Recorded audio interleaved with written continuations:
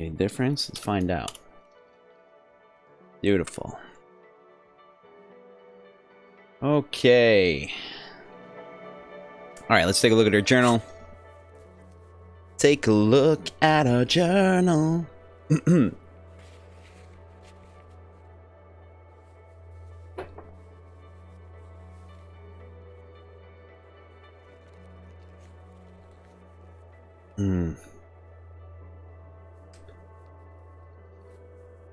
Oh, actually,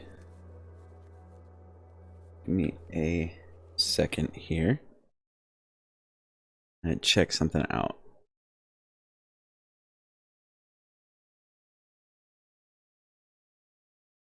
Okay. We are. Oh, good. Make Van Eyck's jam harder. Core.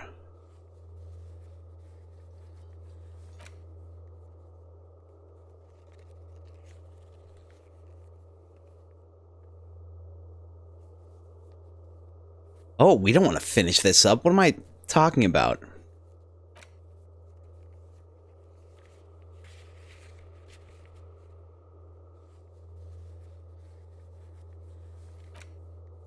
We still have to go.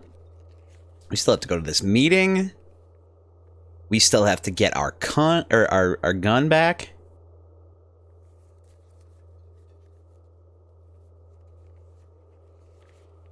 Still have to find speed and sniff it, which actually we have.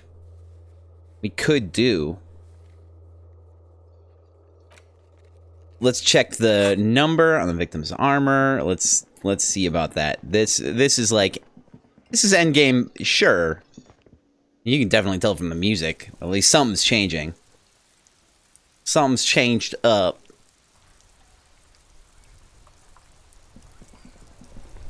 If it is not endgame now, it is right up there. Inside, you see a set of steering levers, yes. a radio microphone, a pull-out toolbox, and... Radio. Precinct 57, how may I assist you? Find out more about that. Still no word, I'm afraid, sir. I know it must be frustrating. Was there anything else you wanted to ask? What's up, Ben? I'm your endgame? Aw, that's sweet, I think. Maybe.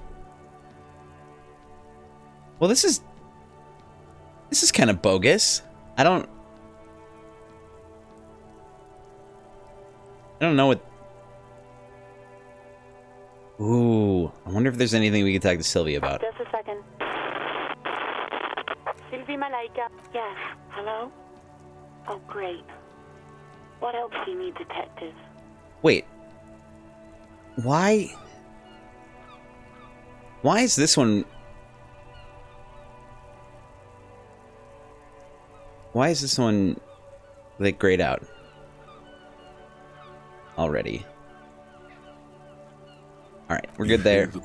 Anything else I can help you with, officer? I don't know what the deal is. Why 57. In the cabin, you see... We aren't hearing anything about the armor.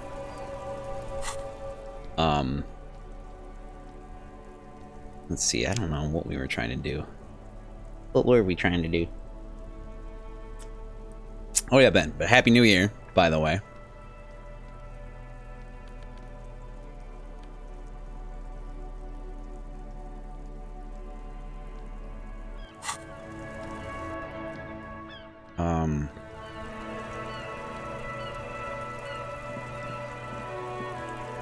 Let's see. All right, let's take a look again.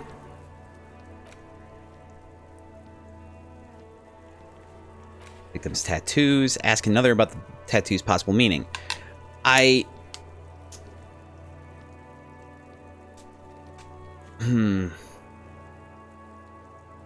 Growling octopus.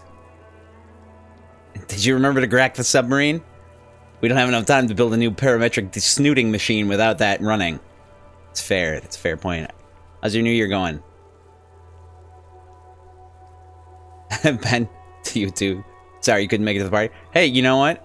We can't all make it to the party. I get that. I understand. Sorry I didn't ask you. I mean, I was out until like 2, so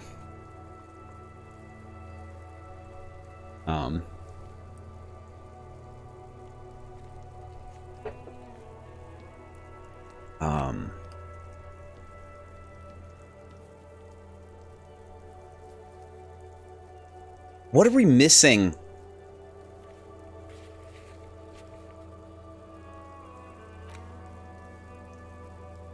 How do we get that? Like, there's a lot of things here that's like, if this is like close to the end game or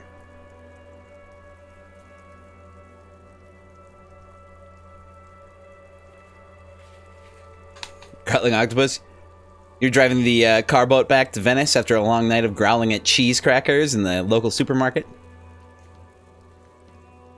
Stands to reason. Got yourself a duck boat. Gotta love them duck boats.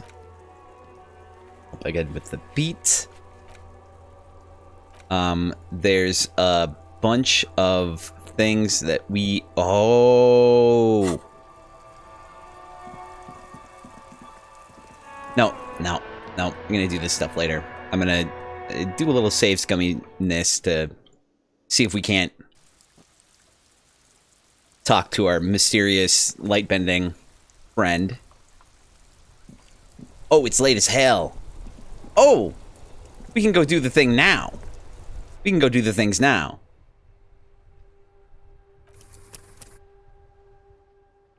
Why am I saving, like, first thing? I don't know. Don't know what to tell y'all.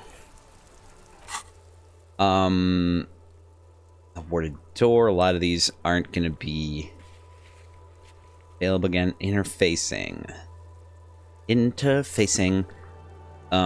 If this is actually the end of the game, there's not going to be a lot more upgrades to be had. I wonder if there's a new game plus.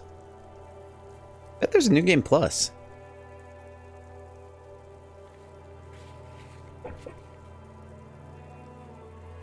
Actually, I don't know if that's true.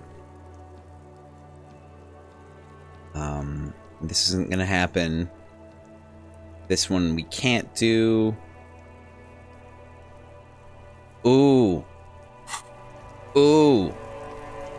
Yes? Really? Alright. Guess we don't have anything yet. Which is a little surprising. Screw it. We'll go talk to the, No. We'll see. Maybe we'll have time later for it. Let's go to the map. Let's go to... over here. Let's go get our gun.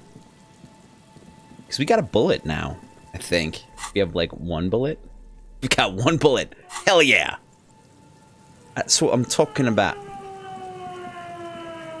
Oh, that's startling. That's a bit unsettling. Just a little.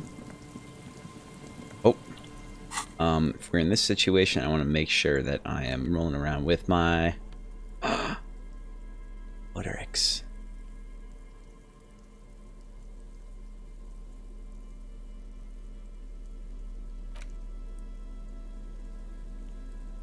Someone has lost the bottle, but who cares?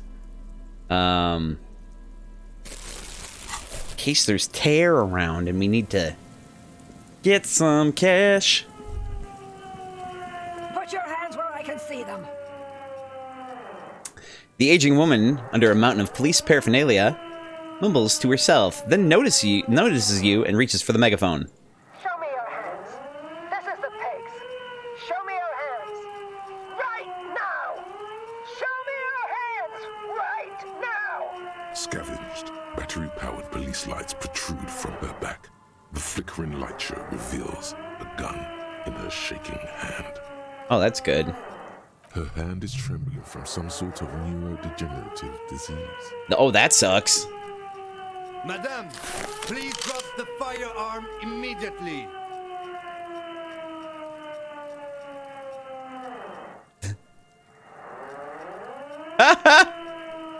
The tear is mine. Oh, this is hilarious. There's a part of me that just wants to raise my hands.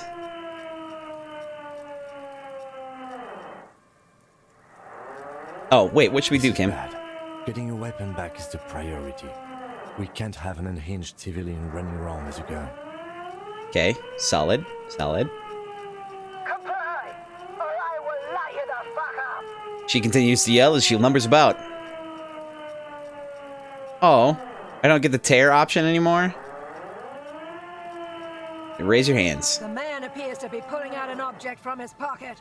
What? Fear the threat! Fear the threat! Superseding event. Split-second decision. Get on the ground. Get on the goddamn ground! And we just want to talk to you. Subject yourself to a full body cavity search. Prohibited materials concealed in nostrils, ears, mouth, navel, urethra, foreskin, vagina, and rectum. Damn near killed him. In her mind, the cavity search is happening. As long as she's saying it. Right. It appears the things she says are very real to her. Well, that sucks. We don't have any antipsychotics lying around, do we? That sounds like it would be helpful. Oi. Can't quite get it to sit right. Okay, there we go. I think that's good. Be careful, detective. Don't do anything that might set her off. Like Kung The Fu? situation looks bad. Calm yourself. Steady your breathing. You have to go for the gun sooner or later. Perhaps you can learn crucial facts before you do. This is dangerous. You're 70% certain you always leave your gun loaded.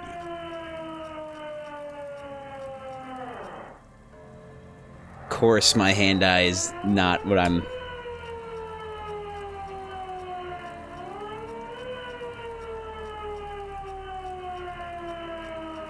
please identify yourself, ma'am. It's a goddamn police shitbag. Off the pavement. You're under arrest. As she waves her hands, you notice familiar-looking ampoules and packets sticking out of the mountain of police gear on her back. Medicine or drugs? Are you on drugs? Confiscated contraband. Restricted access. 2 kilos missing. Eyewitness report compromised. What? I don't think she's on drugs. Being off drugs might actually be the problem. Believe it. I believe that. I actually don't know if antipsychotics... I don't know what those are used for, so I don't even know why I made that. I mean, I would assume antipsychosis, but I don't know if this... I don't know even what that means. I know what I have been led to believe that means. I don't know if this qualifies, because I believe this is more of a schizophrenia situation? Or delusional. Anyway. We can solve this peacefully. Please lower the weapon. Need of assistance. Suspect alert. Get on the ground. Ma'am, please. We want to help you, but you need to lower that weapon. Okay, let's just talk, alright? Disturbance reported. Authorized deadly force. Sector, take the shot. Big red key. Big red key. I'm gonna die, aren't I? Big red key. That's code for the battering ram. Cop talk. You know this. Huh.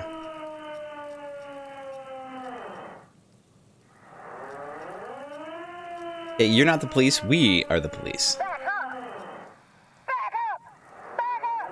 Status unconfirmed. Baby, you know who I am. Everybody knows. Wink.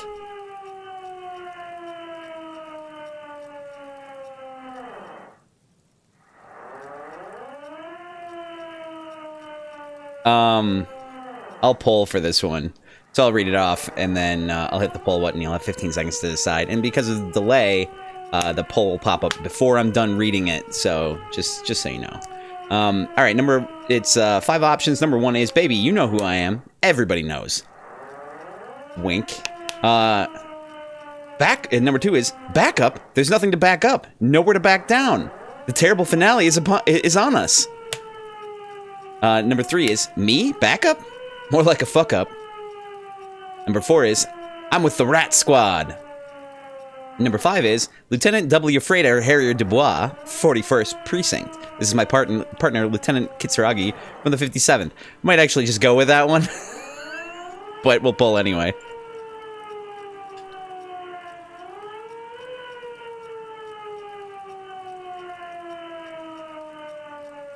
I mean, I may have to reload anyway, so there's that. Alright, cool. That makes it easier. No. Oh, no. No. I thought Mr. Moran. Gareth. Aggravated assault! Man down! Officers in pursuit! Okay, she's getting a little... She's becoming a little lucid. There's a scenario unfolding in her head right now. It has nothing to do with what's happening here. What's the situation, officer? Nice. Good. Very nice. Law enforcement compromised! Impersonating a police officer! Oh, no. I'm wondering if she was a cop at one point. Does she not believe you two are actually police officers? Okay, I'm not exactly in full... Okay. This one would be a bad idea. Because taking out your badge would be reaching for something, and that... Wait, what if she's right and I actually am an imposter? Of course I'm going to read that one. Now, it's not the time. Thank you, Kim. You are the voice of reason and just the rock in a storm.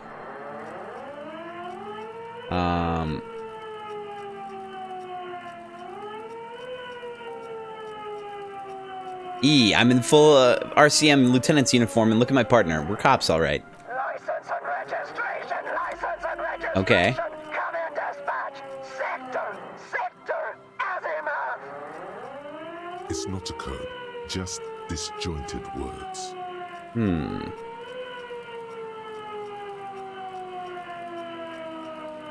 Okay, that's... Let's see if, I guess that didn't work out. We can't leave. A delirious civilian is pointing firearm at us. Okay, well, Firearm. You need to solve this. I'm likely to get shot here. I guess I'll take it. All right, here's the plan. You hurled a ledger in her face, already darting right, and immediately close the distance. Left hand grabs the barrel, right one breaks the Aww. Okay. wrist. No, that won't be necessary. Look closer. The gun, all 3 barrels, red and blue light shining through. It's not loaded.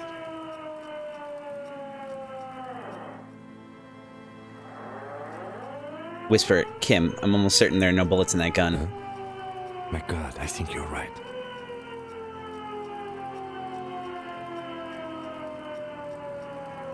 Ma'am, the weapon you're holding is mine, and I know it has no bullets. Oh. Shit, okay. The woman looks at the weapon in disbelief, her eyes suddenly reddish with tears. She looks straight down the barrel and squeezes the trigger. This Wait. isn't police issue. Police weapons have bullets. This isn't real. What is this? What is this?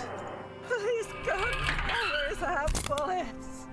What is this? Why did you sell me this? How did she buy Grab it? the gun, right now. This might be your only chance. Oh no.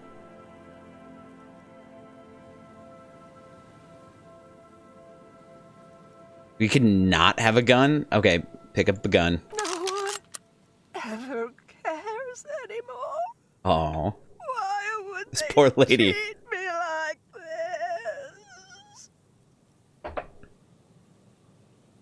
Hey, Pepperbox! This limbed and headed machine of pain and undignified suffering is grinding to a halt. Tired of walking the desert, it doesn't want to feel or think anymore. That's rough. Poor woman. We need to figure out what to do with her now. Okay. Nobody's ever around. Nobody ever comes to visit me. What do you think is happening to her? She's in a stupor. I've seen this before. God knows for how long. Could be days when they get like this. Okay, but why is she like this in the first place? Honestly, I don't know. Dementia, probably. Dementia and Channel 8. And loneliness. Channel 8, what the hell?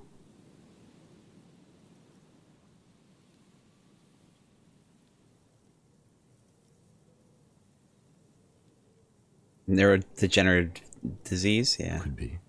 Her hands were trembling and she did seem uncoordinated. But what are we gonna do with her? I'm very sorry this is how your life turned out for you. Gently touch your shoulder. Her scratched skin is warm to the touch, but the person inside doesn't even know you're there. Oh, should we just arrest her? I don't think there's any need for that. In her current state, and without a gun, she isn't really a threat to anyone. I mean, there is something to be said about getting her to a safe place and possibly maybe getting her some help, but this is a tough situation because she can't consent to, like, help. And that's the thing about help is you really need to be able to accept it to actually get it. Like, people can try to help you, but if you're not... We could let Titus know. This is a perfect problem for the local peacekeepers to handle. They might even know her family.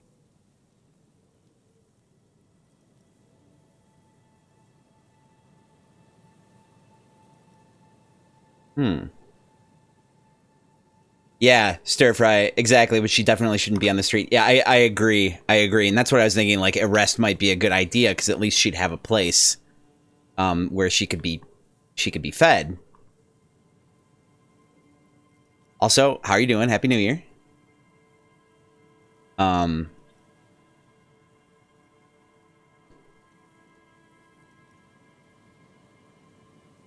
you. Wait, I was really hoping I can give her one of those station call slips. That would just be a waste of paper. I mean, look at her. She's not going to respond to a station slip. That's fair.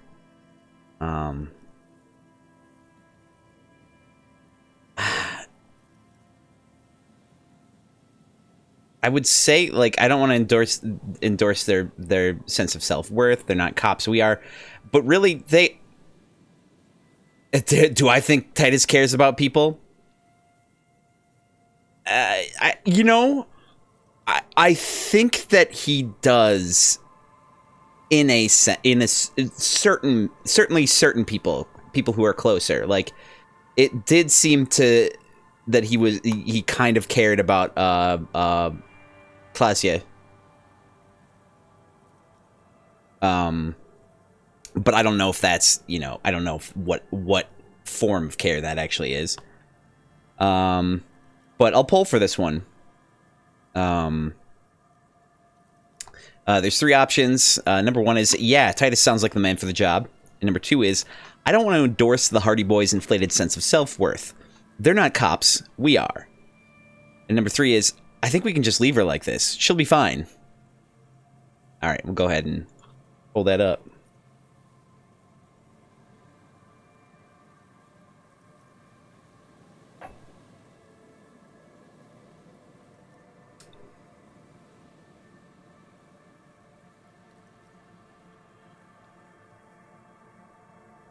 All right, yeah. So,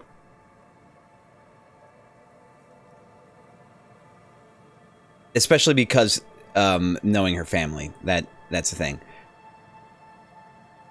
I don't like a situation where, like, when you bring it up to someone, in games, like a situation when you bring up a situation to someone and suddenly it's their problem. You can't just ask them questions about it, like, hey, do you know where this lady lives? You know, her family, etc. then you can ask him to take care of it or decide to take care of it yourself kind of situation. But yeah, let's go with this. Yeah, Titus sounds like the man for the job. Then we can ask him once we get back to the whirling. But we have to hurry, because it's late, and they might have already gone home. But I think we're done here for now. Let's head out. This is done. Please, leave the radio on. Oh, she mutters. It seems like a reflex, a half-remembered sentence. Reflex to what? Being left alone. She stands motionless. Just a heap of clothes and flashes now. Maybe if you search her once more.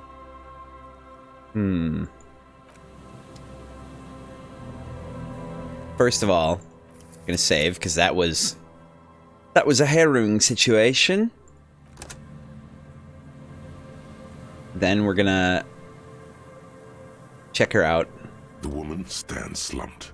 She looks catatonic under her mountain of RCM paraphernalia. Is one of those things a police cap?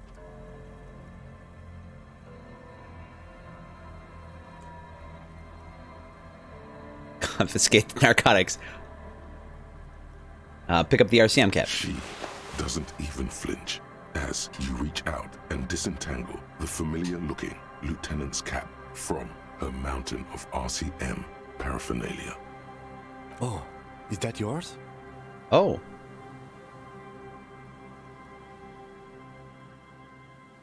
Maybe, probably. You know me. It's your hat. Lieutenant nods. Shake her shoulder. The old woman doesn't react to your touch. Confiscate the narcotics. You take the vial of Pyrrolidon and the bottle of speed as evidence, obviously. She didn't consume them. She didn't look high. She confiscated them. A little like you are doing now. You're taking those, are you? Listen to him, for once.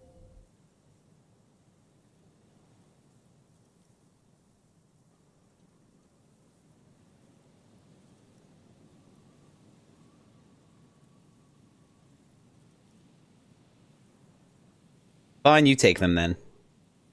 Thank you. I'm doing this to help you. We need to focus on the case.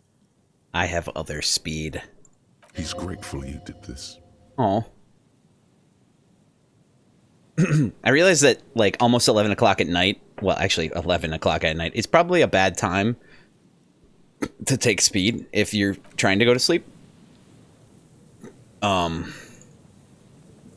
Okay, now... oh. Buzz, hum. The electricity flows through the wires with an audible power.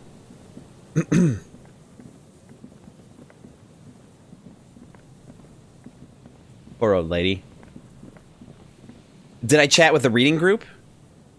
No, not yet. Should I go talk to Titus first, or should I talk to the group? What do you think? Yeah, they should be open.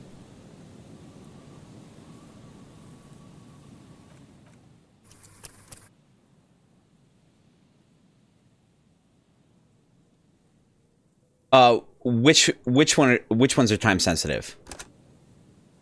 Is it more important to talk to the reading group, or is it more important to talk to Titus? And is there a possibility that we can do both?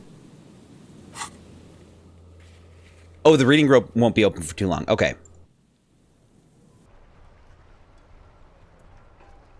Titus is there most of the day. Okay.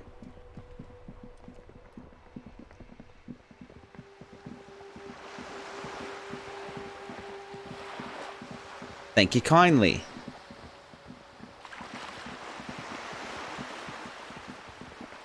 How was my New Year? It's pretty good. I went to a party. Saw some friends I haven't seen in a while.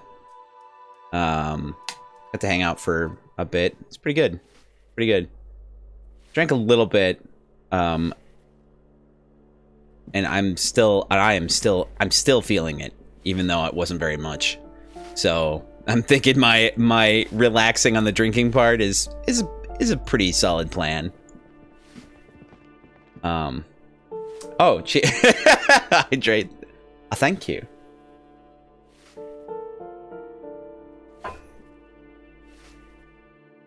Cheers. How about yours? How did yours go?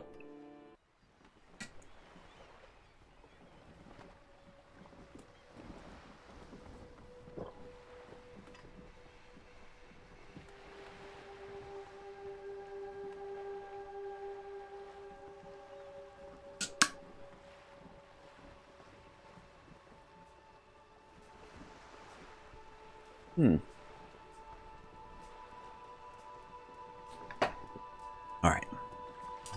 Gotta hydrate after a night of drinking, that's right. It's pretty good? That's good.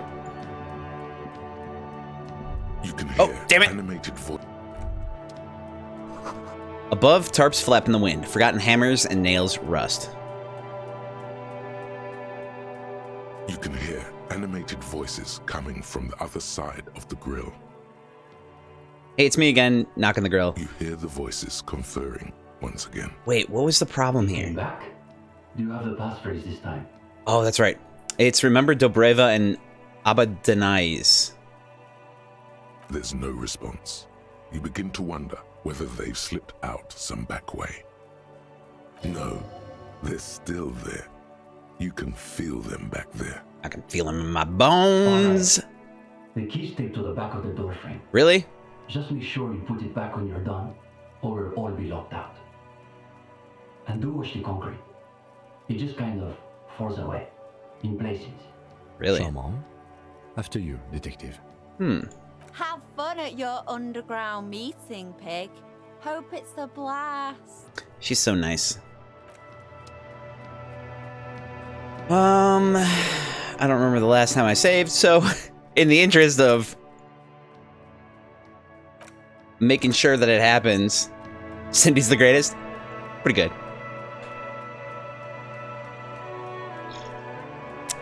The two young men are either oblivious to or ignoring your entrance. Their attentions are fixed on whatever it is they're stacking in the middle of the floor. Are they stacking dominoes? Matchboxes, it appears. Close enough. Irreverent artists are awesome. I think it's holding, Alexis. It is. It's holding. Echo maker. It's definitely not holding. Those matchboxes are stacked so haphazardly, it's like they want them to collapse. Careful, careful. They do want them to collapse. Or maybe not. Damn, hardly any difference. Okay, maybe not. You love that name, Echo Maker? Me too.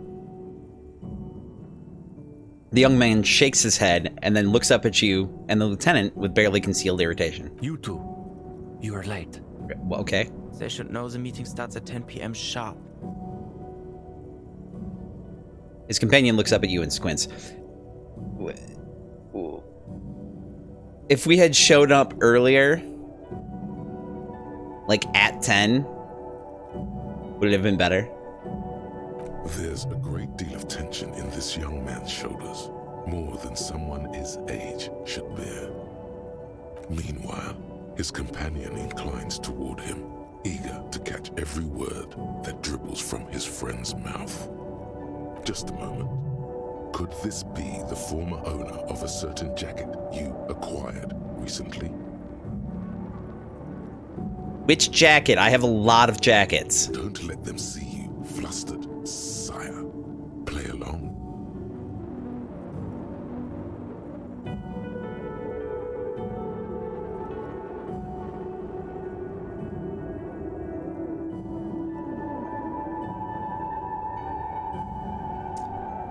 Wait, what?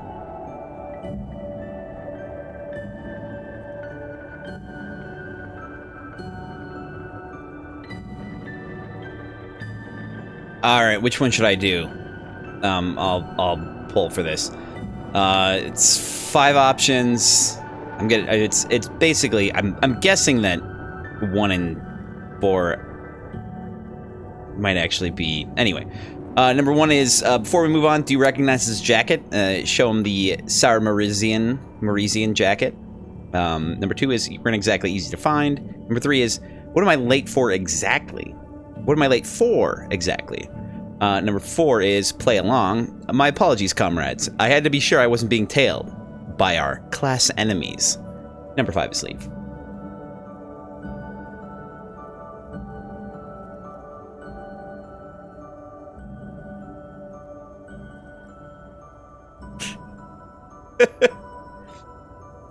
All right.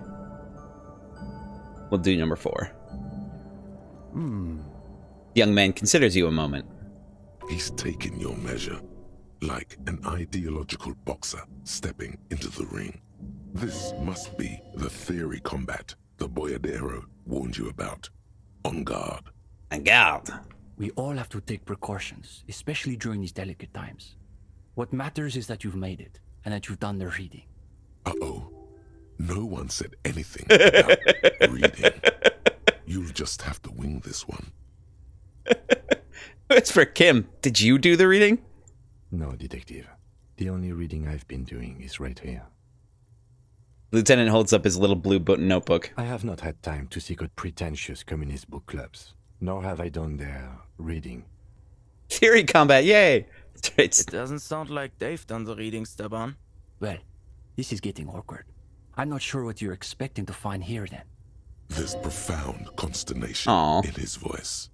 You suspect it's about something bigger than your not having done the reading. Yeah, maybe they can explain themselves.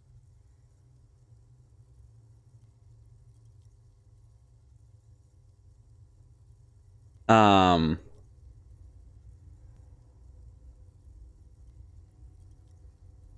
are you doing with those matchboxes just now? The young man frowns at the little pile of boxes on the floor. I see no boxes here.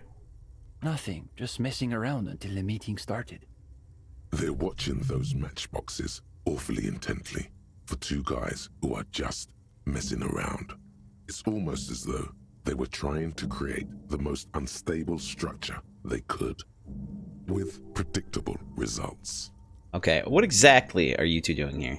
In the most generous sense, I would say we're cultivating revolutionary consciousness. Okay. That's pretty general. Yes, that's probably the best way to describe it. Really? Okay. But more specifically, we are running a reading group. The most rigorous and theoretically advanced materialist reading group in Martinez. Okay. Comrade Steban is a great discussion leader. One of the best at the university. It's obvious they take this group of theirs extremely seriously.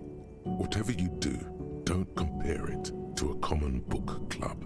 Yay, cultivating revolutionary consciousness. It's so exciting.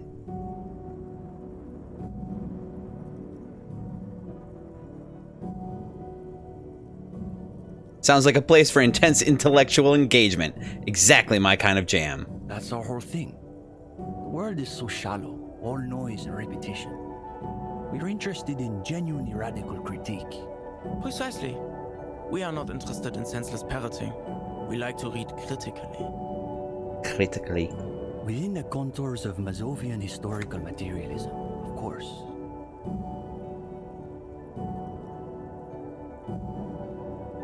I didn't realize they taught radical Mazovian theory in the universities. Huh. As though you can call that problem teaching. Yeah, come maker. One thing you learn quickly at university is that you're not going to find a real education in any lecture hall or discussion seminar. We are post-attendance, basically. What? What does that mean? Exactly. The only worthwhile part of the so-called École Normale de Revachol is the library. That's where we've made our greatest critical strides. Okay, so what does your reading group actually read? We study all the foundational texts of Mazovian theory, of course. Just last week, we finished the second volume of Puncher and Watman's Innocence of Capital. Innocence of Capital. That sounds a little, that's a little heavy. Not that you could actually hear me. And before that, we spent 6 weeks on State and Plasm. What? For some reason, the word plasm catches in your ear like a piece of old wax. That is accurate. Growling octopus. You have to go to Ethiopia tomorrow. They need you to turn into a dragon for a school play.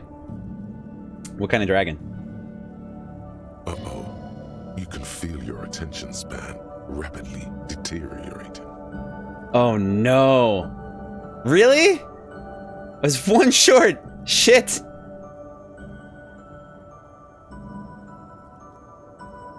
Focus yourself to keep listening. We've also read Wertmüller's The Megastructure of History, and before that, Real and Reality. A Seattle corn dragon? It's pretty heavy duty stuff. They have the mail stream in Ethiopia? Communist theorists love puns, in case that wasn't obvious.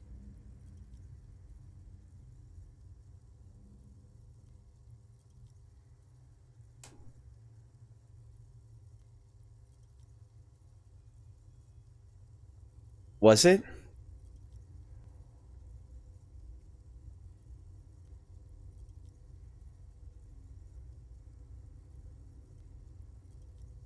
Hablas un pain infernal.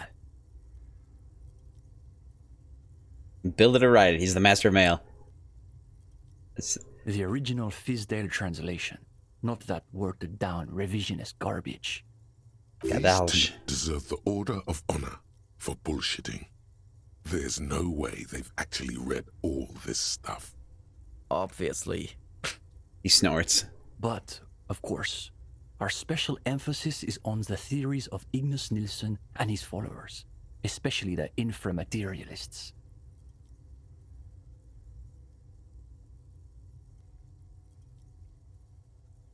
Wait, who are these inframaterialists? You're not familiar with them? It's pretty advanced stuff. You may not be ready for it yet, gendarme.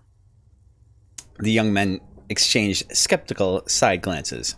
Okay, but then who's this Ignace Nilsson guy? Only Krasmazov's most trusted lieutenant, the evangelist of the revolution, and the founding father of the People's Republic of Samara.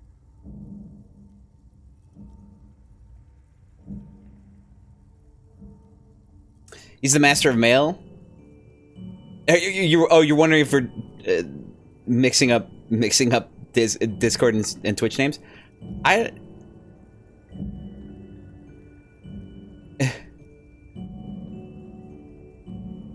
People's Republic of Samara. Right. No, growling isn't wayward, no.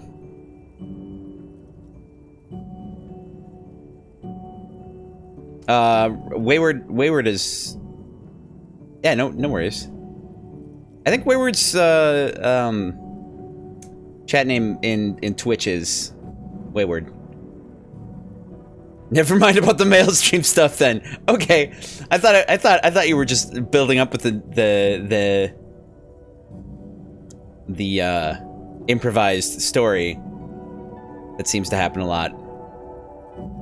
It's hard to understate how unimpressed he is that you've never heard of this world historical individual. He also happens to be the greatest communist theorist after Mazov himself.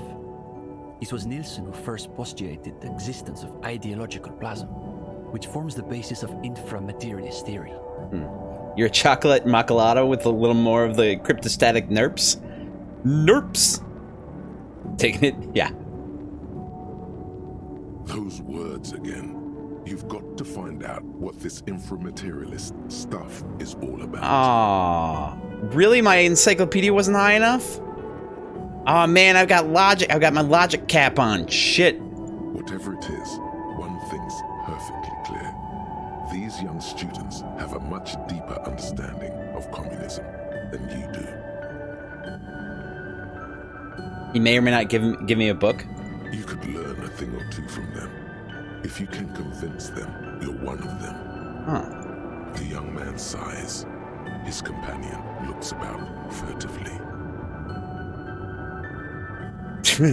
Good start. Good start. Where's the rest of the reading group? What do you mean? This is the reading group. Oh. Two's all you need. Me and Kim are the same way. Kim and I. Damn it. The lieutenant mutters under his breath. He scribbles something in his notebook, but adds nothing else. We're in something of a rebuilding phase. One of the most important things about communism is doing the reading. Oh, give us a book so we can do the reading. Of course. Makes sense. Some of our former comrades didn't have the ideological fortitude our work demands. Okay, but what happened to them? Intellectual attrition is maybe the best way to describe it. Felix said he couldn't keep up with the reading on top of his classwork. And Susanna wanted to read text other than Mazovian theory. Like novels, if you can believe it. I mean, you do have to relax a little bit. You can't maintain...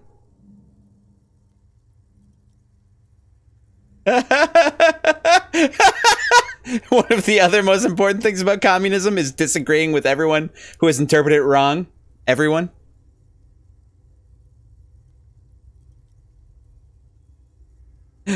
Imagine the audacity of wanting to read a novel in a reading group. Novels. Unbelievable. Shake your head. See? Even the gendarme gets it. We've tried recruiting new members, but unfortunately the current intellectual climate is pretty hostile to inframaterialist thought. These days, if you're on the left, the ascendant schools are the Gottwaldians and their iconoclasts. Iconoclad. Don't forget about Maurice and the turnips. What is that even? Right. Then there was the whole turnip debacle. What? Did you say something about turnips? It's an unfortunate story. You see, our ex-comrade Maurice is something of an economist. The amazing Maurice? He's studying macro and microeconomics. My God. Wow, a real intellectual, it sounds like. The lieutenant arches his eyebrows. Right. So a few weeks ago we were discussing the extra physical capabilities of the revolutionary state. And Maurice said, what were his exact words, Ulexis? It was unbelievable. He said, turnips don't care if they are grown by communists, moralists, or Verkin. They grow just the same. Just a minute. Steban, Ulixis, why do those names ring the faintest of bells? Damn good question. Probably because they're the real names of Nazteb and Exilus, the authors of that so-called essay about Tip-Top Tournay you read in La Fumée.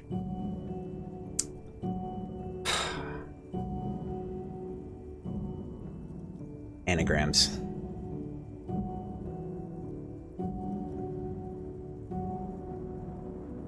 You should get to the bottom of this when you have the chance. Basically, he was rejecting the whole foundation of inframaterialist theory.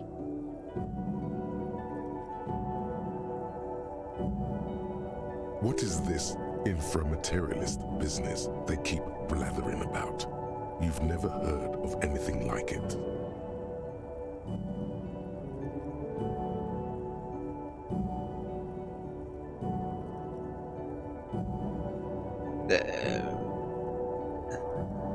Remind me what inframaterialist theory says about turnips again. Simply that under suitably revolutionary conditions, crop yields naturally increase relative to non-revolutionary crops, which Maurice somehow has the gall to deny.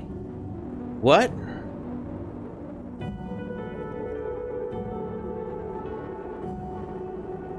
Susanna said that he has been hanging out with some non-communists lately. Inframaterialism sounds super interesting and real. For us, the question boiled down to, if you don't even accept the basic ideas of Nielsen and inframaterialist theory, why are you in the reading group? So you expelled Maurice from the reading group over an argument about turnips. Well, it wasn't so much that he was expelled. He left. He just quit coming. We haven't seen him around for weeks. Okay. What's so bad about the Gottwaldians? They're the most depressing school of communism. They love writing long books with a patina of Mazovian theory to cover up their cheap psychologizing. Psychologizing. Gang of cheap psychologists and intellectual midgets. Typical Gottwalders, in other words. Damn. It's okay for Uli to say that because his dad is from Gottwald. Okay, alright, I feel better now. What's so depressing about their theories? The Gottwald school believe that intellectuals as a class are incapable of sparking revolutionary change. So all they can do is critique capitalism from inside itself. that sounds... yeah. In other words, they have lost faith in their own relevance. That sucks. That's why they spend all their time smoking cigarettes and writing long works of criticism that make you want to commit suicide. Stir fry, no! Boo to that! Boo! Boo!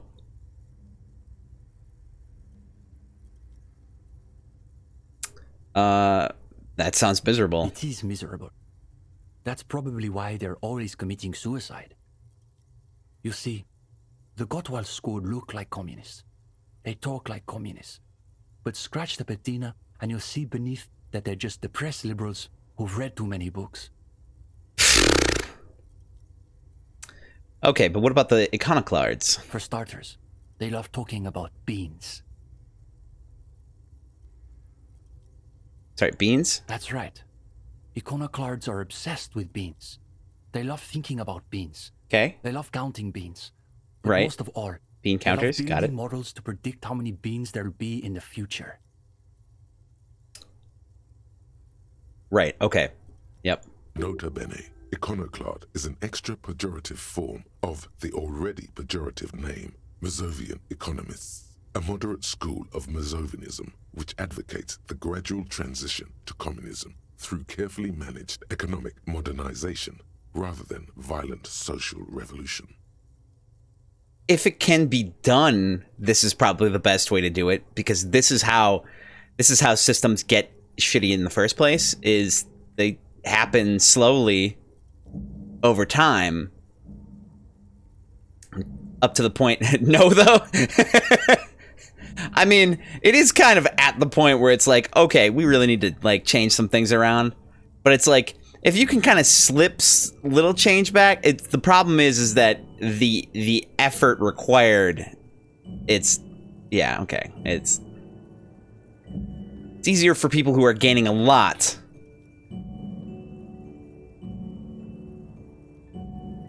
A drunk walrus, welcome. Disco, Elysium of Disco. That's right. Happy New Year. How you doing? Stir fry, yay, another drunk.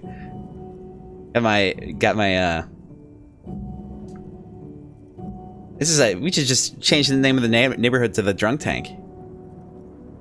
They're by far the most bean-centric school of communism. Ah yes, the much maligned bean counters, ensconced in their think tanks and high-rises, believing they can save the world through a series of incremental, assiduously technocratic reforms. Communism of Disco of the Elysium. Yep. That's pretty much right.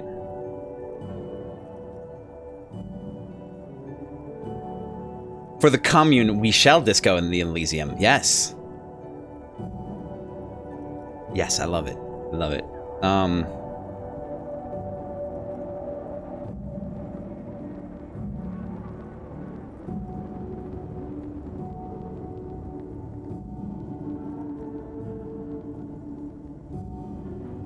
I don't get it. Are the beans a metaphor? If only. They've got all the beans accounted for in their asset sheets, their quarterly budgets, their future projections. But for some reason, there are never enough beans to go around. So we've just got to cut our bean rations in half. You found your people? Drunk Walrus, I dare say you may have just done that, yes. Welcome to the neighborhood. Stir fry, incremental change? No way! Radical change is the best way to go. Explosive! Radical change. And next thing you know, there are budget cuts, so now we've got to cut the bean rations in half again. It's time to crack open another bottle, oh goodness. Alright, you rock and roll. What are you cracking open? Stir fry, yay, explosions! You see, iconoclasts claim to be communists, but in reality they're just liberals with hard-ons for spreadsheets. Oh man. Rum! Hell yeah, what kind? You go spiced or you a clear rum? Individual. Rum is one of my favorites. Spiced. Good stuff. Yes, I was just gonna ask if it's Sailor Jerry.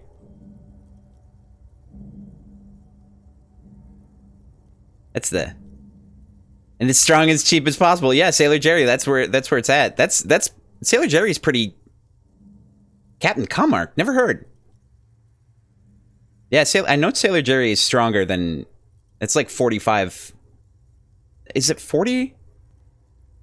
Actually, a lot of rum is like 30%. Like, I think. 54. Oh, damn!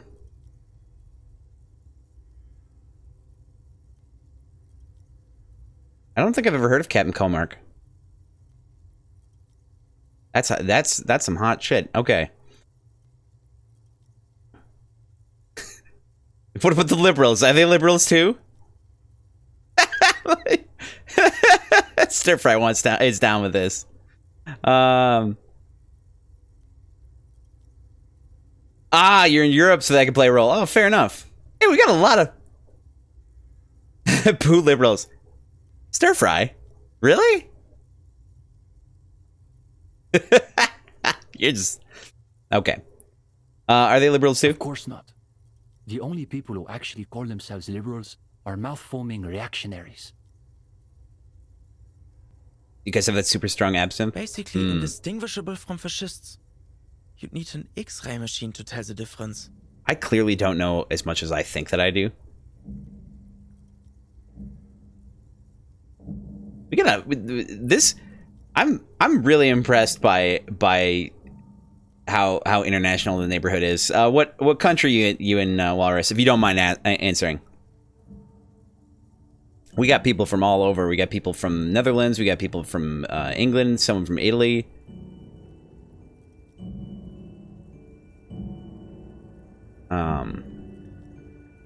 What about Cindy? Is she part of the group? Cindy is... How to describe her role? The artist? Something of an ideological auxiliary, perhaps. Yes, that's exactly how I would put it. And naturally, we support her radical counter-liberal aesthetics. Hungarian, but you live in Germany right now. Oh, hell yeah. That's awesome. That's awesome. Good to have you. It's gotta be, it's almost...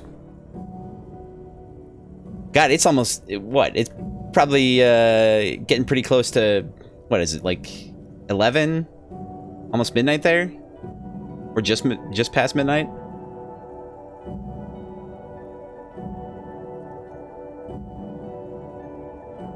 But she refuses to submit an essay, so we can't call her a member of the group per se. If you've got a Hungarian in chat, you've reached the whole world. I feel it. Few and far in between. I feel it. It's rum o'clock. That's it. It says rump clock, but that couldn't be a thing, right? Ooh, rump clock. All right. That doesn't stop her from using the room for studio space, of course. All right. Actually, I gotta take a quick break. Just a real quick one. Those two buttons are way too close to the keyboard. I feel it. I feel it. They do interfere with each other, like, too much. So, let's just take a quick break. You know, grab another drink, grab a snack, you know, stretch out those legs, go to the bathroom. We'll be back in just a few minutes. About 5 or so, I'm thinking. See you then. Okay. Okay. You're back.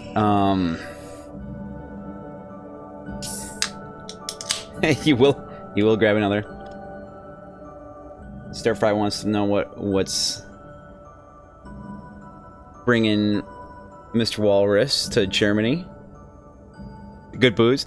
Yeah, that's the Stir Fry. That's the reason you want to visit there. I feel that. That reminds me, I had more Lort last night. That was an event.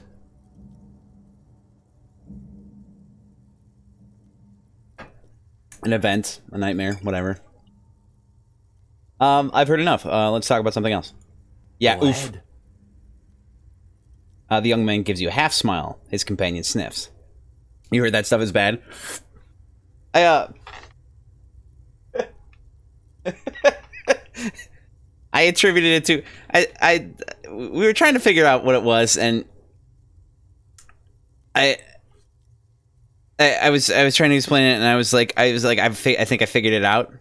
It's you know when you're changing the motor oil in your car and you have to get on that thing and you have to slide under the car to change it. It's like if when you're sliding into the car you accidentally lick the entire bottom of the car. Ever had rumblements? Ooh. Yeah, the slide in the car. I've had rumblements. That's some nasty stuff too. Some dangerous stuff. Too sweet for my taste. It is. Malort is very reminiscent of. No way, you're a public transport guy. You never licked the bottom of a bus. Also, respect.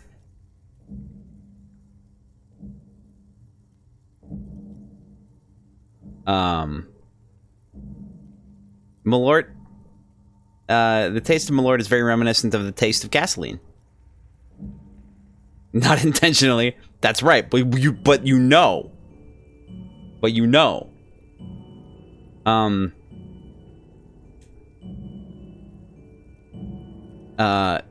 Do I know you two from somewhere? I don't think so.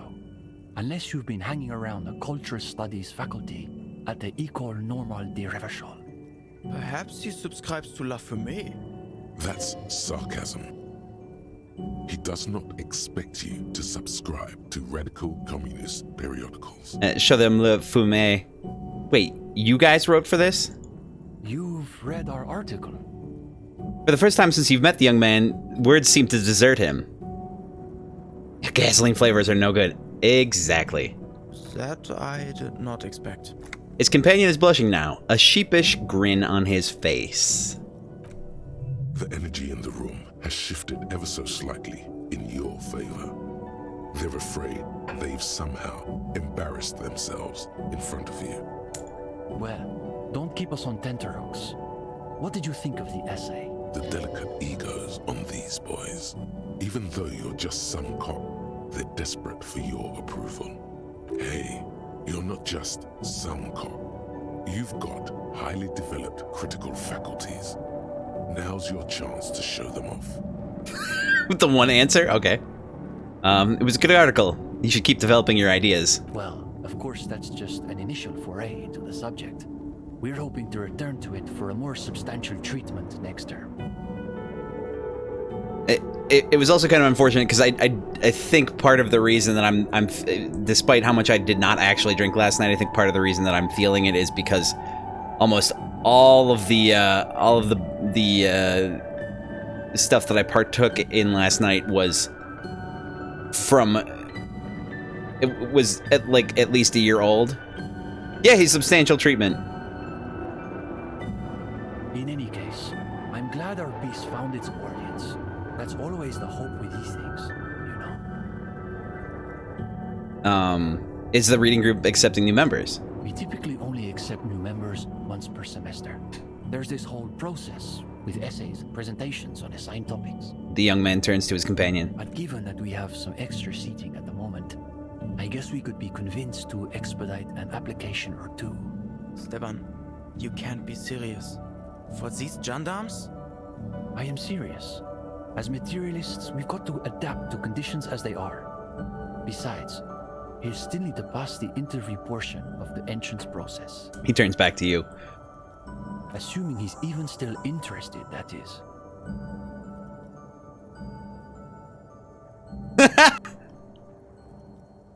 Proud bookshop ruminant. I mean, it's a white check. And my composure is reasonably high, considering. Actually, like, what is my composure? I mean, it's 5, clearly.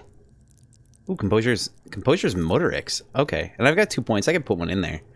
We could try it, and then we could put one in there. I actually want to save these up because I do want to. I don't, you know, I've realized get organized. Yeah, Join the reading group. Hell yeah. Hardy and the pigs. Okay.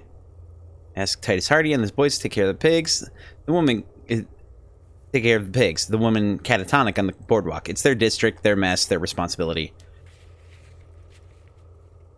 How cop of me. No judgment. Not judging. Go for it. Believe in your revolutionary credentials. Hell yeah. Let's do it.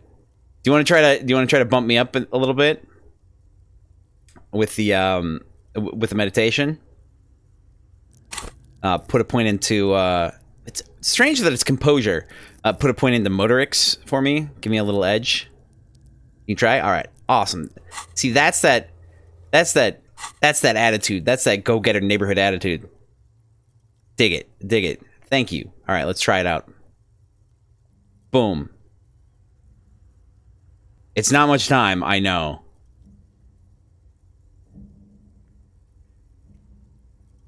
And you have to take the point from a different thing and move it.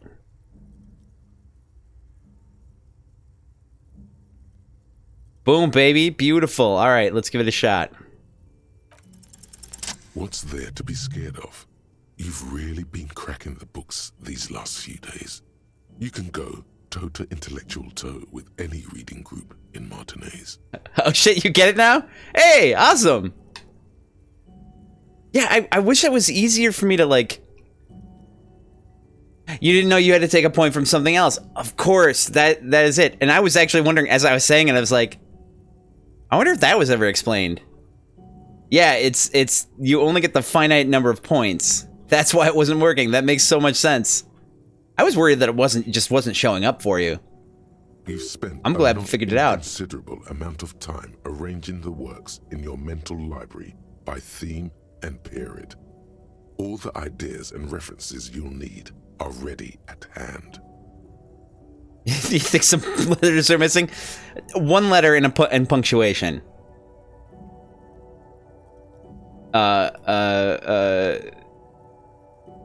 Two apostrophes are gone and an H, it appears. I got the gist.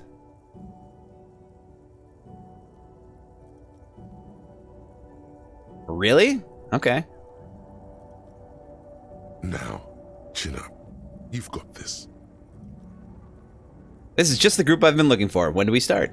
Oh, you want to start now? Sure, we can manage that.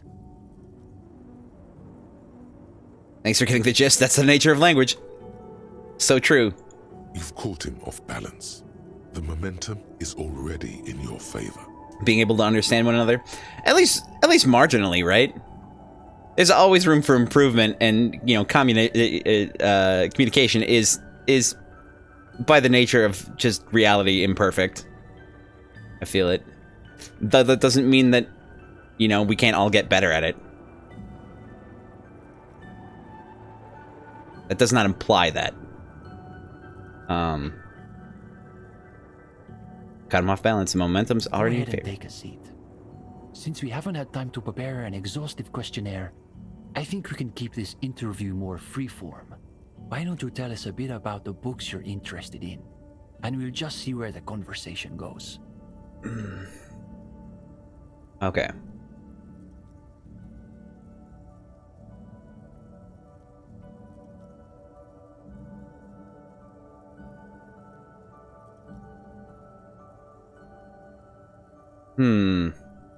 I'll pull for this one. It's 3 options. Number 1 is, like you guys, I really get into political and historical subjects. Number 2 is, for me, it's more about finding the right thing for the right moment. How well do I know communism? Number 3 is, look guys, I've got to be honest, I may not have read many books, but that doesn't mean I don't have stories. I definitely don't know communism as much as I think that I do. But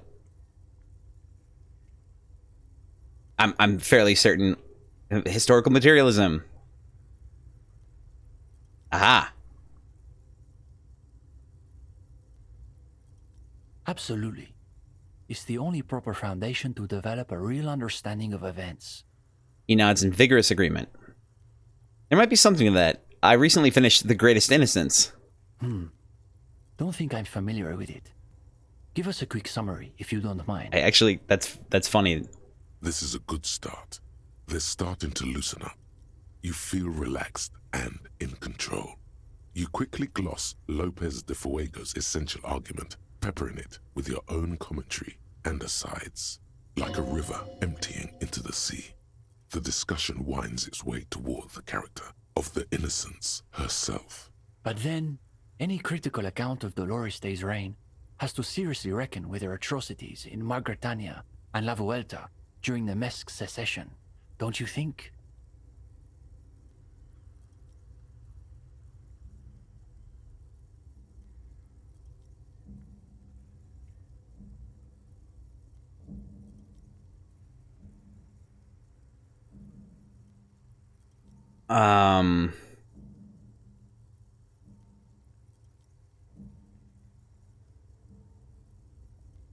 I actually don't know how I want to respond to this one.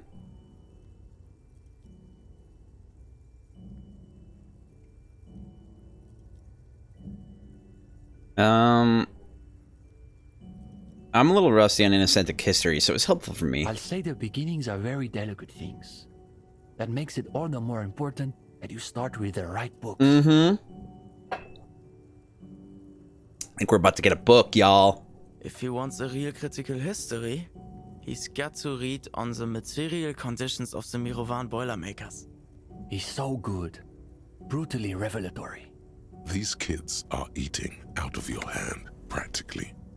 Another quarter of an hour disappears. The questions come rapid fire, but you have an answer for every one.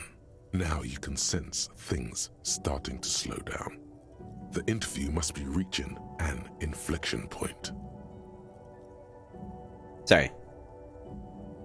The plateau. But to Comrade Ulix's point, isn't there value in reading really difficult books, just for the sheer challenge of it?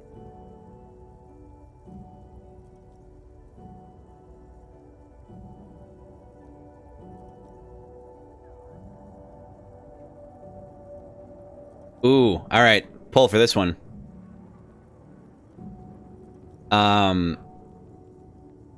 Three options. I tried reading this extremely depressing Gradian novel. Yep, that was fun. Number 2 is I'm more into works of pure imagination, like we're all. Number 3 is listen, books are fine and all, but to be straight with you, they're no substitute for a real story. All right, pull for this beast.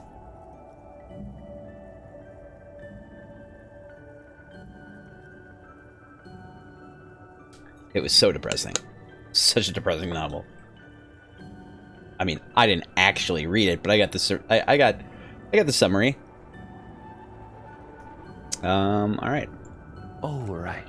16 days of coldest whatever. Yes. What was your take on it? That is the exact title. Now's your chance to end this interview on a high note. You ably summarize the novel's characters and themes. Even better, you're able to connect those themes to your critique of the novel's formal qualities, such as they are. Sorry, what? But eventually I finished it, however much physical pain it caused me. Sounds to me like a typical bourgeois social novel, designed to assuage the egos of frustrated housewives and win international awards. And Gradian realism is the worst realism. It's nearly as bad as Gottwaldian critical theory. Makes you want to gouge your eyes out. Or better, gouge the author's eyes out. In any case, I think we've heard enough. We could use someone with your perspective in the group. With just a bit more theoretical foundation, I think you'll be making real contributions. Yes, I would say he's got serious potential at least. We're doing it. And with that, welcome to the most ideologically advanced materialist reading group in Martinez. Here's your first assignment. It's an overview of inframaterialist Yes! theory. A little basic, as you'll see, but one has to start somewhere.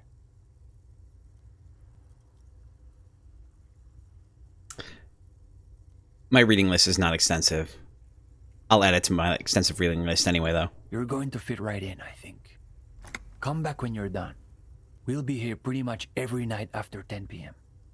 Do be sure to take your time with the reading. We'll be eager to hear your thoughts. All right, did this reading group have anything to do with the lynching? Lynching? No. We're not an operational cell. We think of ourselves as more of an intellectual vanguard.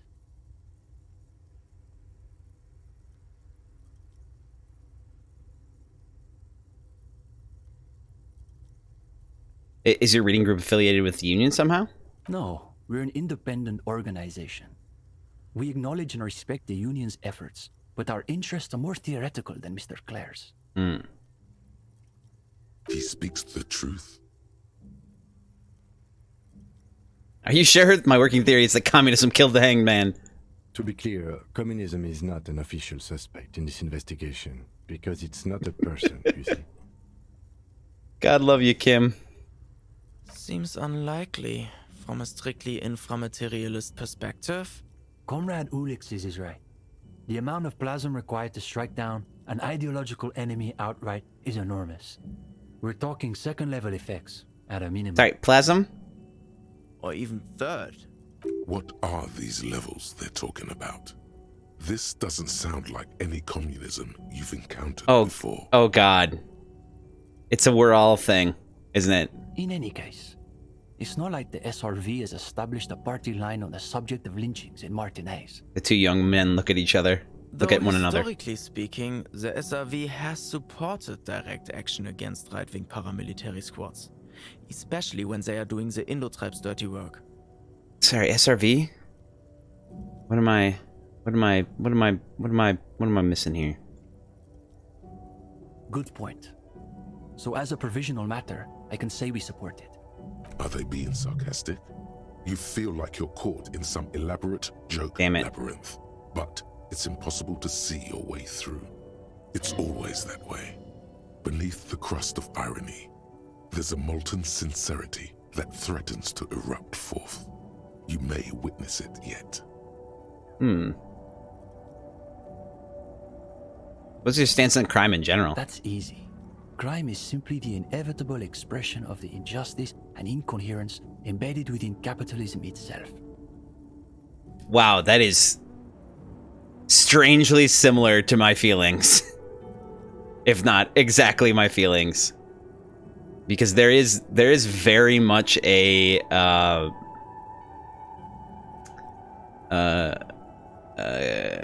correlation, if not causation, between I've heard, can't prove this actually, so you know, can't prove a lot of the things I say.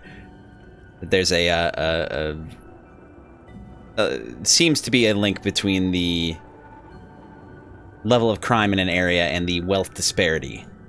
Delivered with the smug assurance of a schoolboy reciting a maxim he's committed to memory. It's a symptom, in other words. Yep. Not a cause.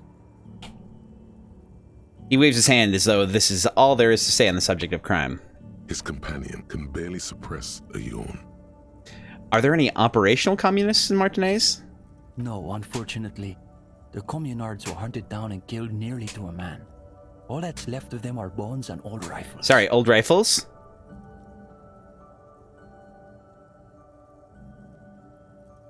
This little guy is still going. Show him the figurine. Not exactly the second incarnation of Krasmazov, is he? The young man considers the figurine with a slight grimace. What's it for? Kills fascists! Right. Sure he does. Damn it. Alright. Oh my goodness, okay. A rickety easel surrounded by pots of gouache. It's Cindy's, no doubt. Then commit war crimes for some real Cimmerizian coffee. Could it be the Phasmid? No, probably not. What happened to the other one? Oh man, come on! Son of a bitch. This one says, no war but class war. Poster reads, under the cobblestones, communism. Communism. Coffee. The bottom of the pot, an isle of black sludge rises from the shadowy sea. Oh no. Try not to think about the cracks spidering out across the floor. It's alright. They got the rebar in there. It'll be fine. Just fine. Is that the armor? No. No. I'm missing the helmet, right? That's what I'm missing. Ooh, we should see if there's tear in here. Oh, there isn't. Okay. At least I don't think there is. Should save first. Saving first. And it is. Almost time to roll over on the next day. Reflective construction vest. Endurance plus reaction speed. Alright, let's take a moment to actually look at some of the items that we've gotten. Because we got a few. Including in that book. Alright. We got the RCM Lieutenant's Cap. +1 authority. Member of an organization. The cap is sturdy and comfortable. And seems to retain its form very well. Fits you perfectly. The inside of it smells like cheap tobacco and typewriter ink. Feels familiar somehow. Perhaps it, too, is yours? Though how the pigs got it is a mystery. Endurance +1. Safety first. -1 reaction speed. Impossible to miss. That's fair. A ludicrously reflective safety vest like those favored by construction and road repair crews. Comes with a replaceable battery pack. What? Makes you feel like a deep sea anemone. Why does it have a battery pack? What the hell? Alright.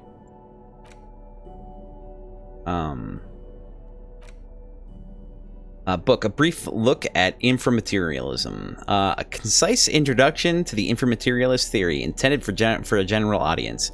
Until this particular copy has spent a lot of time in someone's back pocket. Okay, now let's take a look at our Villiers 9mm pepper box pistol. Equip this when times are most dire. For real. A 3-shot revolving barrel Villiers LaSalle pepper box. Typically assigned to the officers of the RCM upon reaching the rank of sergeant. The butt of the gun is worn. And the engraving on the side reads, Sunrise Parabellum. This is your gun, no doubt about it. Sunrise Parabellum. That reminds me of something. Because how common is Pepperbox for as a name for a gun?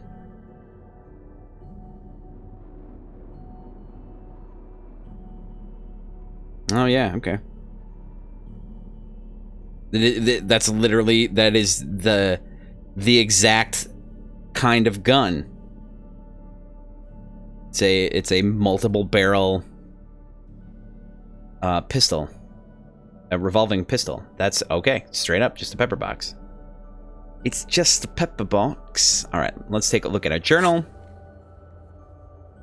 We got ourselves organized. Read a brief look into inframaterialism. Speak to the assault victim.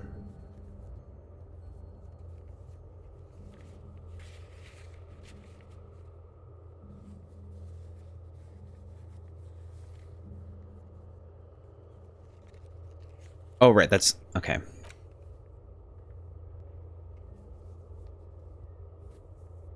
Oh, when Kim's not around to stop you. Shit, we gotta do that. We gotta do that. Got to do that. Got to do that today. Alright, well, let's get the hell out of this room.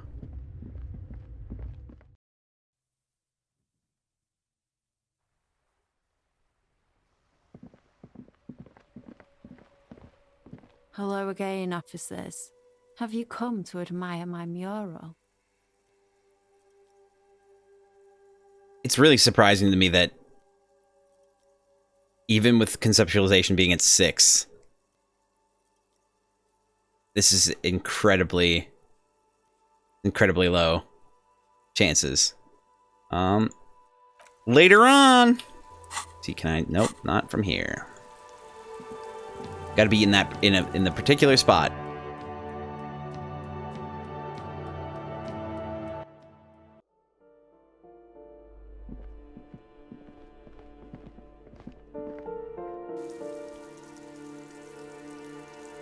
Equip a flashlight in low light areas.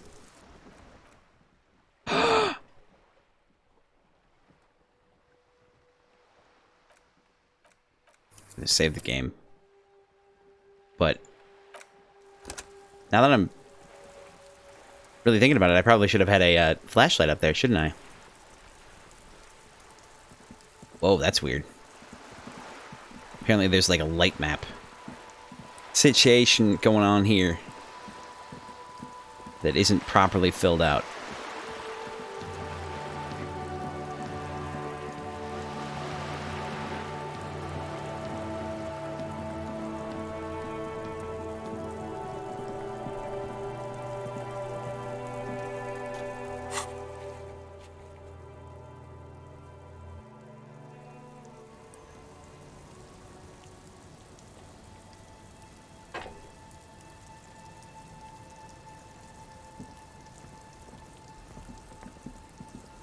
It's getting late, and it's raining. Time to call it a day. All right, Kim, have a good night. Good night, officer. I mean, I'm not going to stay in the shack. So I got to go ask about Son tonight. Gotta ask about Son tonight. I hope she's still awake. It is super late. Actually, also, let's see. What are we rolling with? What was I trying to increase?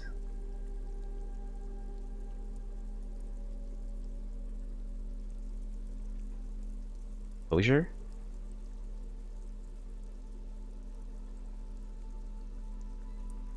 It's trying to get more logic, it looks like. There it is.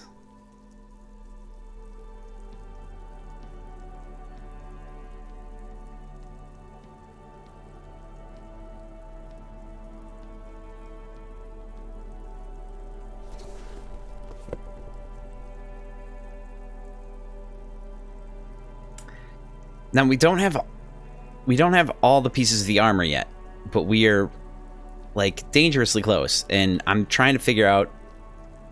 Feel like it was talked about what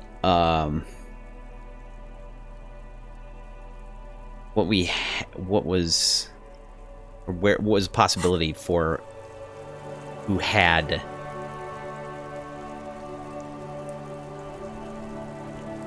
the. It'll come to me. It'll get there. Give me a moment. Who had the helmet? Who had other pieces of the armor? Oh, wait. No, we got the glove. That's right. We got the gloves from what's her name. Or we got something from what's her name. Cindy. Where's the last bit? Where is the last bit?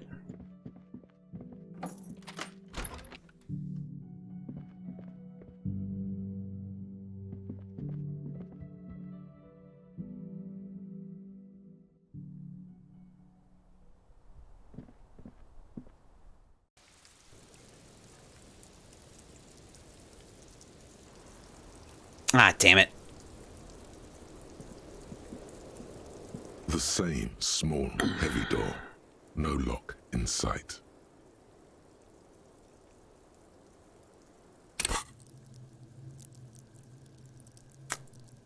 Sucks. That sucks.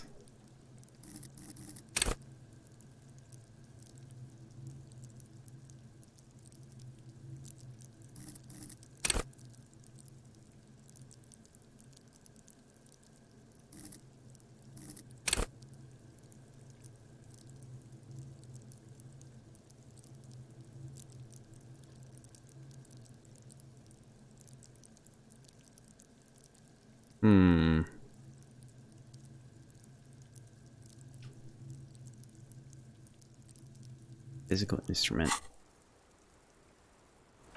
Alright, so we can't deal with that. There is...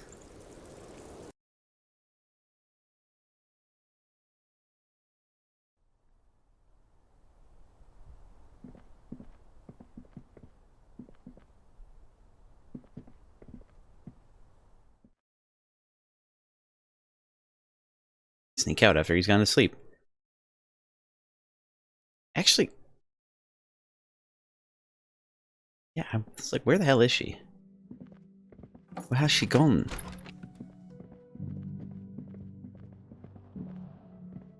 It's quite an interesting situation.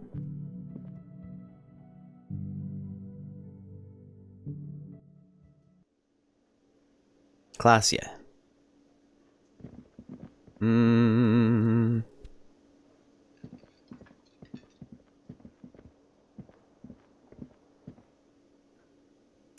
can't even look at the window right now. That's mighty interesting.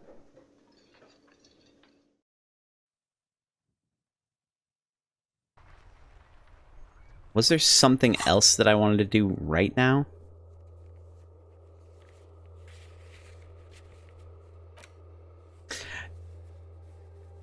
There's got to be something funky here, because it's been days.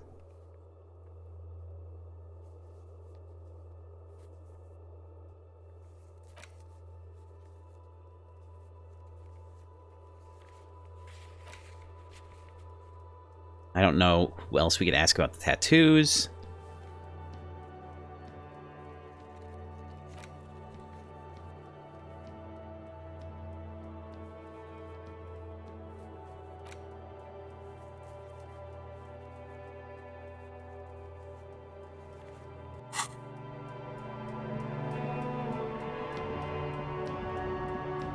Is it snowing?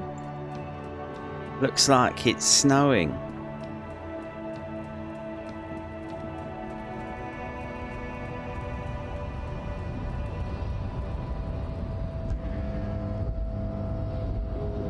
It's a lot different at night when there's no one around. I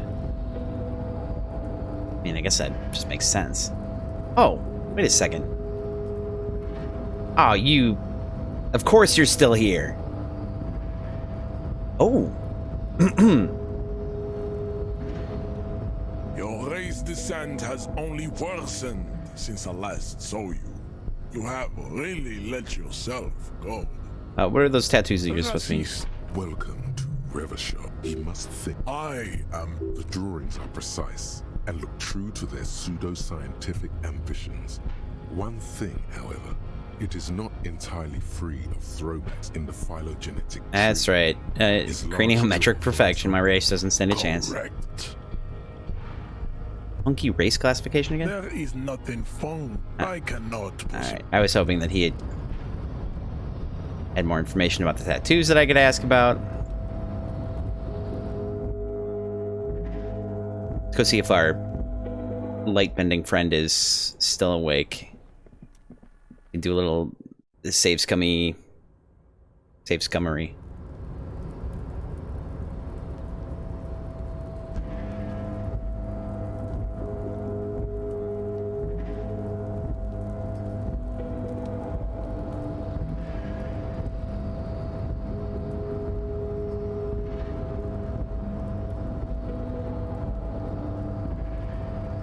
Speaking of saving,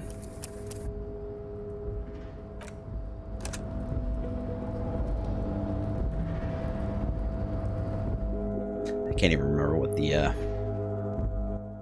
check is. Welcome back, friend. Conceptualization, that's right. Let's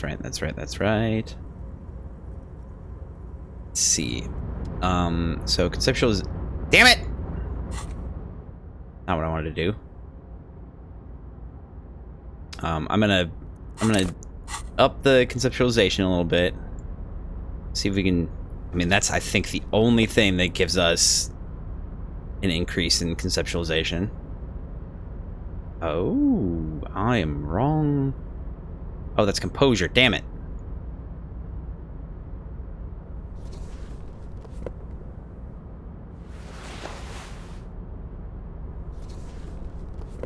Whoa. What is happening? I love that the, yeah, that's interesting. Okay. Alright, conceptualization, that, I think, again, is all of it. Never hurt to take a look. Ooh, composure. Ooh, lounge jacket.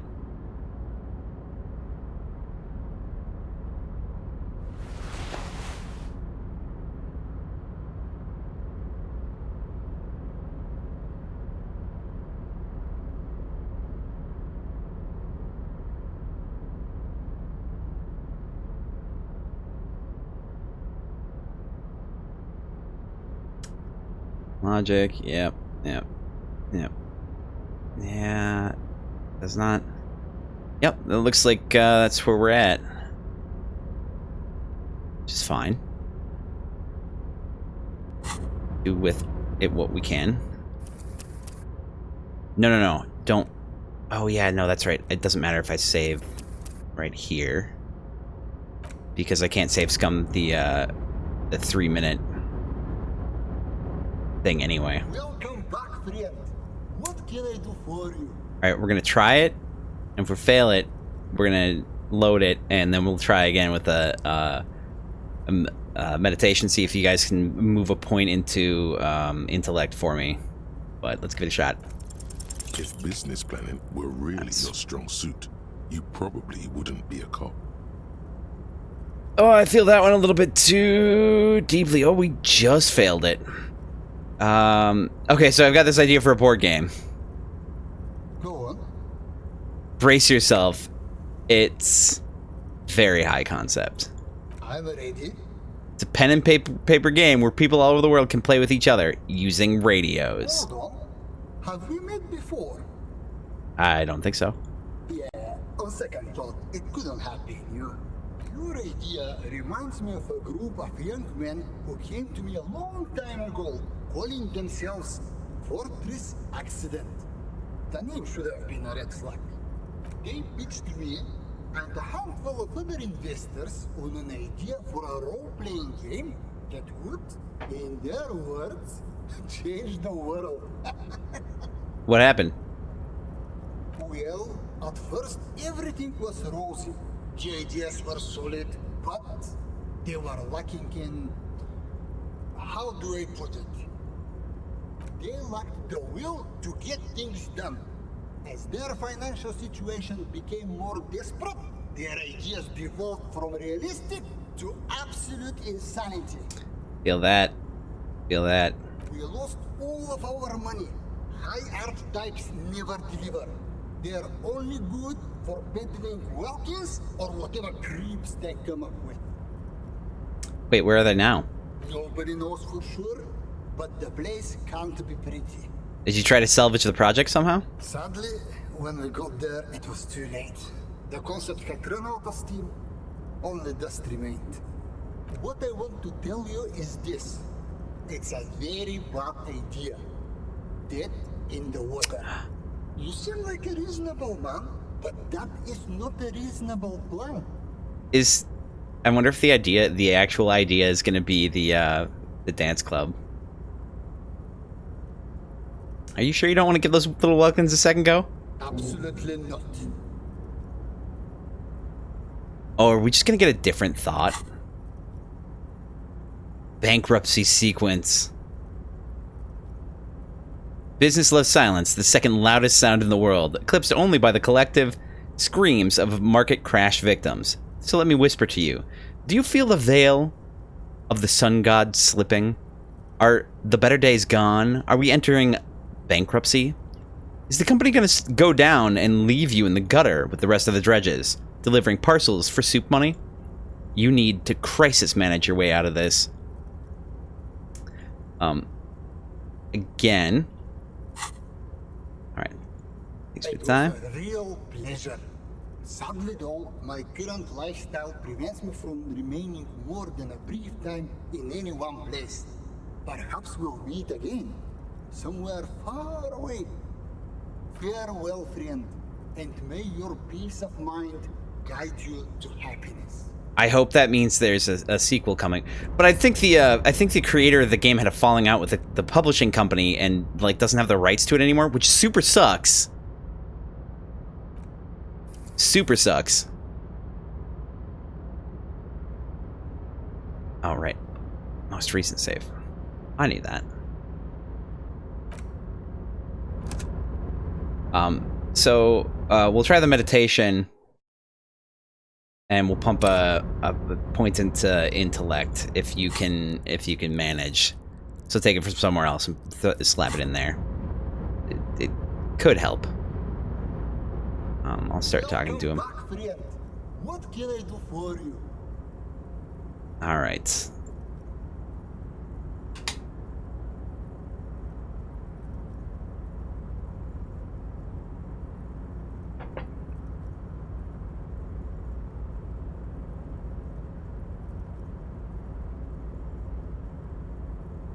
Nope. All right. Let's give it a shot. Present a sound investment plan. Deploying high concept buzzword generator. All systems functional. Ready to engage in 3, 2, 1. Hell yeah. It's time to disrupt the future. You've got to stay lean, innovative, and focus on what matters most. The children. I was close. Should invest in a youth center. Youth center, huh? What kind of youth center? The young kind. A place to train buff kids. What? A place to teach them practical skills like teamwork and self-discipline. Actually, I can get behind that. I can get behind that one. Got it. Gotta readjust. Readjust. There we go. There we are, he said. Hopefully. Come on, tell him what he wants to hear.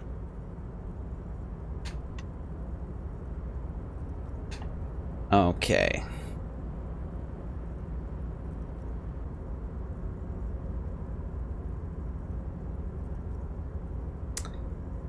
One dedicated to instilling liberal economic values in children from low net worth families.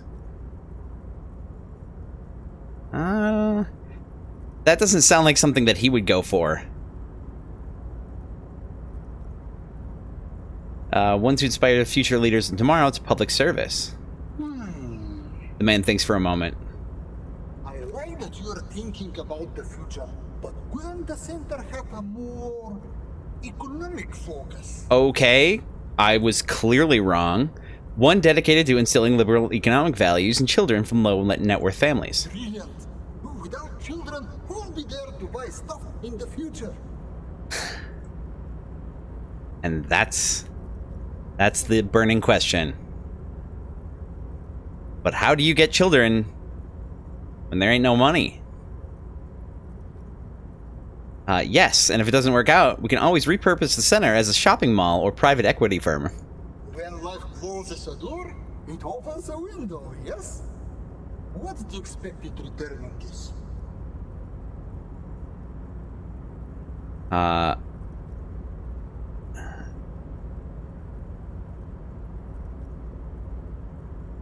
Highly educated, work-ready, human capital ready to be directed toward any number of your vast interests. You're deep into ultra-liberal territory now.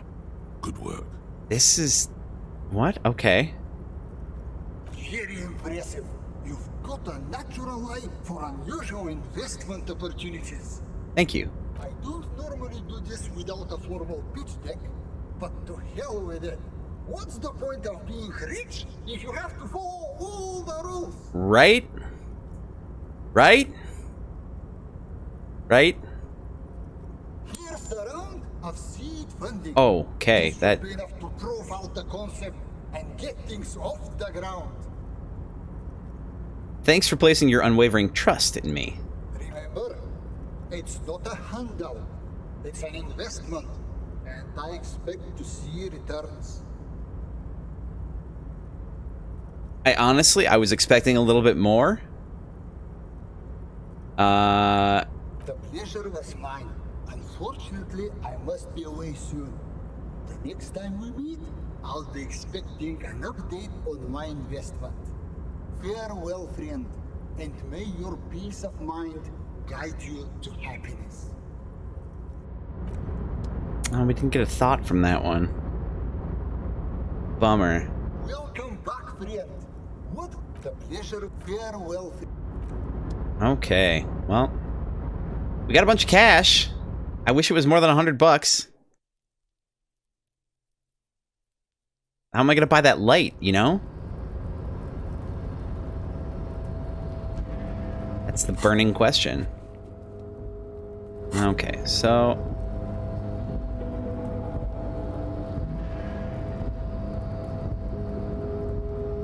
now we actually gotta go to sleep.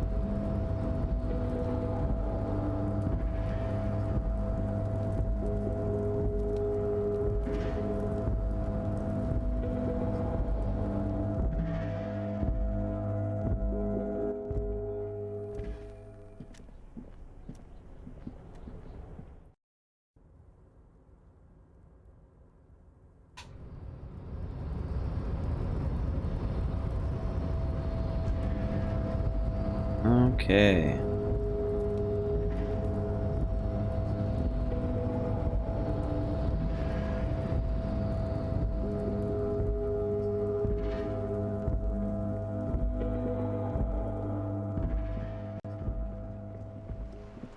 Whoa. Okay. There's stuff happening. Everything's breaking. Everything's falling apart. Alright. Alright, so it's time to get our rest upon. It's getting late and it's snowing. Time to call it a day. Don't judge. Under the shack.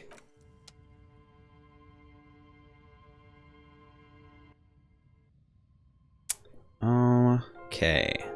Actually, now is I'm doing these breaks a little bit earlier, but now is a good time to take one.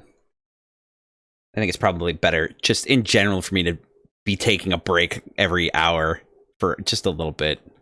And you know, it's better for you. Maybe it's better for you too. I don't know. I ain't no doctor. I just play one on TV. Anyway, grab a snack, grab a drink, get stretched out, you know, do some squats, go to the bathroom. We'll be back in just a little bit, 5 minutes or so. See you then. Okay. Okay. Okay. All right. Oh, nuts. 1 second again. Just got positioned right. And then I fell out of position again. All right.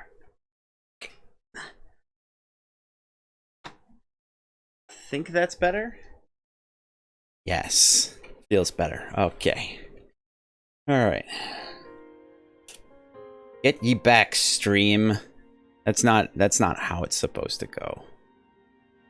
Okay, let's go through our sleep routine here. The bed is comforting, if a bit run down. Actually, just want to make sure I don't necessarily need to do this. I just want to make sure that I do this, just to say, put on our appropriate clothing.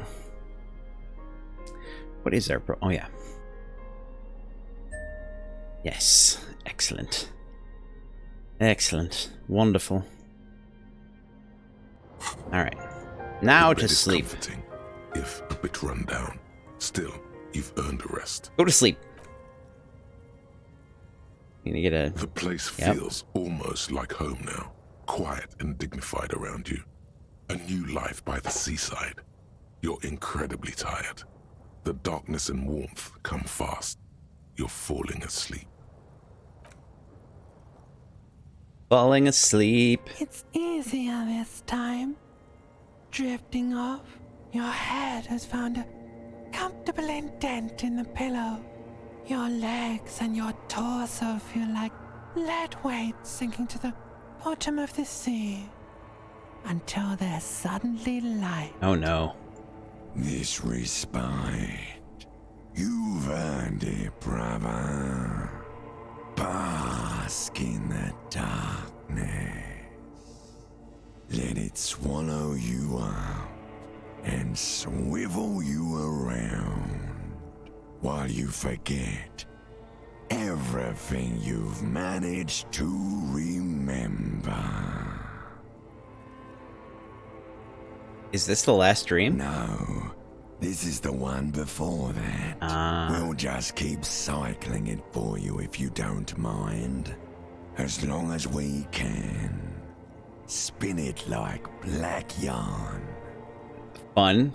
Okay. Enjoy it while it lasts. Thank you, Darkness. Thank you. You're welcome, Harry boy. You earned it. Fall into a deep, uninterrupted sleep. After centuries Well. of darkness, the alarm rings. But what's this? You actually feel rested.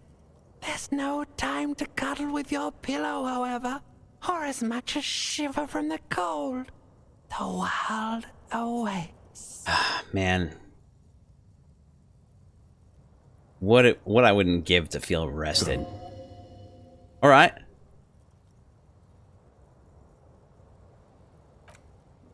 That was quick. That was quick. And I have no problem with that. All right. All right.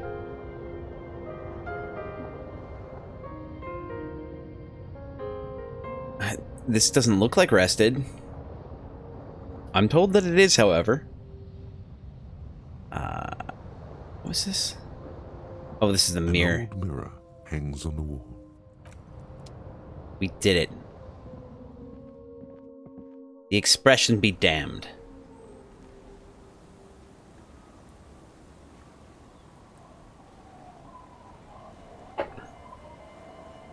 It's still snowing, apparently. Good morning. Okay. Okay. Okay. So the whirling secret passages, find speed and sniff it, excuse me. We need physical instrument to open the door.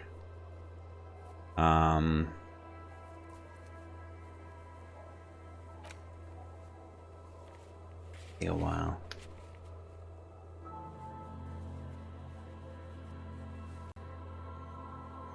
Alright, let's see if there's anything we can do about those checks. Wait, we're going the wrong direction. Other way, thank you.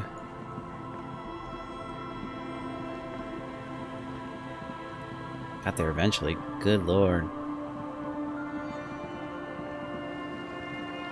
Hey, cool.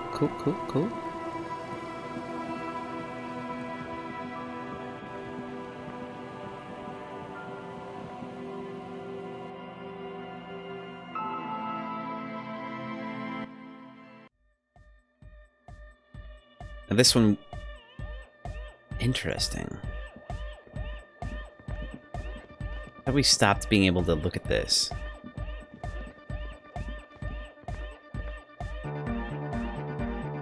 Oh, hey man, it's good to see you.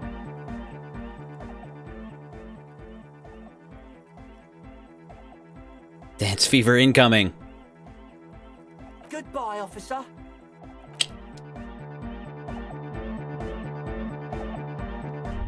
Oh. Hey, her innocence Dolores Day liked little figurines, right? Liked holding little men between her fingers, remember? What? You have the revolutionary soldier figurine. You should give it to her. Win her back. What? Look around. Win who back? I can't win her back. She's a long dead historical figure. Don't be so pessimistic. Love doesn't die that easily. Okay, cool. This isn't funny. You have a bad feeling about this one.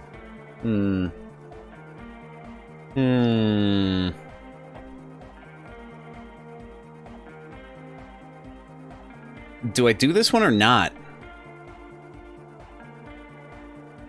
I'll pull. Option 1 is I should, yes. This is a task of mine now. Number 2 is forget about this. Discard the thought.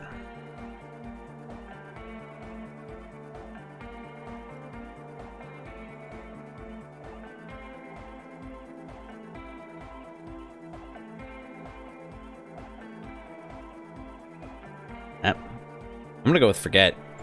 No, it would have been beautiful. Really tiny, thoughtful, clever. Whatever this was, it feels like you made the right choice not to peek into it. If both Inland Empire and Volition are yeah, okay.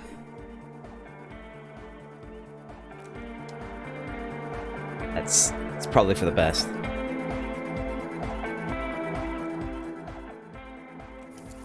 Do another save. I'll fall back to hardcore. Socialism stands above you. Okay. All right. Let's see. Yes. What is it? The swallow, you mean? What about it? Great. Thanks. I brought them here. These are great. Have you seen the crab man? You know he's around. Sounds like you're not worried about him at all. You're right. I'm not. Oh. Welp. Alright. And don't think there's anything Welcome back. that there. I think it's really only Egghead. Yo, man. What's on your mind?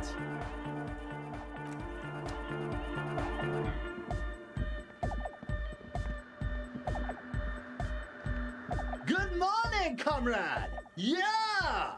Harder car! Trace compression algorithm.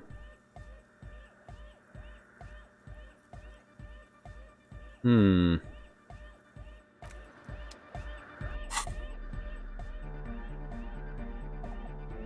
we have any more interfacing things? I think it's only gloves that really give you interfacing.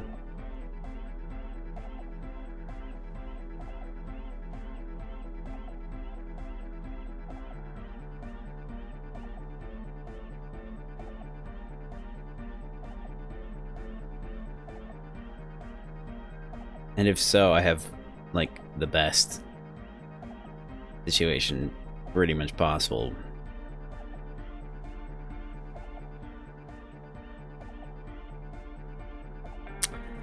Ah, but now that I'm thinking about it,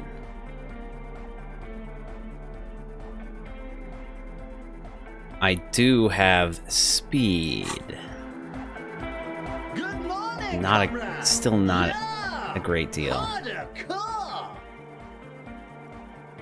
Did I just saved, but let's do it again. Let's take that speed.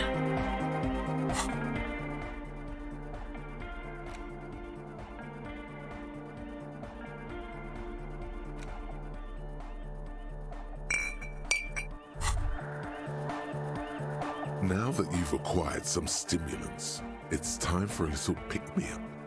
Time to detect. Wait, Kim is here. He'll be disappointed. See? That's your problem. A lack of confidence. Speed can help you with that. And, Kim, it can help you with everything. Will it make me into a super cop? It will make you into more than that. More than that? A mega cop. This is your modus operandi. This is how you've done it for years. All right. Let's go. This is going to be really bad for my health, isn't it? It's not ideal, no. But you need the zeal. Let's face it, you're never going to finish this case without cheating.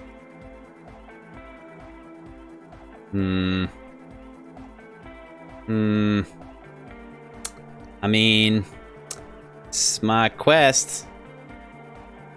Okay, my body's ready. Let's do this. You raise the peptide bottle, press one nostril closed, and inhale furiously with the other. The rush is almost immediate. It tastes bitter and caustic, and stings a bit inside your nose. Now the taste is slowly receding into your throat. The rush is growing in intensity, your little heart pounding like a bird in a cage. A sweat breaks out across your brow. Your jaw clenches. You could work with this high. Yep. Like, literally work. Solve the case. File some papers. Maybe clean up your hostel room. Then solve another case. Then start a side investigation into the paranatural. Then build a radio computer. Perfect. Perfect. Thank you, Logic. Whoa, this shit is strong. This shit is disco. Disco. Time for a little truth. Tell the lieutenant you did some. Clear the air.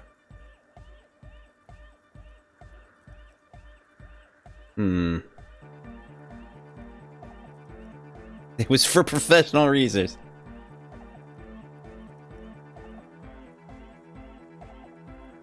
I'm sure this isn't a bad idea.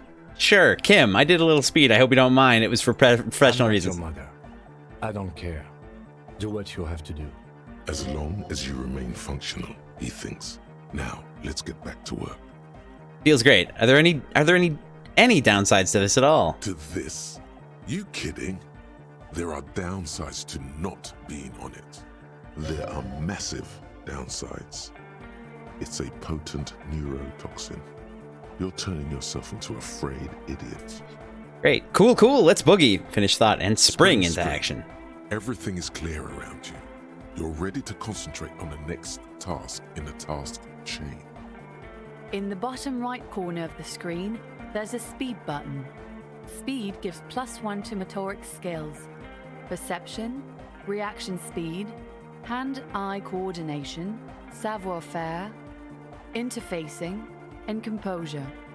This is good before a white check, but damages your morale.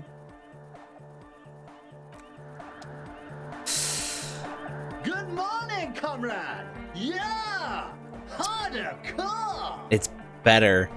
I'm going to save again in a different slot, which, you know, of course I am. Okay, yeah, different slot. Just so that we have that. I don't have to go through that again. Good morning, comrade! Yeah! Harder car! Awesome. We did it. Give it a shot. The audio onslaught can be tamed. Connect the dots. Bzz, bzz, bzz, goes the track Damn it. in the background, never ending.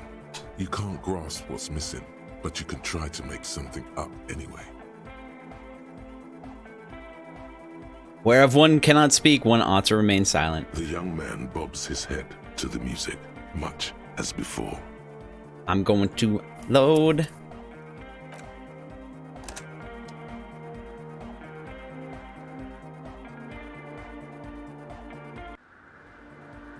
Let's try that again. Damn it. We scumming this. Y'all. We scumming this.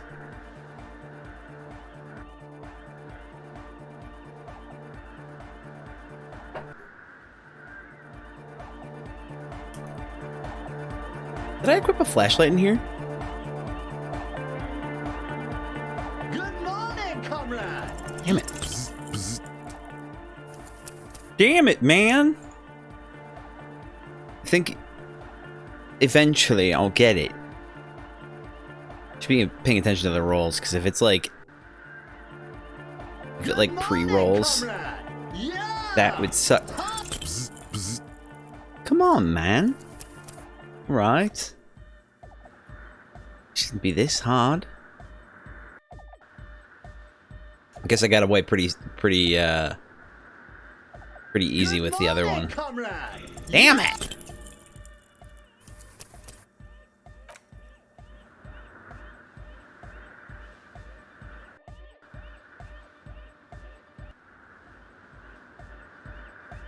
Good morning, comrade! Yeah! Harder car! Bzz, bzz, bzz, goes the track in the background, never end. So, 7. I'm gonna pay attention this time to see what gets rolled.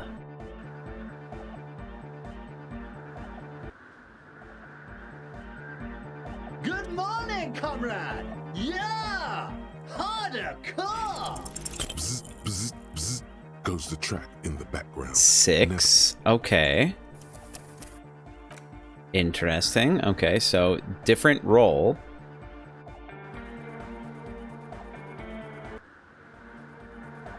Good morning, comrade! Yeah! Bzz, bzz, bzz, goes the track 6 in the again.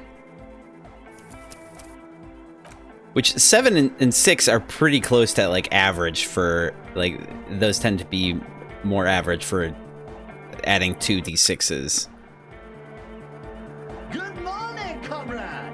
Yeah! Harder car!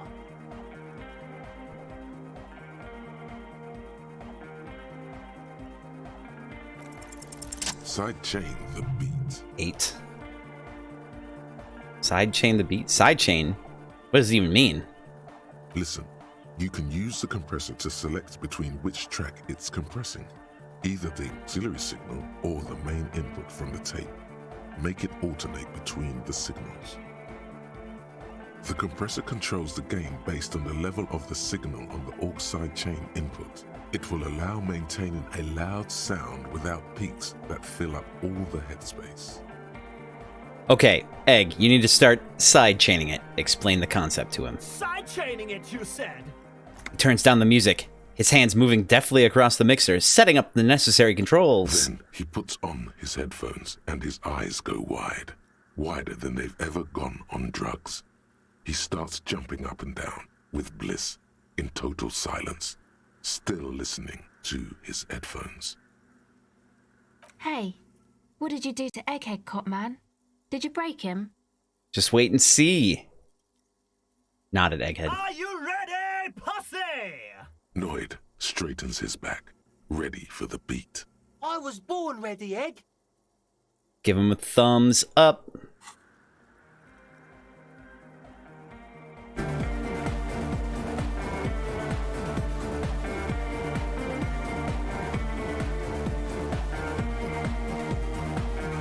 It's perfect. It's glorious. It's got lasers. I love lasers.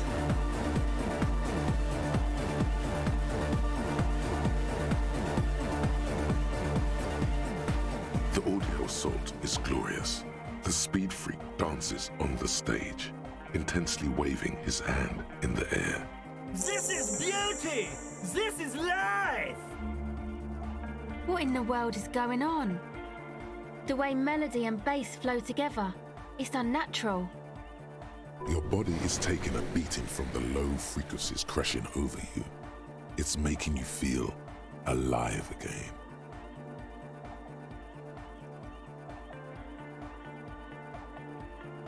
This is one for the Anodic generation. Introducing the ultimate sound! We have tamed the sound, made it our own. God damn it! This dance club idea might just work out. DeLorean Church! The place to be! Pump it! Pump it! This is it. Yay! This is a new era. The fabric of the world has been irrevocably altered. Did we heal the dying space between the world with music? Who will be the innocence of hardcore anodic dance music? Me.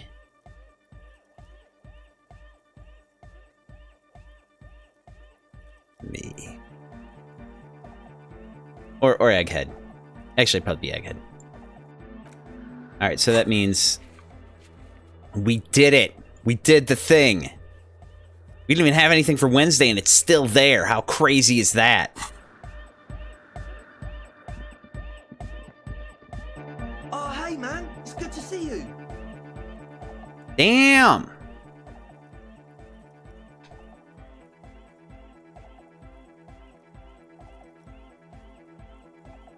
Oh, it opened it up and we can try it again. Okay. Goodbye, officer. Let's get that savoir-faire. Get the appropriate savoir-faire.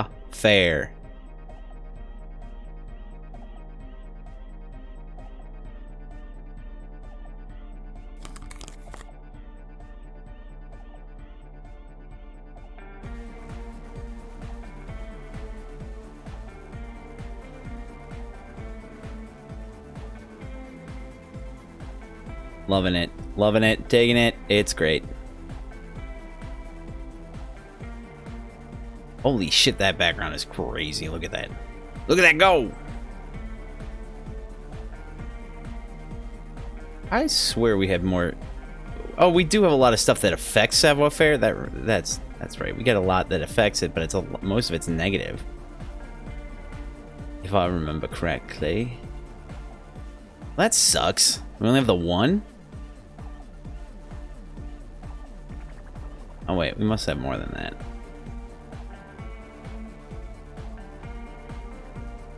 We got something else that's... Ah, yes. Our amazing pants. Well, let's save once more.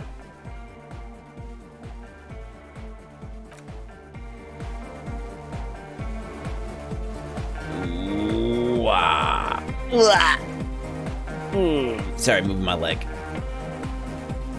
Get numb sides. Get numb sides. Get them numb sides. Okay. Got another point. We are exactly had enough for a new level. That's great. How long, actually...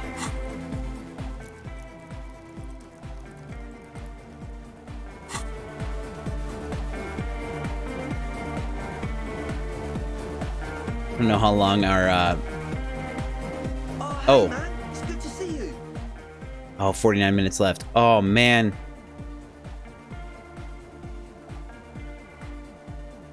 All right. You close your eyes and vacate your skull, leaving your brain to wonder, where did that little fluttering light go? Where indeed? Total darkness. You sink down the darkest fathoms of your own personal deep, vertebrate by vertebrate, through the unformed skulls of your mind. Mm-hmm. Here it will begin. Wait, what? Unformed skulls of your spine. Where did the church go? Who fucking cares? That's fair.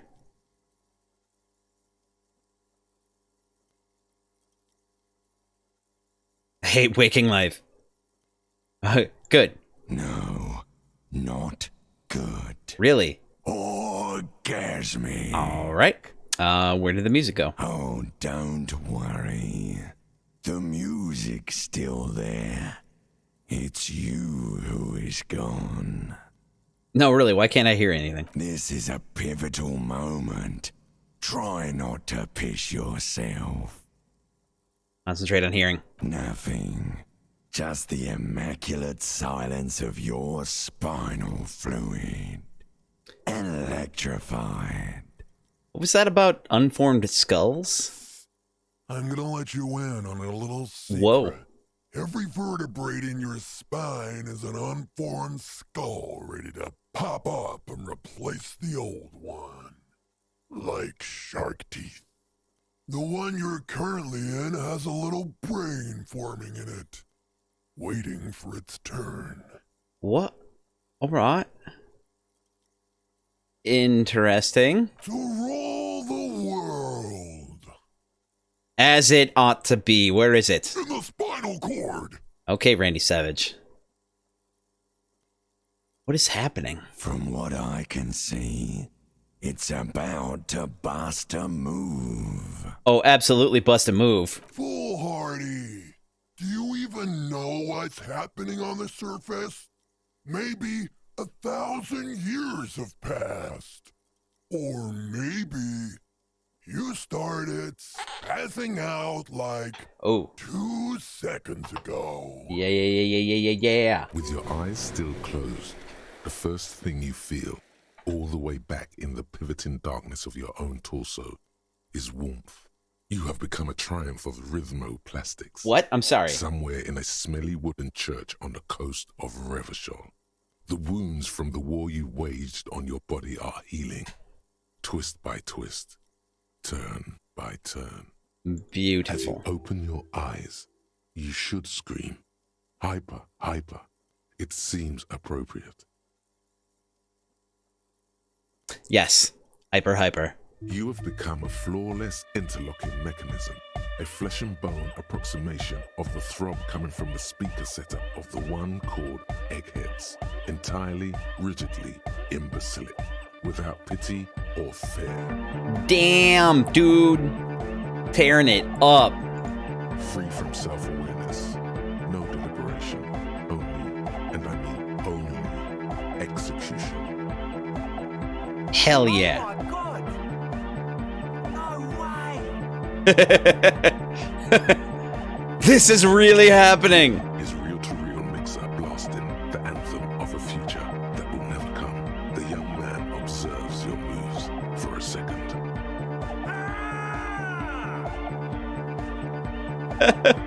He throws a screwdriver and a bunch of drill chucks into the corner and explodes into dance. What he lacks in sharpness, he more than makes up for in violent enthusiasm. Oh my god. Turn to Azelle. What are you doing? The young woman lifts her headphones up slightly and raises her chin, looking at you expectantly. Oh my god, please let us see Kim dance. Aren't you going to dance? No, recording.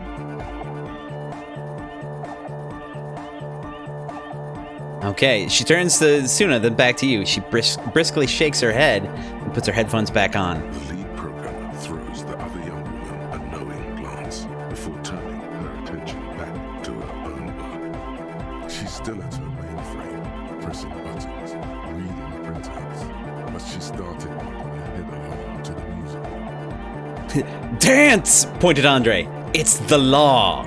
The young man immediately bounces up and down. Hell yeah! Assumes the same dance pattern, embellishing it with some sort of waving motion.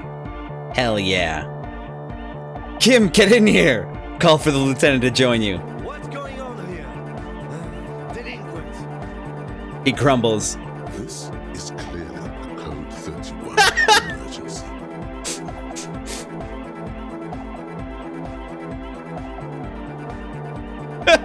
Code 31! Code 31! Squeezes the bridge of his nose.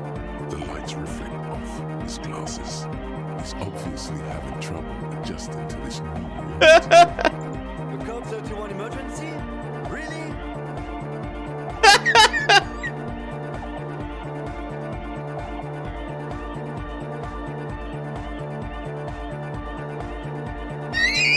Yes! Officer in need of assistance. On the dance floor! The lieutenant crosses his arms with a bemused look. So good!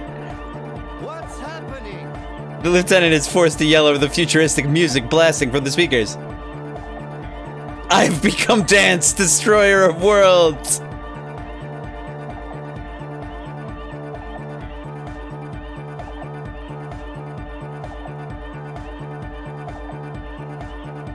Yes! Good for you.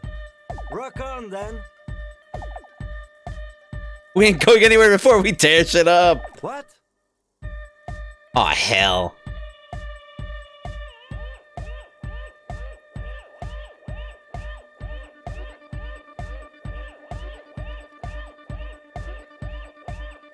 Aww.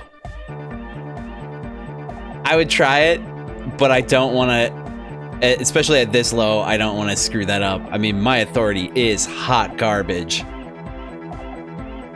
It did say there was an emergency on the dance floor, did I not? The emergency? Not enough Kim. Come on, hurry. Did that just cheer him up a bit? Could be. It feels like the lieutenant cracked a little small.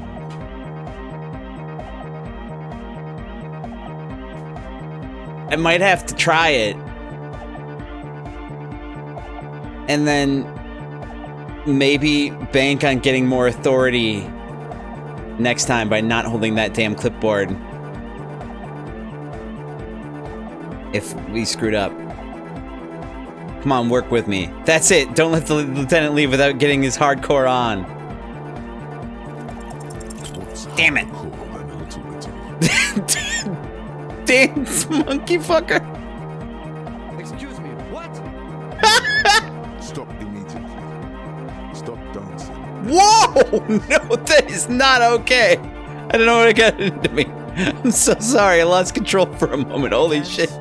Monkey fucker. Oh my god. That is not okay. Air fills the church Oh. as the lieutenant opens the door Oh shit. That is not alright. I feel hurt by that. Like, actually physically hurt. Oh, that's not okay. I'm so glad that I'm going to reload. Good lord. Okay. Oh, that was not okay. Alright. That is not okay. Alright. Okay. Let's wind back the clock a little bit. Get a little bit more authority. I'm gonna have to speed answer all the questions. Well, I'm getting ahead of myself. Okay. I don't think there's anything else that...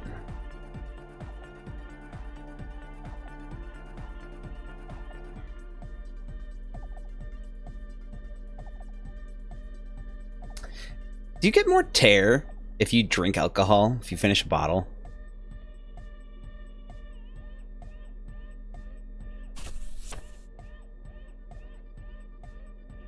I don't know that we're gonna get the right things. This might screw things up. Let's see.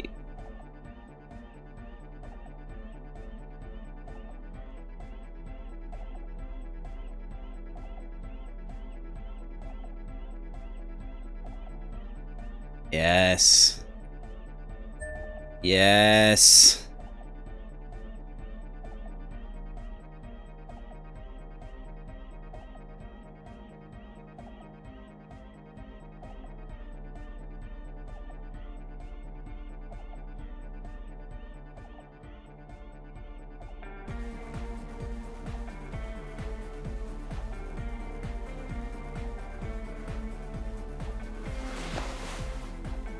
Hell yeah. We rockin', we rollin'. See if this is any way to boost this a little bit more.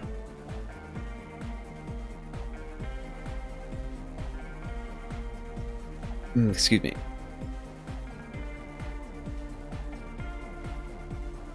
They're all hats. It's not helpful.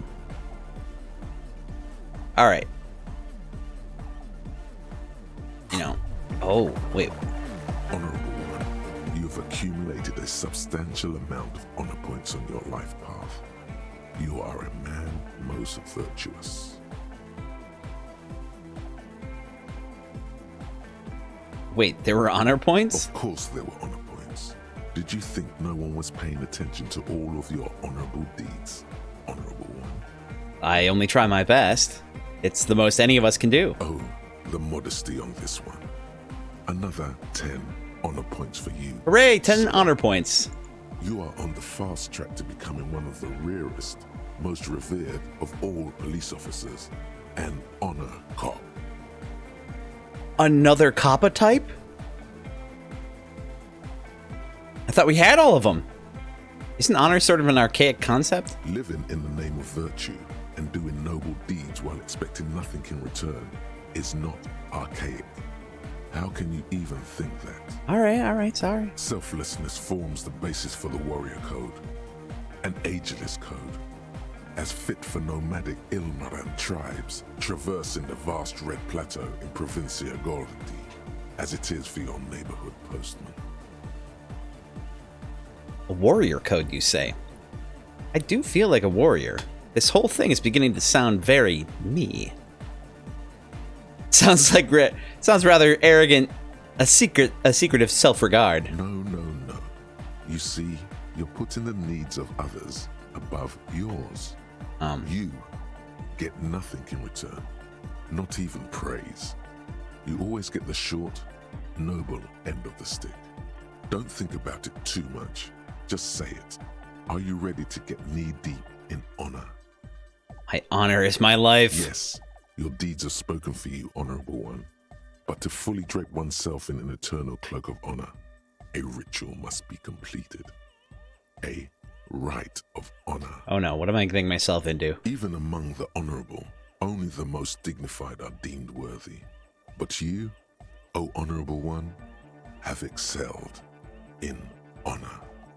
All right. Honor comes from deep within you, and to truly know oneself, to know one's honor, one must reach deep within oneself and touch one's honor.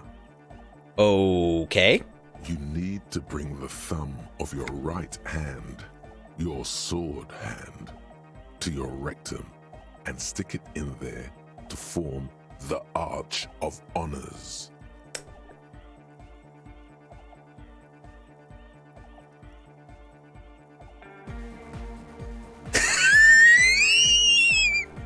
What? What if someone comes and sees me? Then they will witness honor so great. It seems nigh impossible a single man can contain it. They will admire you, honorable one.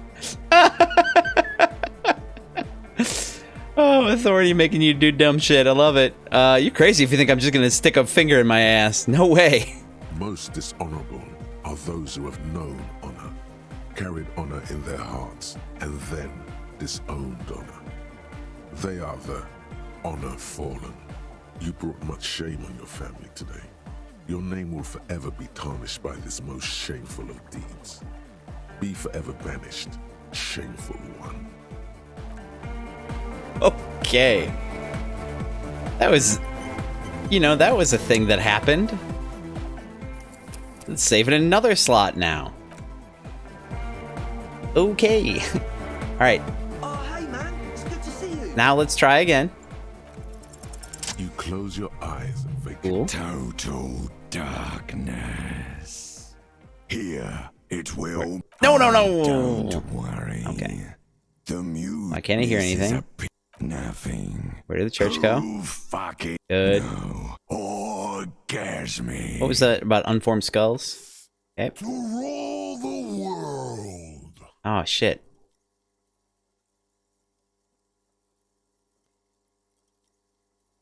It ought to be? In the spinal cord. Can't remember what do you want? From what I can see, yep. It's a bad. Bust a move. With your eyes still, as you open your eyes, hyper. You have become free from self-awareness. Yep. No deliberation. Oh my god! No way! This is really happening. Yep. Love it. He throws a screwdriver and a bunch of drill chucks into the corner and explodes into dance. What he lacks in sharpness, he more than makes up for in violent enthusiasm.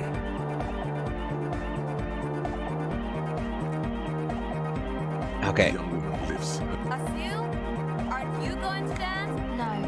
The lead programmer throws the other young I should really do that other one first, but pressing buttons, reading. The young man, the authority of the law is clearly unquestionable. Kim, get in here. All right. What's going on here? This is clearly Code 31. In the Code 31. The bridge is obviously having trouble adjusting. The Code 31 emergency? Really? Yes. The lieutenant. What's happening? I am become Dance, destroyer of worlds. Rock on, then. We ain't going anywhere before we tear this shit up. Yes. Oh, wait. Ah, come on. Did that just cheer him up a bit? Could be. It feels like the lieutenant cracked a little smile there. So much better of a chance. Please don't fuck this up. Who's the one in charge? You are. Lieutenant, I'm only gonna pull rank on you one time, and that is now. Are you kidding me?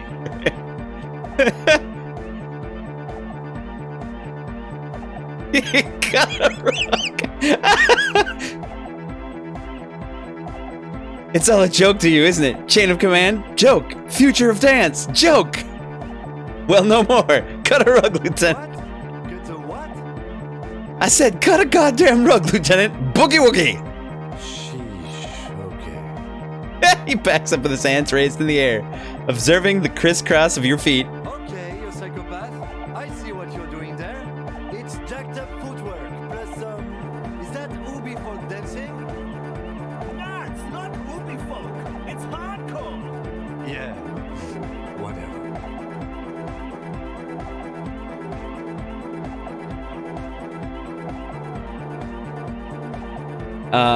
You talk a big talk, Lieutenant. Let's see some moves. Oh yeah? I did 15 years in the juvenile crime unit. I can do age inappropriate. Now, check this shit out. Oh, fuck yeah. Lieutenant begins to heel kick the Oh. church floor with such intensity, it's reasonable to fear he'll kick a hole right through it, causing the floor to crack and the pillars to collapse, bringing the church roof down on all of you. Holy shit. Fucking tearing it up. I love this. So dope.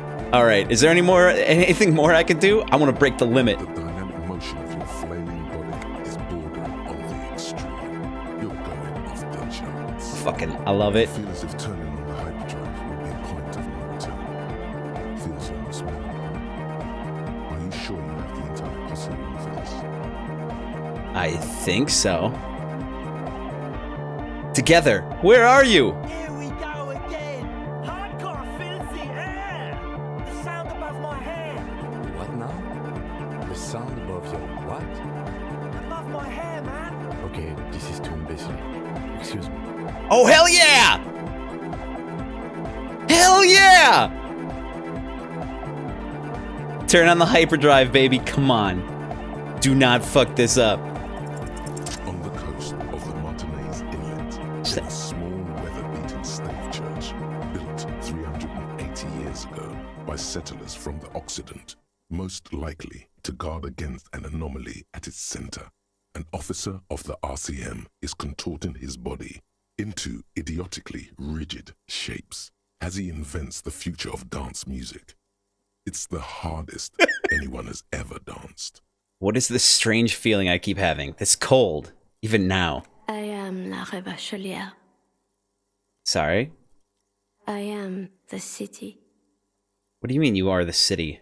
I am a fragment of the world spirit, the genius Loki of Revachol. My heart is the wind corridor. The bottom of my air is red. I have 100,000 luminous arms. Interesting. Come morning, I carry industrial dust and let it settle on tree leaves. I shake the dust from those leaves and onto your coat. Huh. I've seen you. I've seen you. I've seen you with her. And I've seen you without her. I've seen you on the crescent of the hill. How are you talking to me? The modulations of my voice are noted down with thermometers and barometers. You feel me in your nostrils, on the little hairs on the back of your neck. I also reside in your lungs and vestigial organs. Everywhere there is space. But who am I? Why are you talking to me? You are an officer of the citizens' militia, Jaunt and Rebut. When you wear your coat, you wear my soul. Interesting. You move through my streets freely, in motor carriages and on foot. You have access to the hidden places. You also circulate among those who are hidden. I need you. You can keep me on this earth. Be vigilant. I love you. An officer of the RCM is lying on the floor of a small church with his eyes rolled back and his tongue lolling out. Several others are standing around him. He slowly comes to. All that for 5 experience. Dig it. Dig it. Had a good rest there? I spoke to the city of Revachol. Fuck yeah! I bet you did. Those were some advanced moves, man. That's all great, but we should really get going. We spent enough time doing aerobic exercise for today. So good. So fucking good. Man, he's gonna be fucking sore. Imagining it, but it feels like Egghead turned the volume down. Such is his respect. Oh. Man! Now, man! Now... The would-be leader stutters with excitement. Now imagine if we could do that, right? But with like 1,000 people. End of human development. Mission complete. Right, ecstatic. All right. You're absolutely beat. Muscles relaxed and feet like noodles underneath. Uh-huh. Uh-huh. That's it for now. Goodbye, officer. That's... Damn. Dude tore it up. Tore it up. Absolutely, positively ruined it. Wrecked it. R-E-K-T, wrecked. We don't... What's happening?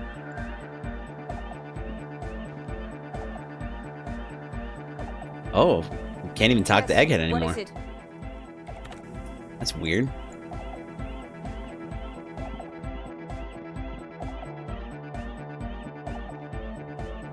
Yo, man. What's on your... Hard cop. Hard cop. Hell yeah.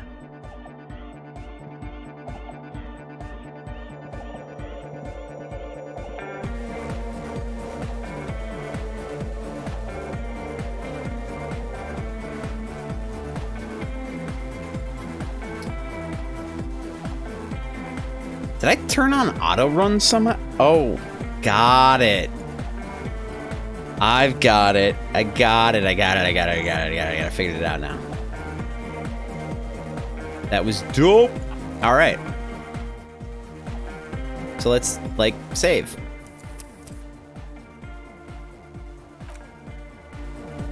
That was beautiful. That was absolutely beautiful. And I'll be for 9 in the morning.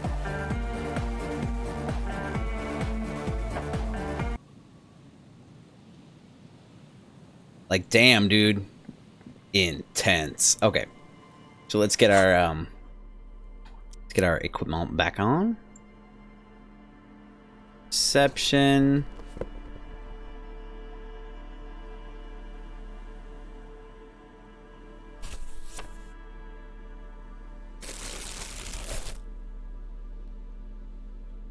See, what hat were we wearing?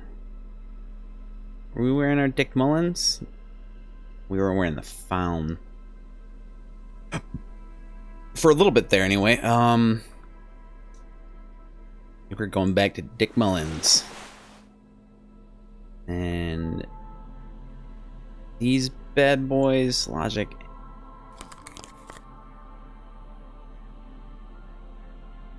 I think that's roughly the spread that we had.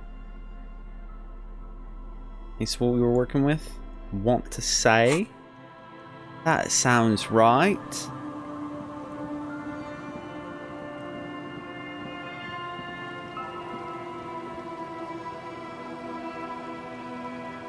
Looks like tear. It should be tear.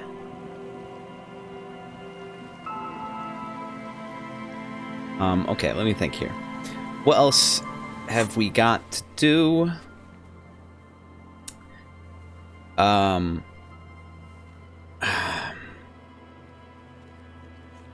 Could drink some booze and try to open that door.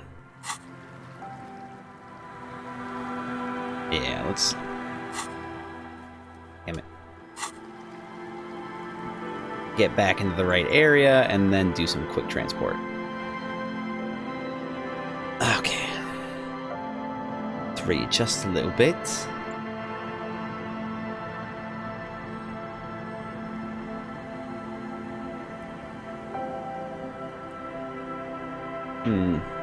Not entirely sure what's being said there.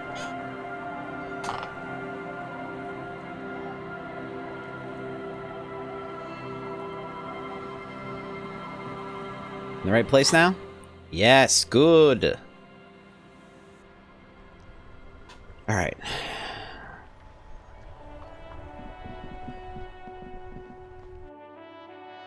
Head upstairs.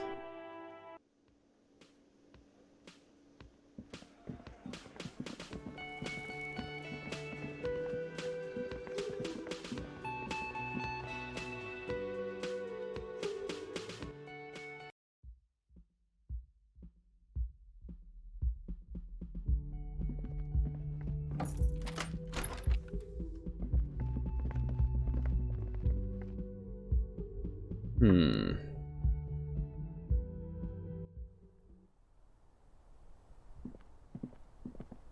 will be fine. This will be fine. This will be fine. We'll be fine. Everything's going to be just fine. Alright.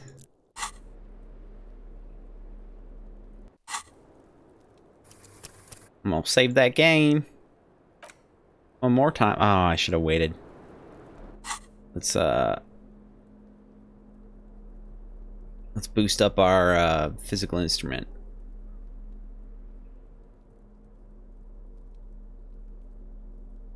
Which is -2. That's not what I need.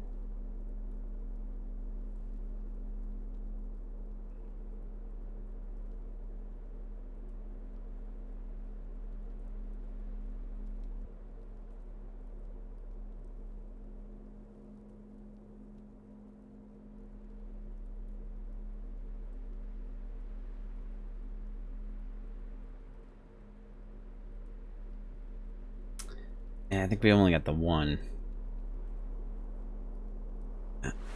Let's do that. And then... Oh, right. No, we've got the track pants. That's right. I remember now. Wow, authority -5. We're doing quite well there. Actually, take a little quick break here. I'm not going to play much longer after the break, but we'll play for a little bit, and I'm going to take a really short break, but... So, grab a drink, grab a snack, whatever. Stretch things out, go to the bathroom. We'll be back in just a few minutes. Okay. Just a little bit longer here. Just a little bit more. Let us see what we have. What do we got? What are we headed out to do here? Find the way to the secret passage. That's right. We're gonna try this shit. Means we also gonna drink some boozahol, alco booze, and of course we will save prior. I really hope we can do both at the same time. Wait a second, what the hell? It appears that we cannot?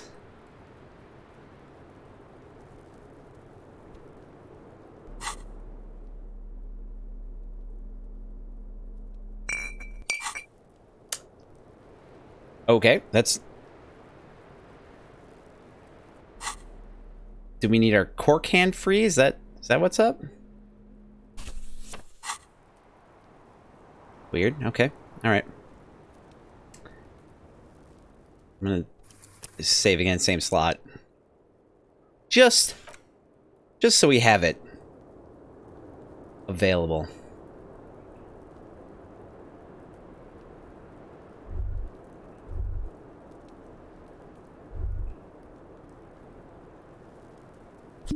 Okay, alright. Oh. Yeah.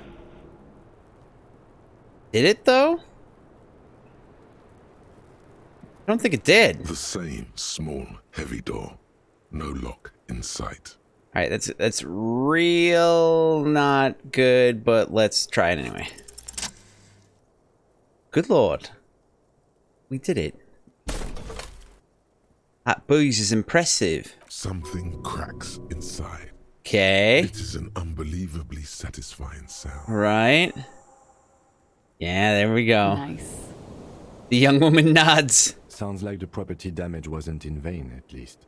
Would it hurt to look in? Thought it was an aces low moment, Kim. I don't know about that. The lieutenant smiles an uncomfortable smile. It totally was. Let's see.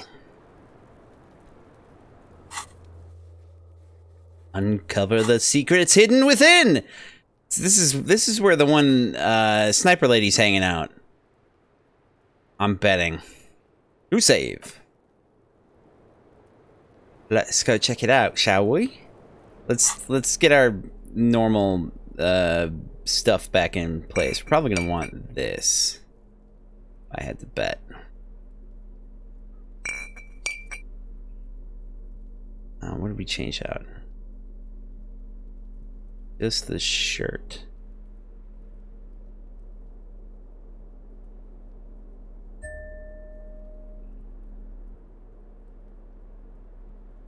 Perfect. Wonderful. Save again. Same place. Worked out. Let's check it out.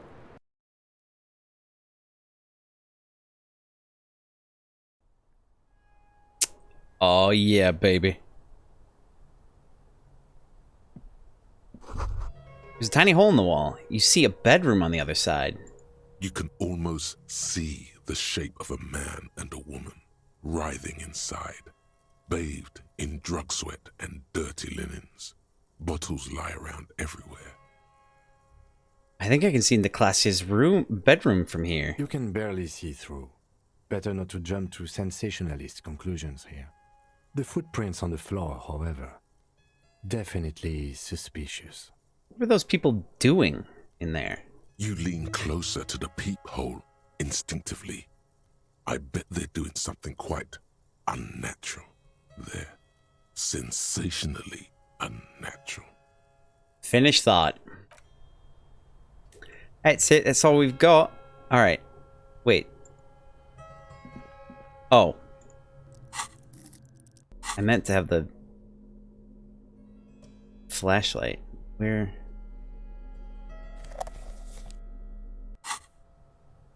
I bet there's something. Bet there's something in the dark. Somewheres. You clearly see footprints in the downy carpet of dust covering the workshop floor. Jackpot. These, unlike everything else here, are new.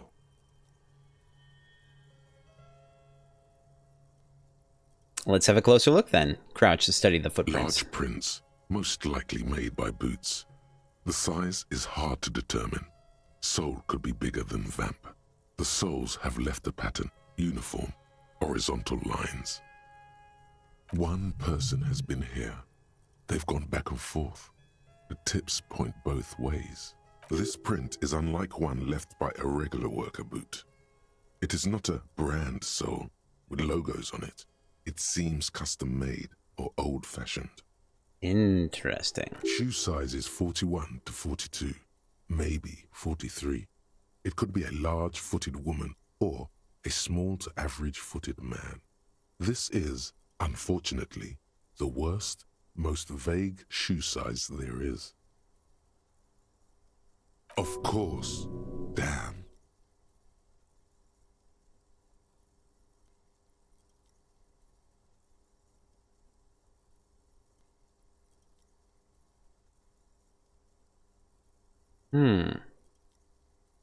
Prints look like one person went back and forth. Between that and that. He points to the barred door. And the elevator doors in the corner. This print doesn't look like the odd-soled print we found at the hanging, Kim. The size looks about the same, actually. They're not the same shoe, but they could be the same person. Oh, that's fair. Fair. This doesn't look like the worker's boots from the hanging, does it? Same statement. No. These little horizontal lines are different. They look custom-made to me. Or some kind of foreign print. Hard to say. Still a boot, though. Still a boot, though. Everything around you is quiet. The prints crisscross the workshop floor.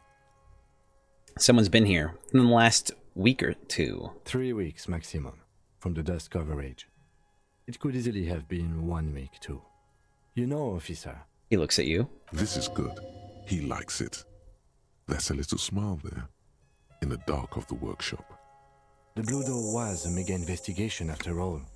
It has now converged with our main investigation, which I would say is quite large.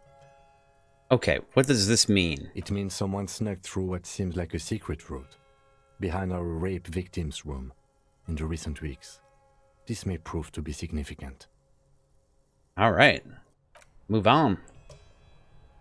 Let's move on. I wonder if that... Hello?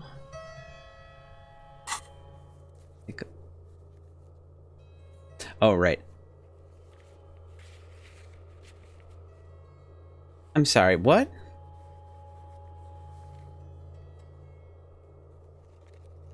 There's some weird shit going on here.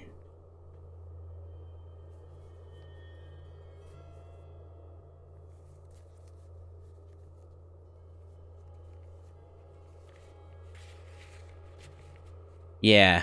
Cancelled.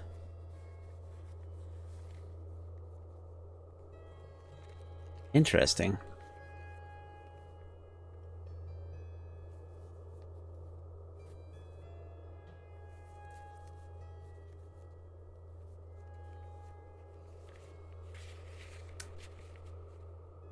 What? Oh. Maybe. I think. Or something. You clearly see footprints in the jackpot. Right. The pinball machine has been taken apart and gutted. Not the same thing, apparently.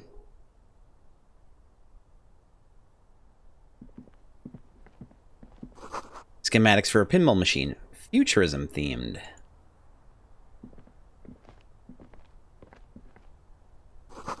Boxes of tools and replacement parts line the shelves. It's gonna have a perfect shot of the backyard. Small windows taped shut with black plastic. You can't see outside. Okay, well, alright. Was wrong about that. Hello? This seems to be some kind of workshop for fixing up pinball machines a long time ago. Everything is covered with dust now. The lieutenant looks around the dusty, crowded room, inspecting the tools on the shelf. Doesn't look like that pinball machine will ever get fixed. At some point, 20 years ago, 15 maybe, before pinball went out of vogue. This used to be a pinball workshop. Looks like it. I'm guessing Martinez North 22 used to be a pinball arcade before it became a hostel. There are machines left over. He taps his foot. A creak. Some dust falls off a shelf. Can he? That's... Oh, okay. Downstairs in the hall, next to the main door. One of them even works. I've seen one of the artists bang away at it. Remember the dice maker? Then that means... Whirling in Rags was once the East Delta Pinball Arcade. This is all left over from that. Ah, yes, as the novelty dice makers said. This has absolutely nothing to do with the case, I'm sure. But I do like a nice little connection. But then it went bankrupt. Your skin crawls from making the connection. Could this mean that Whirling in Rags really is part of the doomed commercial area? If that's true, then our cafeteria manager is not going to like it. We should tell him what we found up here, omitting that suspicion. Omitting it? Oh, sure. He does not appear to be the kind of man who likes his establishment to be part of a neighborhood ghost story about bankruptcy. Stupid superstition. But still, it would be interesting to see what the cafeteria manager thinks of this. It's not a ghost story. It's a curse, and God ought to be made knowledgeable so he can perform counterspells. That's right. Get them counter spells. Question yet to be totally answered. Is Whirling in Rags part of the doomed commercial area? Talk to Guard about this, see what he thinks. See what he thinks. What he thinks. You know, and just in the off chance. Anything? Nope.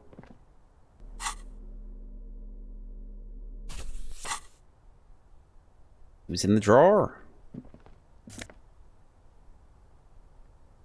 Oh, hell yeah.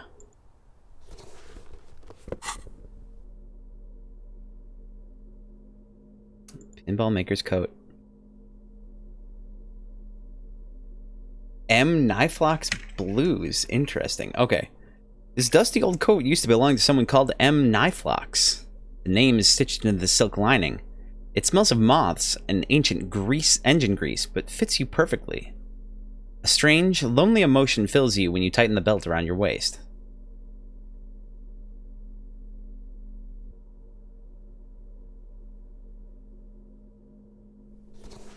Hell yeah. Now we got that detective feel. It's even got splotches on it. Bitchin'. This totally fits. This is Dick Mullen. What? Just all over it. It's just like, it's perfect. It's got Dick Mullen all over it. Leaving that one alone. All right. Saving again. God, this game. Like, I think I find like a good stopping point, and then it's just like, no, it's fine. You can keep playing. I'm like, all right, let's do it. Oh man. Oh yeah, baby. This pinball is white Deora. The back glass shows a female figure in mourning. A note. NB. The spare key is tied to the bush outside the corner room window.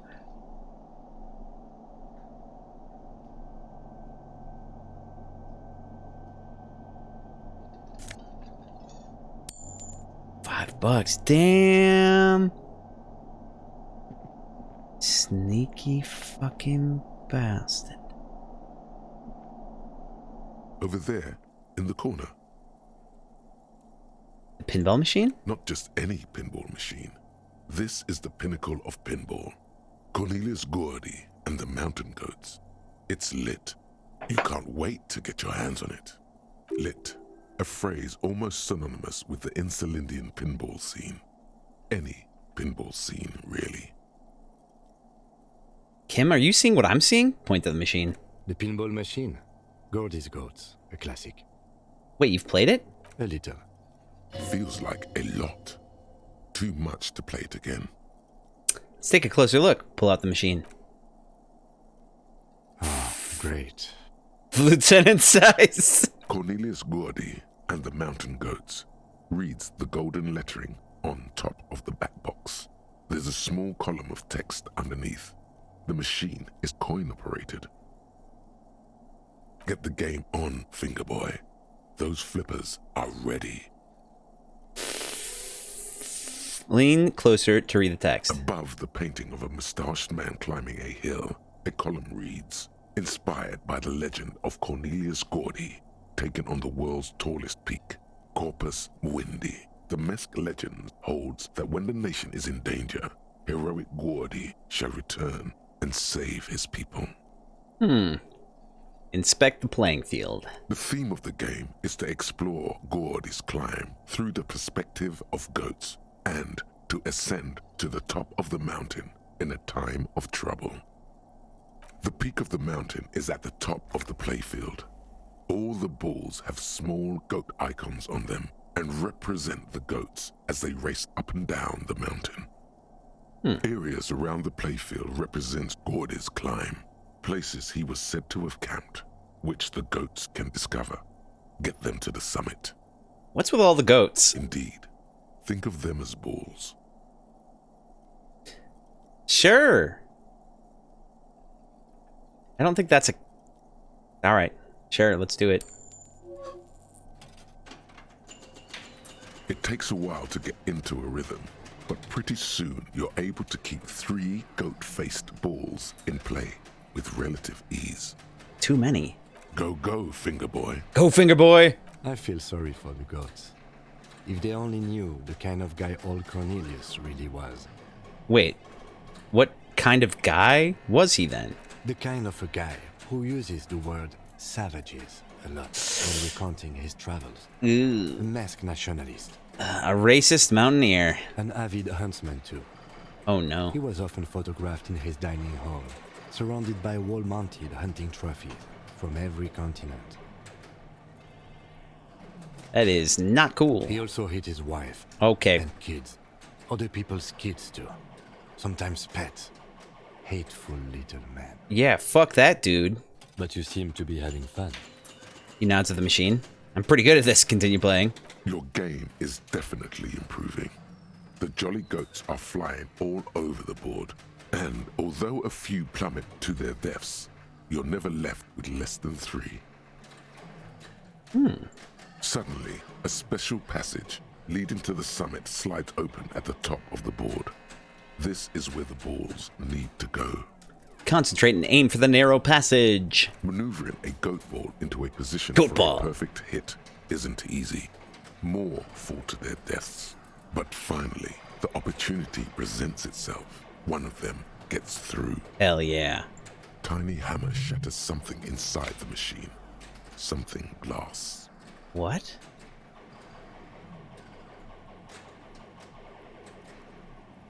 An ampoule? The words "pale rupture" light up on the speaker panel, and the machine starts filling with a thick, milky fog. Something's happening. Oh no. Congratulations. This is where the game ends. It's a cheap way of getting more money out of the players. A stupid nihilistic finale. What? There's so much fog, you can barely see anything. Some is actually leaking out of the machine, and one by one, your goats start slipping, disappearing into the milky nothingness.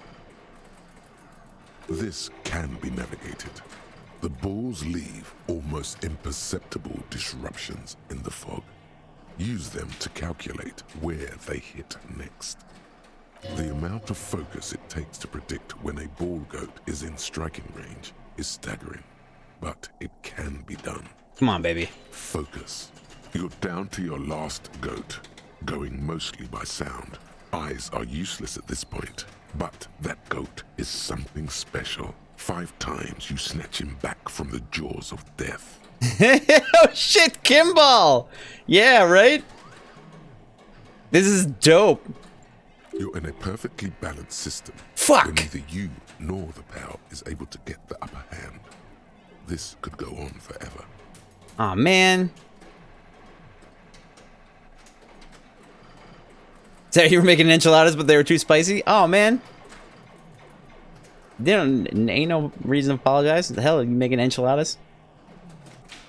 Such is life. C'est la vie. C'est la vie. Well, now I have to fucking do this again.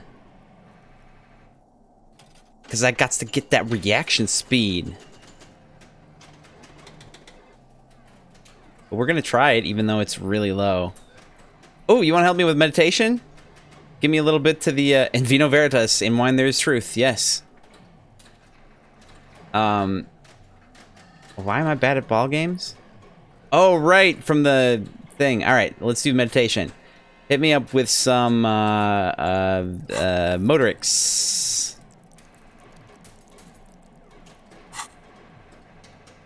Boom.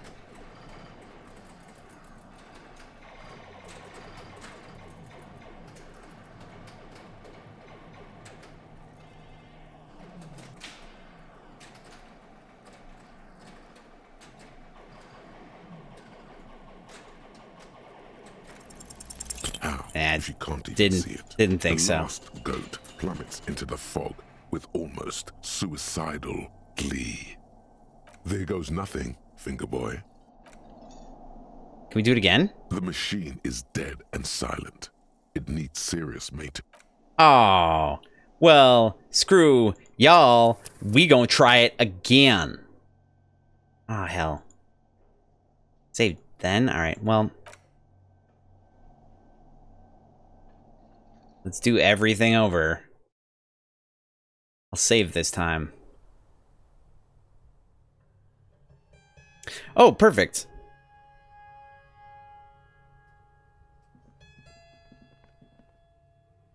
Oh no, but who else was in the hallway? Halle? Hadaway? What is love? Baby, don't hurt me. Oh, and it gave me $5 too.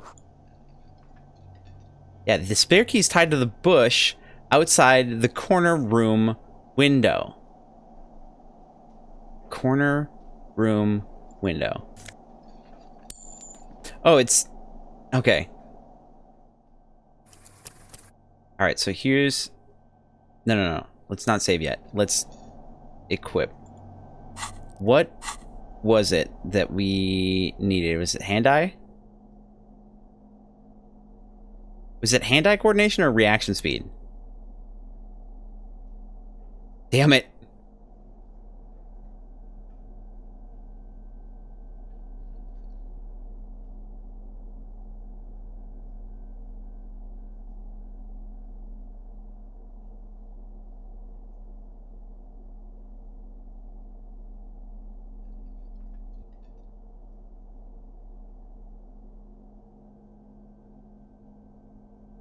Can't remember which one it was.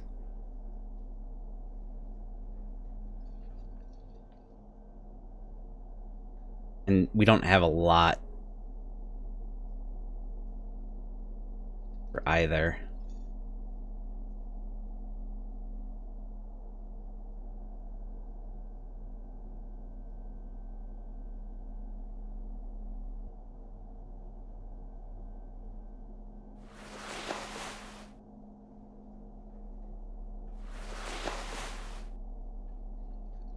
That was hand-eye, though.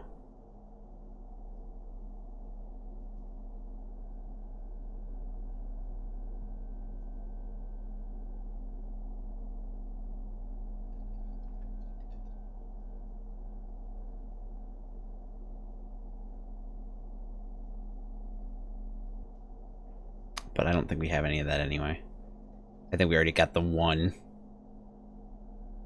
available to us.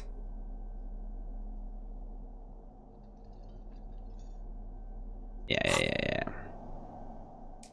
Anyway, I'm gonna save again, new slot. Holy shit!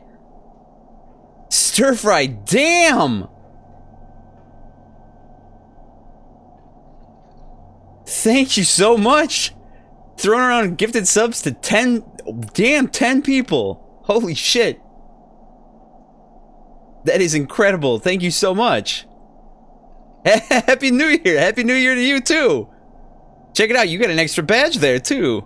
That's dope as hell. Thanks. Wow. That is incredible. Wow, that's nuts. Let's do this. Let's do this. Let's do this pinball situation. Over there, in the corner. Get that pinball. Come on, baby. A phrase almost... Yeah. More than yeah. Like yeah, baby. We doing it. We doing it. Great. Cornelius, get the game on, finger boy. Those flippers are ready. Fingers. Lean closer to read the text. The theme of the game, the peak of the areas around the play. All the goats. All right. Think of them as balls. I want to see this. I can come back to this, right? Over there, in the corner. Not just lit, a phrase almost synonymous with the Insulindian pinball scene. I'm gonna save one more time. Different slot. We're gonna do this. We're gonna make this happen. Over there. Get it? Get it? Pull it out. Yep. Great. Cornelius, yep. Get the game on, finger boy. Those flippers are ready. Let's do this! Come on, baby. It takes a while to go. I feel sorry for the guy. Kind of guy was he? A racist mountaineer. That is not cool. He also hit, but you seem to be having fun. Pretty good at this. Your game is suddenly a special maneuvering. A tiny hammer shatters an ampoule. The words pale. Congratulations. There's so much. This can be navigated. The amount of focus it takes. You're down to your last. You're in a perfectly balanced system where neither you nor the POW is able to get the upper hand. This could go on forever.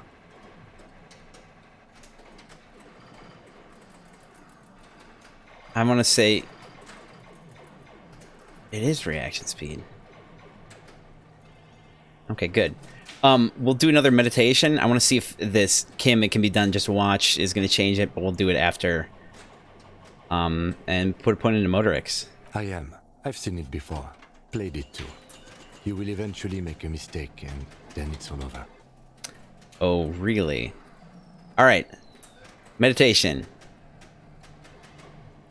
See if we can get an extra point. If not, we will We'll try again, because I'm gonna get this. I'm gonna get this. I'm gonna have to scum the savings. Save the scummings. Nope. Alright. Let's try it. How? Yeah. If you can't even see it. The last goat Yeah. glides into the fog with almost suicidal glee. Yeah. There goes nothing. There goes nothing, finger boy.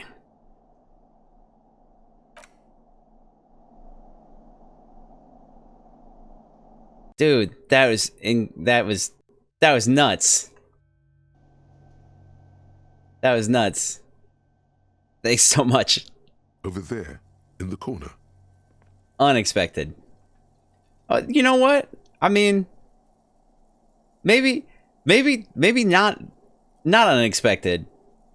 Because I mean, you're pretty generous from what I can tell, and it is not going unnoticed. I appreciate it.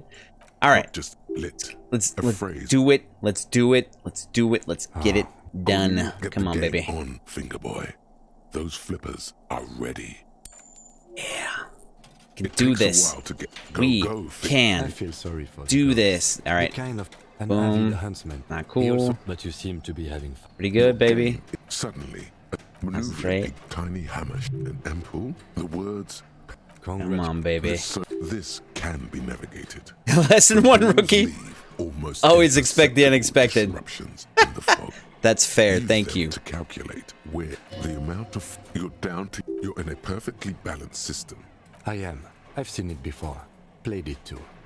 You will eventually make a mistake. With automation like precision, you keep the final goat ball in play, reacting to the tiniest stimuli, floating in the flow state. Flow The fog state? is clearing, and suddenly the old speaker crackles. Gaudy ball is lit. Huh? A panel opens up at the top of the playfield, and a new ball charges downhill. It's larger than the goats and matte black. Cornelius spell the white letters running across the equator. Yeah! So violent is its descent, it immediately knocks the last goat into the abyss. Then proceeds to bounce all across the board as if carried by some demonic otherworldly inertia. High score, announce the speakers, and the whole machine lights up. Then the flippers retract, leaving a perfect opening for the gaudy ball to join the goats backstage. Cornelius vanishes, and the machine powers off. Hell yeah. That's amazing. Lieutenant mumbles. He sounds a little out of breath. I think I won, Kim.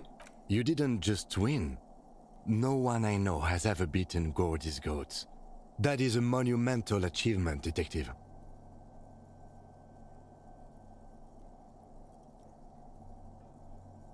Wow. It just more monumental when you consider that was one game. One game. Who's the king of pinball, Kim? Hold out your fist. Congratulations, Your Highness. That was really impressive. Monumental, hell yeah! The machine needs a good service before anyone else can even attempt it again. We gotta build a monument. We gotta build a pinball monument. That's right. Alright, it's time to move on. Good times. Once again, the machine becomes one with the dust and the darkness. Life has left it, unlikely to ever return. Oh. Its heart. The machine. Yep. It did the thing though. Wait, nope. Before I do anything else, save the damn game. Save the game before you do anything else. Has to build us a monument. You see a heavy steel door with a prominent dimple lock. It's painted blue. This door is connected to the one upstairs, but how do we get through? There must be a key somewhere. Probably somewhere in the whirling. It's not too important. We can get in and out using the roof door. Why do I feel like it's going to be important at one point? This small elevator is dimly lit by a bulb that's been glowing for ages. The latticed cage is open, inviting you to step inside. Oh! Smells of nougat and sweat. Your head brushes up against the ceiling. There is a control panel to your right, and just enough room for 2 people to fit in. The maintenance card under the control panel reads, Last maintenance, 10th July, 88. This elevator must have been used to transport pinball machines to and from the upstairs workshop. So what I'm guessing is, first of all, ow, gotta readjust. What I'm guessing is that it's actually possible to come in through the blue door before. Oh, actually, oh God, I can do this. It's fine. I've sat in this chair before. I can do this. All right, there we go. Okay, so it's possible to actually find the key beforehand, and there's like hints and stuff. Stretch! Oh! Gotta stretch. Thank you. Actually, I've been stretching every break that I've had.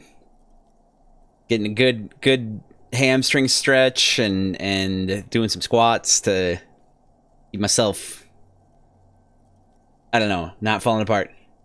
Yeah, the key's in the window behind the Hardy Boys. Yeah, because there's a thing upstairs that says it. Now I understand. That's why you get the -10 on there, or the -20 or whatever it is, because now's not the time. Get it if you assert your authority. Okay, we'll see. Look at the elevator controls. There are large rectangular buttons. Monter, descend, and an international call for emergency assistance. That third one appears to be broken. Damn. A small steel plaque reads Halter 800. Halter is a Koningsteiner lift company who went out of business a long time ago. Since the last maintenance was in 88. That it does. I say, let's brave it. The elevator was last maintained in the future? 88. This elevator was maintained a long time ago. At the end of the last century. Look on the bright side. If it fails, we will only sustain minor injuries. I'm talking 3, maybe 4 months in the hospital. Maximum 5. Optimistic? His whole enthusiasm is sarcastic. So it was mostly pinball machines riding this elevator. Imagine a killer sneaking around with a secret elevator, right? Seems so, although it's pretty quaint for a freight elevator. He taps on the guttering light bulb. It's golden in the dark. Let's close the doors and go up. I mean, we did this, I guess not backwards, but the other way around. Which is, I guess, backwards. Actually, you know, I want to see. Really? Still not? Okay. I mean, it's a white check. I could convince him. Okay. Let's go through the door. Did you find any footsteps or anything? Yeah, we checked it on the way in. We went through, I exhausted all the options on that one. So we got that covered. Got that covered already. And thank you. We even found that hole in the wall. There was a hole in the wall. Still is, probably.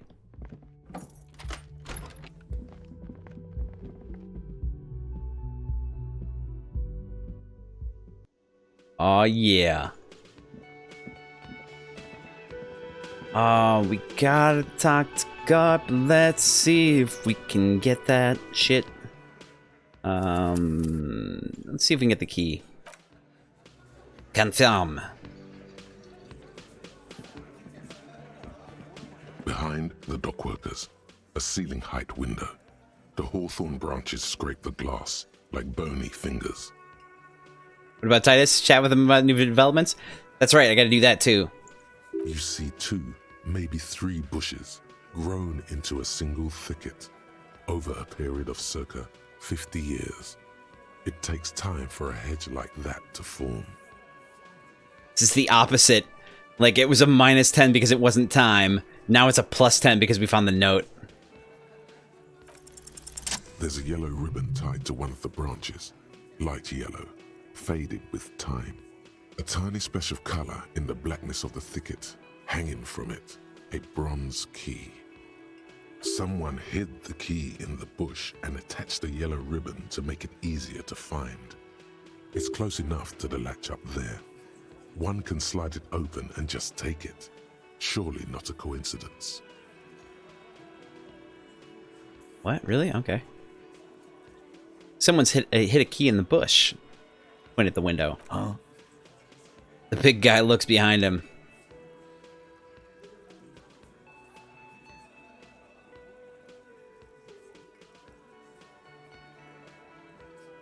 Need you guys to hand. Can you let me slide by so I can grab the thing? I don't know about that. I'm comfortable here. Don't think any sliding would really help right now. Sorry, fucko. Looks like you're gonna have to go bush diving. Good fucking luck with that. The hawthorn's got a bitch of a bite. I'm gonna enjoy the sight of you in the bushes out there. With a loud thud, the old man stands up, pushes the window open, grabs the key from the hawthorn branch, and slides it across the table to you. Oh, what a nice guy. The key is brass. Workshop spare is etched into its bow. The old man closes the window and sits back down in silence. Wait a second. He has some authority, that's right. Come on, man. We were just having some fun. Where's the harm in... I'm tired of listening to your shit. What? Yeah! Thank you, nodded the old man. Don't thank me. I don't give two shits about your key. This dude is dope. Does anyone know why this key was hanging right outside the Union Box window? Didn't even know it was there. Boys. No idea. Never even seen it. Someone must have hidden it there before this room became our place. This guy, right? I wonder what doors, plural? Does it open? It's for the blue door in the kitchen. There was a note there that you missed. I didn't miss said it. The workshop key is behind the window. It's this key. He makes a note in his blue notebook. I didn't miss it. I found it. I knew it was there. You see a heavy steel door with a prominent dimple lock. It's painted blue. Try the workshop spare key on the door. The key fits the dimple lock. It takes a bit of effort to turn it after all these years, but then the lock clicks. So here's the thing, right? Someone was supposed to be in this room fairly recently, within the last few weeks. The only two ways in are through this door and through the one upstairs. And the one upstairs was blocked, and no one was in here. Ow. What? A thing?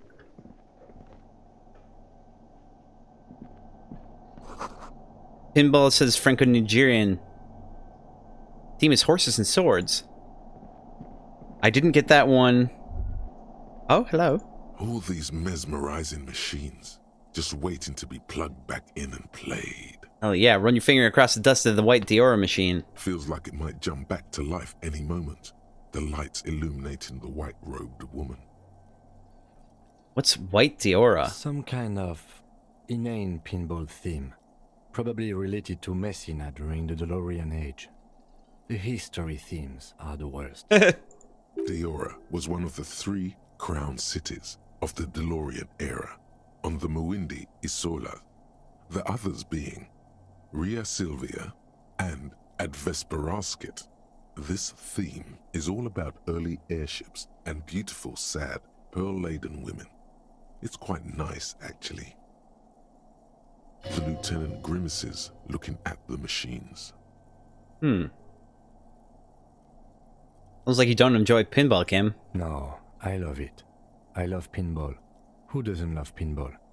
Let's move on. He doesn't.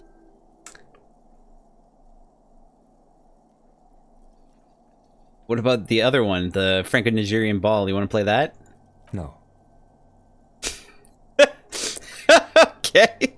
How about fire one of these bad boys up and play some ball again? You can't fire them up. They are broken. Only that one machine in the main hall works. The Royalist Pinball. He looks away. What a dumb name. Royalist Pinball. If they weren't broken, he would kick one of these machines about now.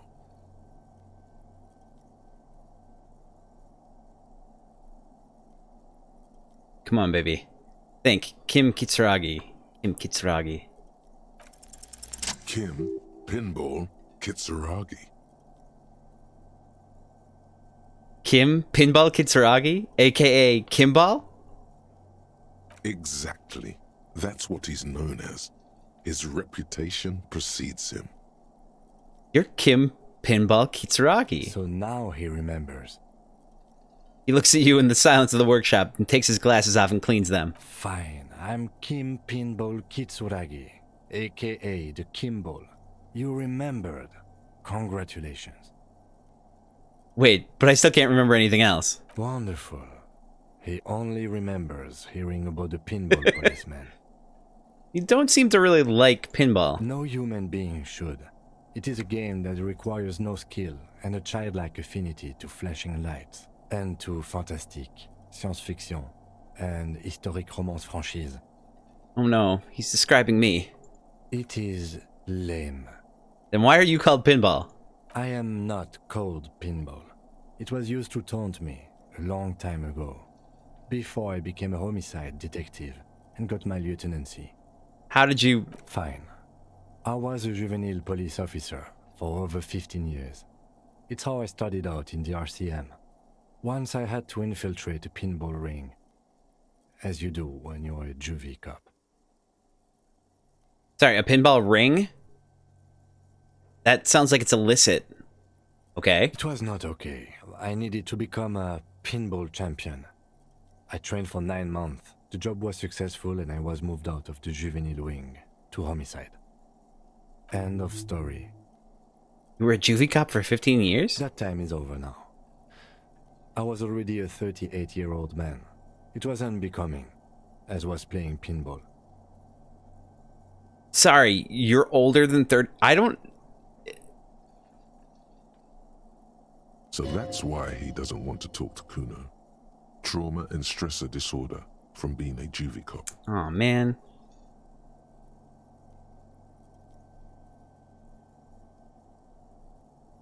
Wait, so that's why you didn't talk to Kuno? It's best if you handle the juvenile delinquents. Don't worry, I'll keep calling you Kim. Lieutenant Kitsuragi is good too. Now, we really need to continue our sweep of what appears to be a secret path through the whirling. But we already did. Alright. Save this beast. Okay. Alright. Let's get our stuff back together. What do we have? We want the found pants. Yes, I think that's it. Well, I mean, we're not going to be going through the dark, so I suppose I can put... You missed it. I did both drugs and booze. I did these to... Were you not... You weren't here for when I was doing the club, were you? I did the epic dance. I got Kim to dance. It was... magnifique. It was so cool. Alright. Let's see. Yeah, we'll carry a bag of trash around with us. Why not? No, we're gonna... Valsend. Carry a big stick, etc., etc. Speak softly. Blah, blah. No. Keep it open. Keep it open. I save? The man ponders his cooking utensils and... Stay masculine. I probably saved. Whatever. So... I'm already playing longer than I said I would. That's fine. You know what? Screw it. Hey, was there something you needed? Wait a second.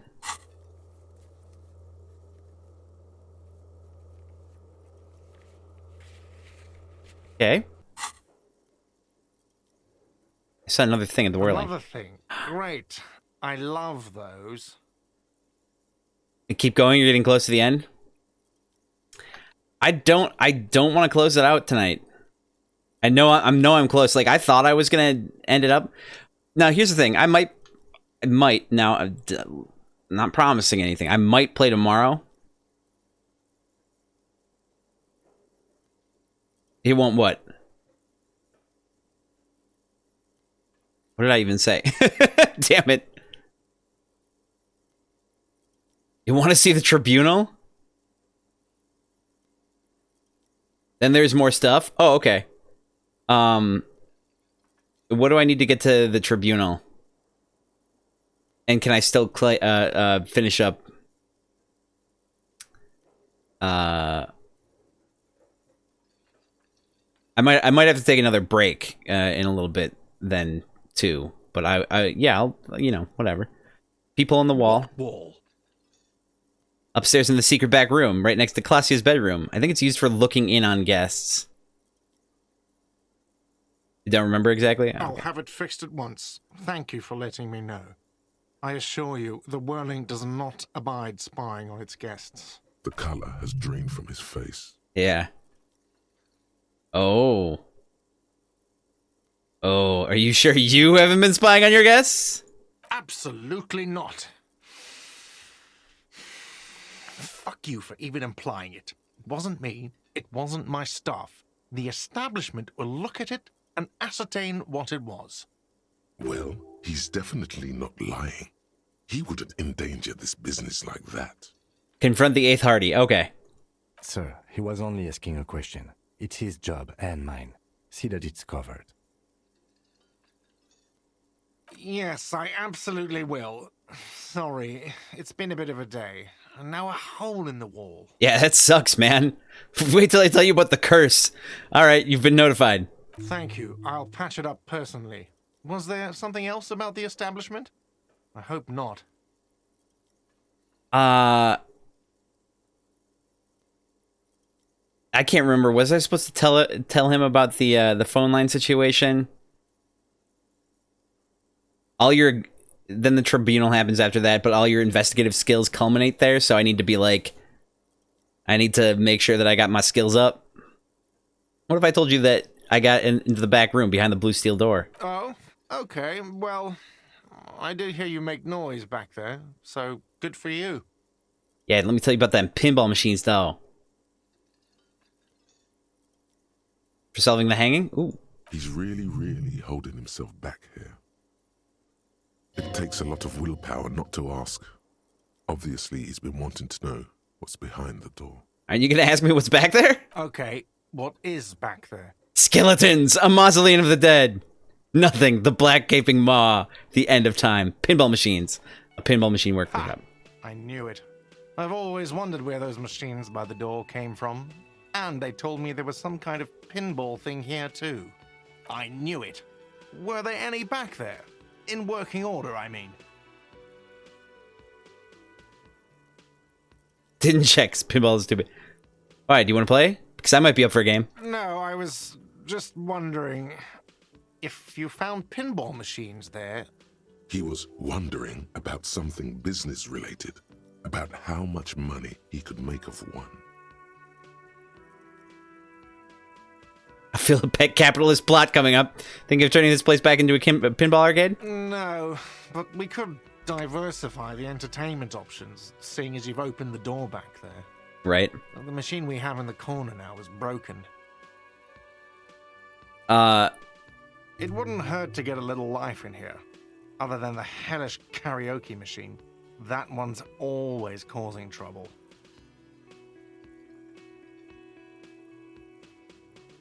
Yeah, Those numbers he's adding up must be making good sense to him right now. Can't monetize pinball. Sounds like he cares about the place. He's not going to be overjoyed to hear that it's part of the doomed commercial area. He should still know. You have to be forewarned about these things. What do you think? Should I tell him about the phone line? And also, should I tell him that it's part of the doomed commercial district?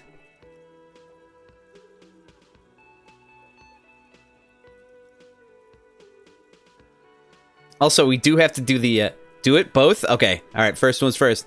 Claudia in room 3, she nicked the phone line. Why? No, fuck it. I don't want to know. I don't want to know why these degenerates do what they do. I thought we had one good guest in the building. He really doesn't like it being classier. Aww.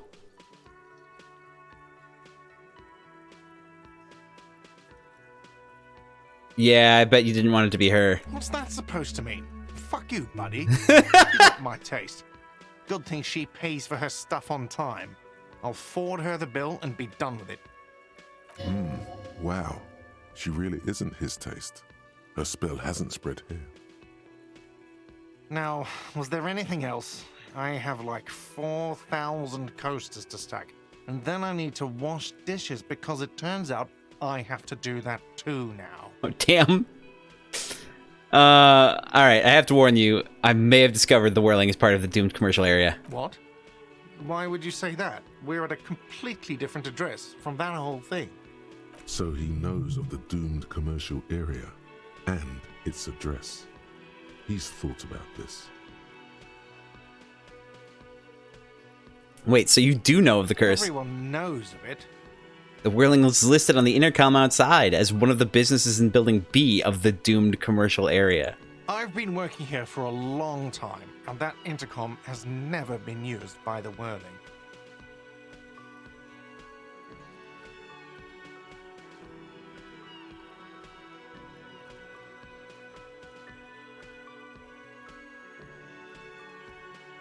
Hold on, not once? Isn't that already a sign of decline? It's a sign of the whirling in rags not being part of the doomed commercial area. If anything, we're revitalizing this neighborhood. Relax, Mr. Gart. I'm sure there is no doom. He simply wants to share his discoveries with you. The whirling was once... which one should I do? It's only a matter of time, or perhaps the whirling will escape? I'm feeling the second one. Hell, let's just pull for it. Tell me what's up. Tell me what's up. Get it, girl. Yeah, there we go. All right. I feel it. I feel it too. All right. The whirling was once part of the East Delta Pinball Arcade, which failed. Though perhaps the whirling will escape the curse. Does this look like part of a doomed commercial area? This pre-revolutionary tilework? These high ceilings? The nice rooms? Well, most of the rooms. For 14 years, man. That's how long I've worked here. I've kept this place up through hail and through sleet. Fuck me, if some doom ghost... He steadies his voice. He's done a fine job too. Though he's spoken of the place dismissively before, the hostel is actually very important to him. You really care about the whirling, huh? Yeah. It's slowly growing on me again. It's beautiful in its own way. Especially for this neighborhood. I've been trying to keep it that way. Even if it is part of the doomed commercial area. He is one of my favorite characters, honestly.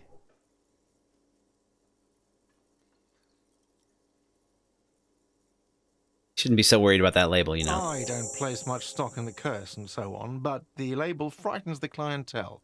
Who wants to stay at a doomed hostel? Everything's doomed enough without that. Really? What? Oh, damn it. What did I say? Got that unfortunate attention span coupled with the complete lack of a working memory. Not working memory. Well, it doesn't work, but what's the... Or is working memory the turn? Oh, he's one of my favorites. Yeah, okay. He definitely has his own choice. I say he's one of my favorites. He's not. I mean, Kim is clearly the favorite character, but Gart is like, I don't know, something about his character is really fun to me. I think I said it really early on in the game, but he could have been played wonderfully by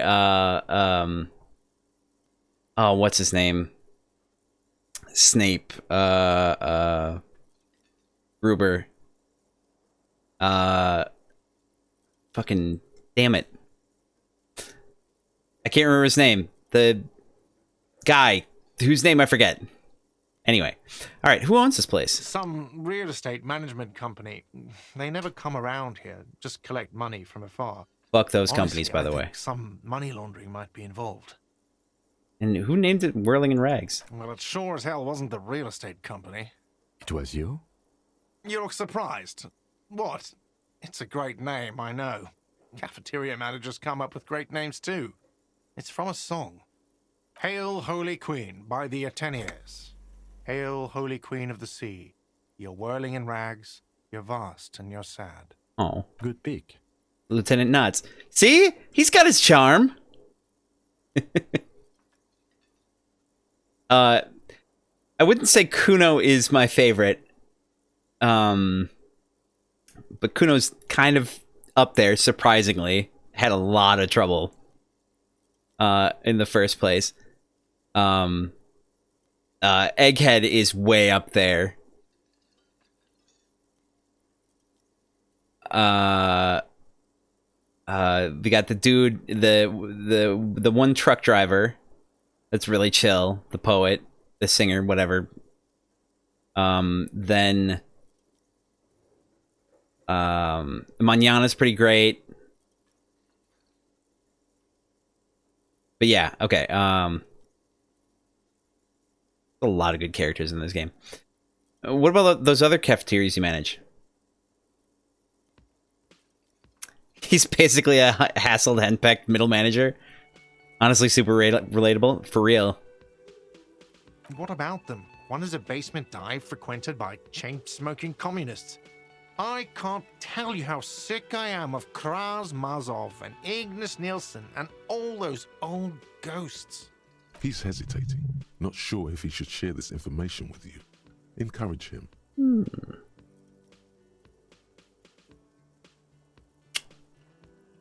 The others? The other is a kebab cart. It's very successful in its way, but it's nothing like the whirling. Oh. Everart, you think it's super fun? So slimy? He does, like, slime, he's slippery. Like, I feel like slimy implies a certain amount of stickiness, but he is slick. Like, the way he avoids questions and just dodges around. Yeah, the best corrupt guy, but some mislead, kind of. Kind of a the mean ends justifies the means sort of situation. Well, good luck to you with this place then. Luck has got nothing to do with it. I need to think about where I'm going to place those pinballs. I have a feeling they're going to help. Right? Against the doom, it's implied. So, if you didn't have anything else to tell me about my establishment, can we, wrap it up? Yes. So cool. Got so many points. Look at all them points. Yeah. Like what Mignana said, it's good to have a corrupt guy in charge of your organization to get things done. Feel it. Let's get a save in there, baby. Alright. So, what do we need to do right now? What do we need to do right now? We need to confront the... This one right here, Titus, yeah. I must be. This is bothering the piss out of me. I actually took care of the pigs already. I got the gun already. Oh, right. You were there for that. You were there for that. But talk to Titus about the pigs.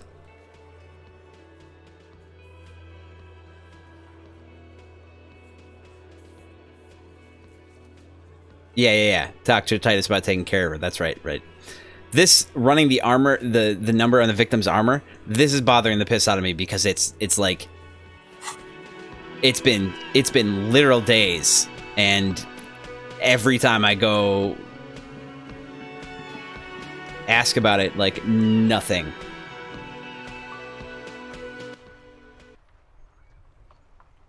Not taking care of her. No, like, yeah. But in the literal sense, like, yeah. Care. Using care with respect to her. You Yes. see a set of steering levers. A Damn it! metallic drawer slides out. The pull-out toolbox All right. slides back into its nest. Pick up the radio. Precinct 57. How may I assist you? Did you find more about the... Still no word, See? I'm afraid, sir. I know it's still no word, I'm afraid, sir. I know it must be frustrating. Was there anything else you wanted to ask? It's... 57, over. In the cabin, you see a set of steering levers. Like... A radio on a hook. Like, I've done it like 7 times. 1,200 times. 1,209 times. You heard what I said. You heard what I said. I'm gonna save again. You know what? I didn't want to have some weird bug from me saving while I was, like, running. Let's talk to Titus. Actually, do you have anything special to say? I've got nothing to say to you. Apparently not. Why? It's you again. What is it? Well, you know.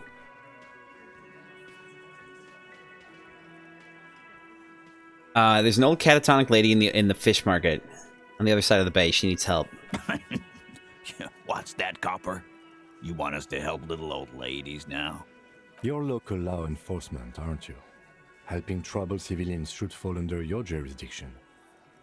Yeah. We'll send someone out. Who is? Wait. It's the pigs, isn't it? Yep. God. Poor lady. Don't worry. We'll handle this. I think she got some family in Kuron or something. Bastards left her alone when she got sick. We've been getting complaints. Oh. Hey, wasn't Everard's B team looking for her the other day? They said something about her, I don't know, finding something? Yeah, I think you're right, Gene. She have something of yours, pig. Nope, she didn't have anything of mine. Actually, should I be honest? Hold on. Yeah, feel it.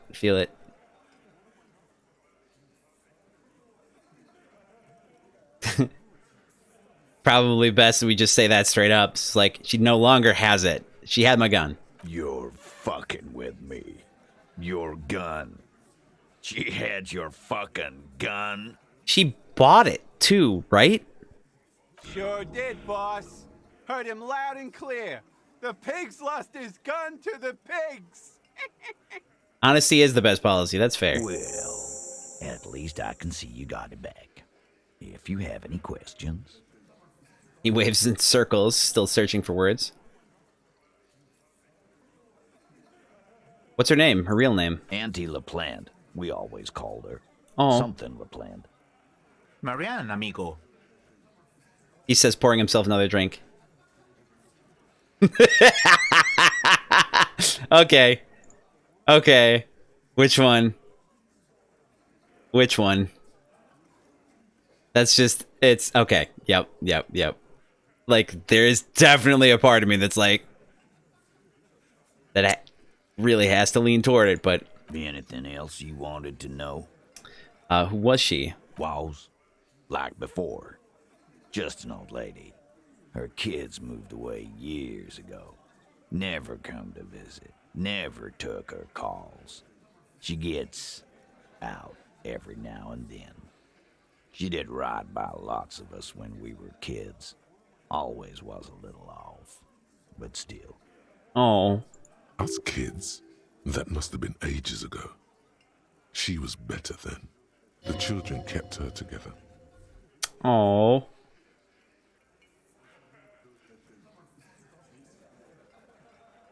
How did she get like this? Wanted to be a cop, you mean?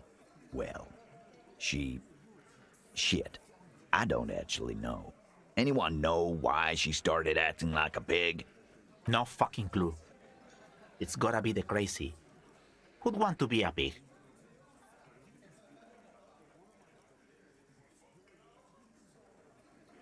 All right. Probably pull for this one. I'll read it off first. Yeah, sounds familiar. We got 4 options. Number 1 is someone who wanted to set the world right before it ends. Ever think of that? Number 2 is more like who wouldn't? Cool uniforms, fast machines, packing heat? Sign me up. Number 3, law enforcement is a respectable occupation, sir. Number 4 is I can't but feel partially responsible for the unhealthy culture that poor woman is latched onto. I'm sorry.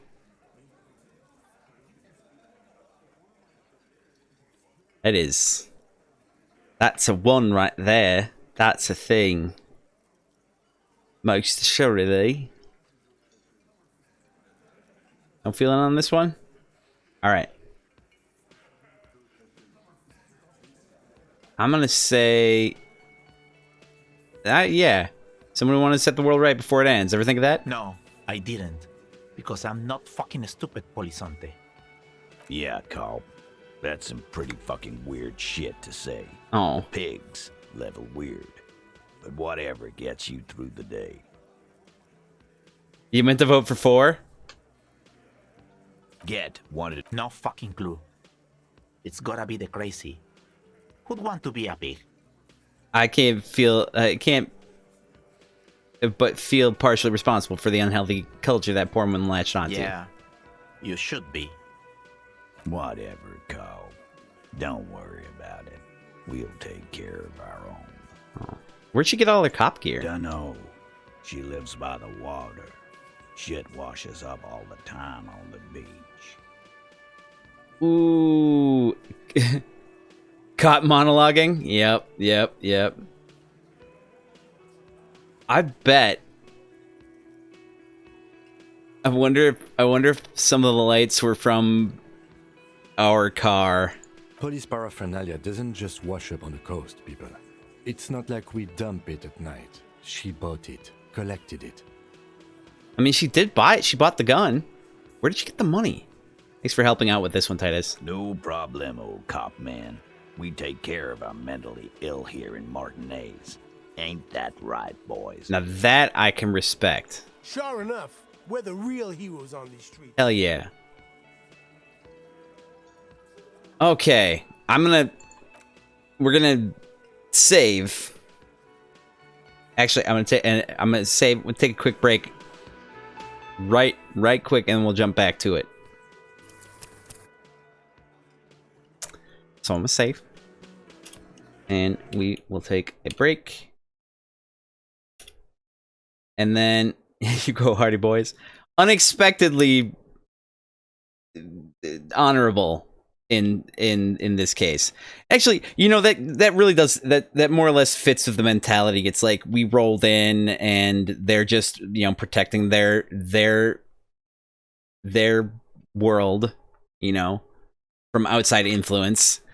It's very much kind of a almost a microcosm sort of situation where they're representing the entirety of Martinez and you know, Revachol, and we're representing the other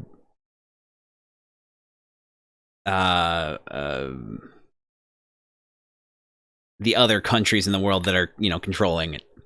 Anyway, take a few minutes, get stretched out, go to the bathroom, get a drink. We'll be right back. Disco Elysium reading group on disc? Dig it. I'll be right back. All right. Get this show back on the road here. Give me a second to refill.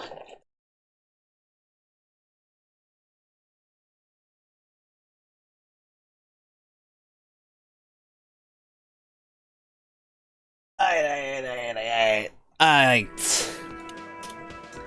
Boom. Okay.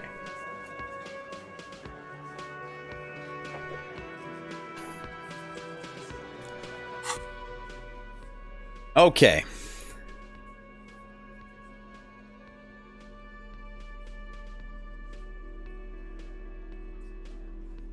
Okay.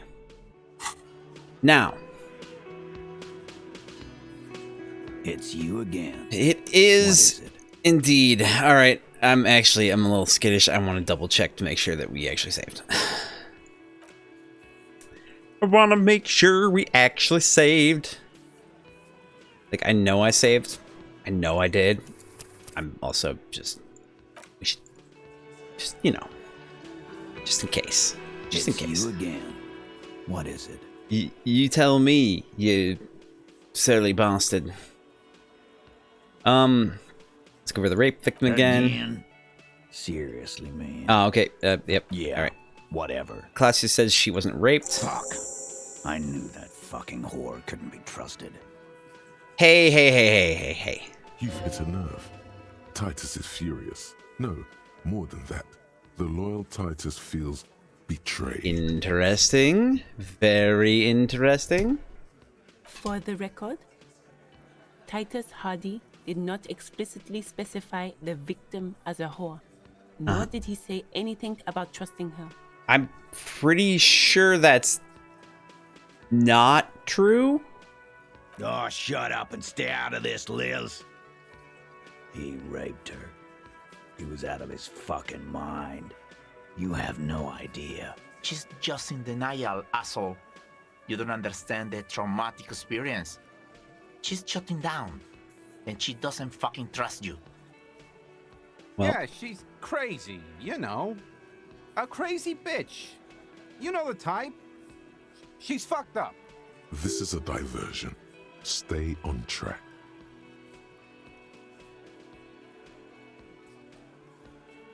cut the bullshit. She told me the truth. No, man. I'm at the end of my goddamn rope with you. I fucking told you not to push her. His hands become fists. And you went and pushed her. I am gonna fucking hit you. Duck. Titus Hardy. Her voice rings through the room like a warning shot. Everett personally sent me to take care of this. If this goes south, we'll all be in the shit. But you, Titus Hardy, are going to be buried. Am I understood?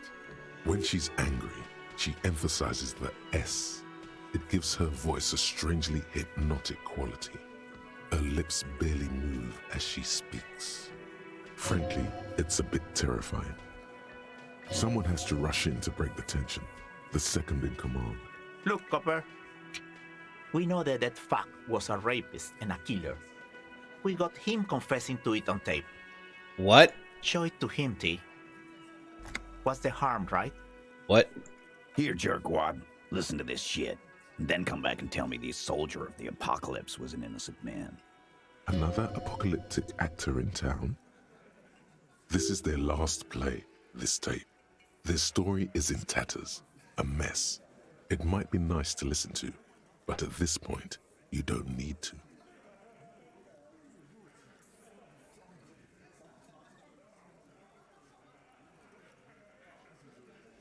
Why should I care about the tape? You lied to me. You don't care about evidence.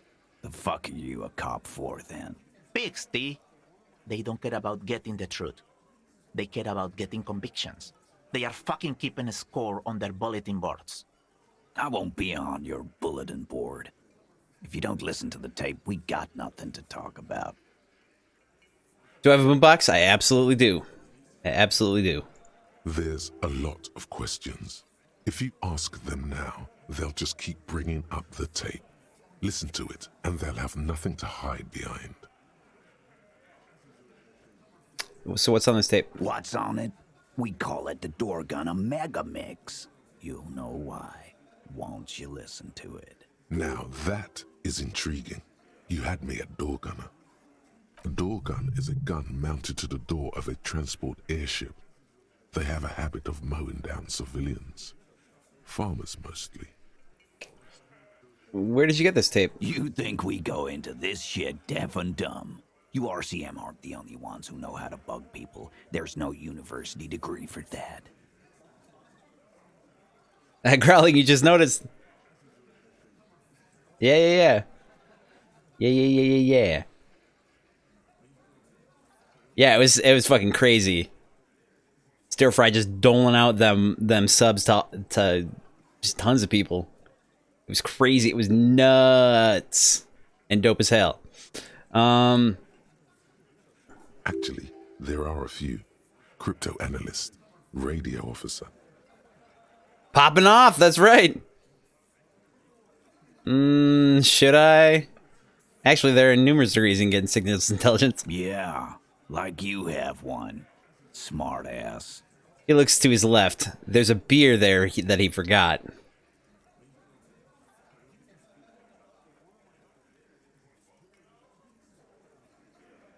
Yeah, you opened another Twitch window for settings and stuff and saw the notice on that, but not here? Interesting.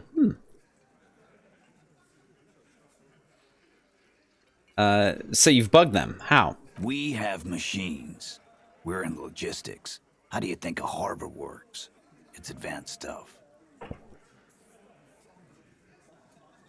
Understood? You've listened in on their communications. How long? Since way before their chief started taking swing lessons. Swing lessons? What do you mean by that? Things got nice and quiet after that. Which one of you is doing this advanced radio work then? It's not advanced. You just hold up in a coop all day, writing down what they say. It gets hot as hell in there. Don't put yourself down, Angus. It's important work. The chief picks his beer back up to offer a silent toast. Yeah, man. You're like a radio genius or something. Those notes are some in-depth stuff. Indexes and shit. Where can I listen to this? I'm sure we can find a tape player. The lieutenant whispers. Where can I listen to this? Why don't you try shoving it up your ass, genius? Yeah, play it with your ass, cocksucker. His voice echoes like thunder in the small room. I'm sure we can find a tape player. It's not a problem. He repeats calmly in a hushed voice. The room had one. Or maybe it's too broken. That's enough for now. I'll get back to the investigation. Don't forget your tape, lawman. Compliments of Titus Hardy.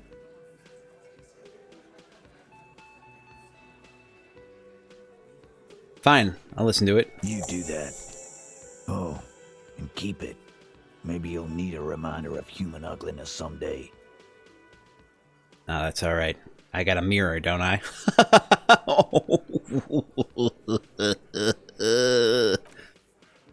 All right, then. Beautiful. Get that tape player. Boom, baby. Boom. Oh, and we also have a brief look at inframaterialism. Right? Self-burn. Door Gunner Megamix. A magnetic tape acquired from Titus Hardy. It supposedly holds a recording of the mercenary task force radio communications recorded via decryption station. Not a good omen. Requires a boombox to play. Yeah. This is what I studied law for? Alright, maybe I shouldn't, like, do it right next to it, but, you know. Door Gunner Megamix. Alright, it gave you a recording where the hanged man supposedly testifies to his intent to rape and pillage. Have to listen to a playback device, either in your room or find one from a pawn shop. The readings. Communists should be caught up on that. Yep. You know what? I'll read that right now before we do the thing, just to get it out of the way. to make sure we get it out of the way.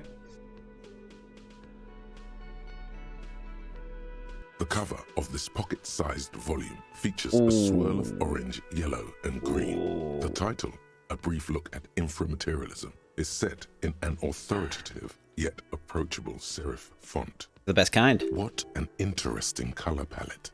It's vibrant, yet somehow leaves you ever so slightly nauseated. On the inside jacket flap, you find a brief summary. What is inframaterialism? Yes, please. A highly theoretical branch of Masovian communism, a collection of mystical ramblings by a discredited revolutionary, or possibly both. This brief look, TM, introduces readers to one of this century's most fascinating and misunderstood theories in a concise, jargon-free manner. This feels like kid stuff. Is there no slightly longer glance TM series? The back of the book contains 4 or 5 pages of primary and secondary sources, but you need access to a university library to find most of them. In other words, this guide is the only source you're likely to find. You turn to the table of contents. The guide itself is divided into several sections with seemingly esoteric titles like Effects of Plasm on Root Vegetables and Mental Projection and Transference. There's also a brief introduction about the life of Ignis Nielsen. Really? Okay. Mental projection and transference. All right. I think I'd forgotten to save. Before we like really actually get into it. Before we really get deep into this. You spend a moment contemplating the cover's slightly unnerving. Oh no, we're gonna finish it. Orange, yellow, and green. Just wanted to make sure I saved first. Read the introduction by Ignis Nielsen. To his numerous admirers as the evangelist of the revolution, and to his even more numerous enemies as the apocalyptic Shrike, Ignis Nielsen remains one of the most controversial and fascinating figures to emerge in the years of the anti-centennial revolution, second only to Karamazov himself. During his unparalleled life, he helped guide a revolution in one country and found a new state in another. Along the way, he committed some of the most notorious war crimes in an era famed for its atrocities. And yet, his most fascinating contribution to history may be the most overlooked. His theory of ideological plasm, from which his followers and successors developed the school of communism known as inframaterialism. Apocalyptic Shrike, right? I feel like I should know what a Shrike is. Yeah, plasm. Like, what? Start reading the first chapter. If you're like most people, you probably believe that your thoughts reside in your brain, right?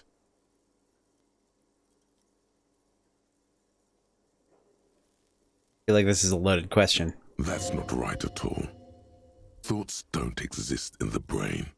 They float through the air. Your brain is but a fish swimming through them. What is this book on about? That's right. I always thought I swam through them. Very interesting.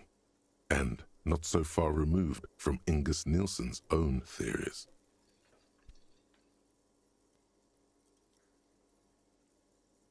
As Mazov's devoted comrade and leading theoretician, Nielsen was responsible for developing much of the intellectual foundation of communism. But his interests and speculations were famously wide-ranging. During his final years in exile, he produced, among other things, an early guide to home brewing, instructions for raising revolutionary children, plans for a universal pictographic language, and a detailed materialist critique of Dolores Day's chess strategy. Interesting. A true man of ideas, equal to any of the great DeLorean polymaths. But one subject he returned to time and time again was the fundamental relationship between thoughts and matter.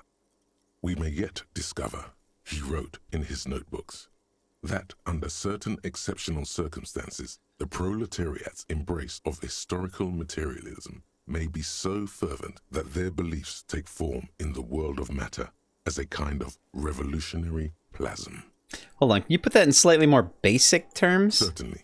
In essence, Nielsen is arguing that thoughts don't just reside inside the brain, they radiate outward from it. According to this idea, the brain is an ideological transponder, constantly emitting waves of highly politicized energy, which Nielsen called plasm. Huh.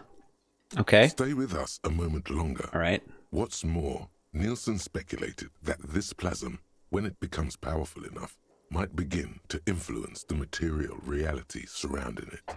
Hence the name, inframaterialism. You love it so far? Yep. Unfortunately, Nielsen passed away before he was able to develop these initial ideas into a full-fledged theory. That work was left to subsequent generations of communist theorists.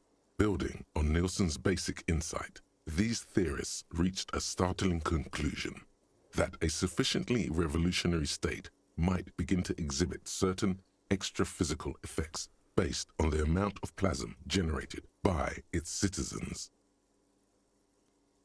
Wait, so this isn't even Nielsen's theory? It's his followers?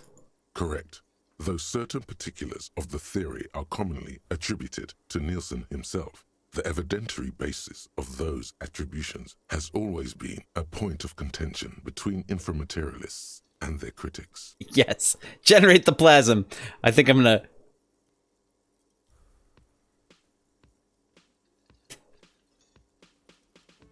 I think I'm gonna pull for this one. I'm wondering if we'll be able to go through all of these. Number one is, this doesn't make any sense. Number two is, I'm completely lost. Number three is, so these people are saying that if enough people just believe in communism, it will come true?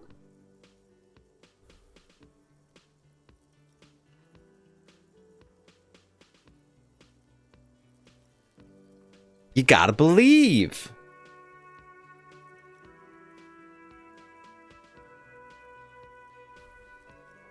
If you only believe.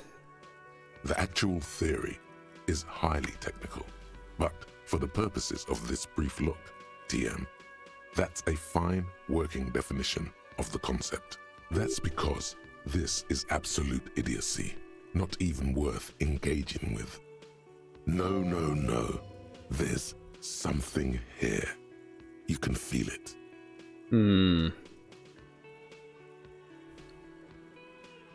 All right, let's hear about this extra physical stuff. Inframaterialists divide the extra physical effects of the revolutionary state by the level of plasm required to achieve them. At the lowest, or first level, revolutionary plasm is believed to stimulate or invigorate matter without altering its essential properties. This sounds like that business with the turnips. Precisely, though plasm does more than increase vegetable yields. It may also influence the physiology of revolutionaries themselves. Are you telling me it makes them swole? It's also been postulated that plasm may account for the remarkably full and manly facial hair observed on many communist males.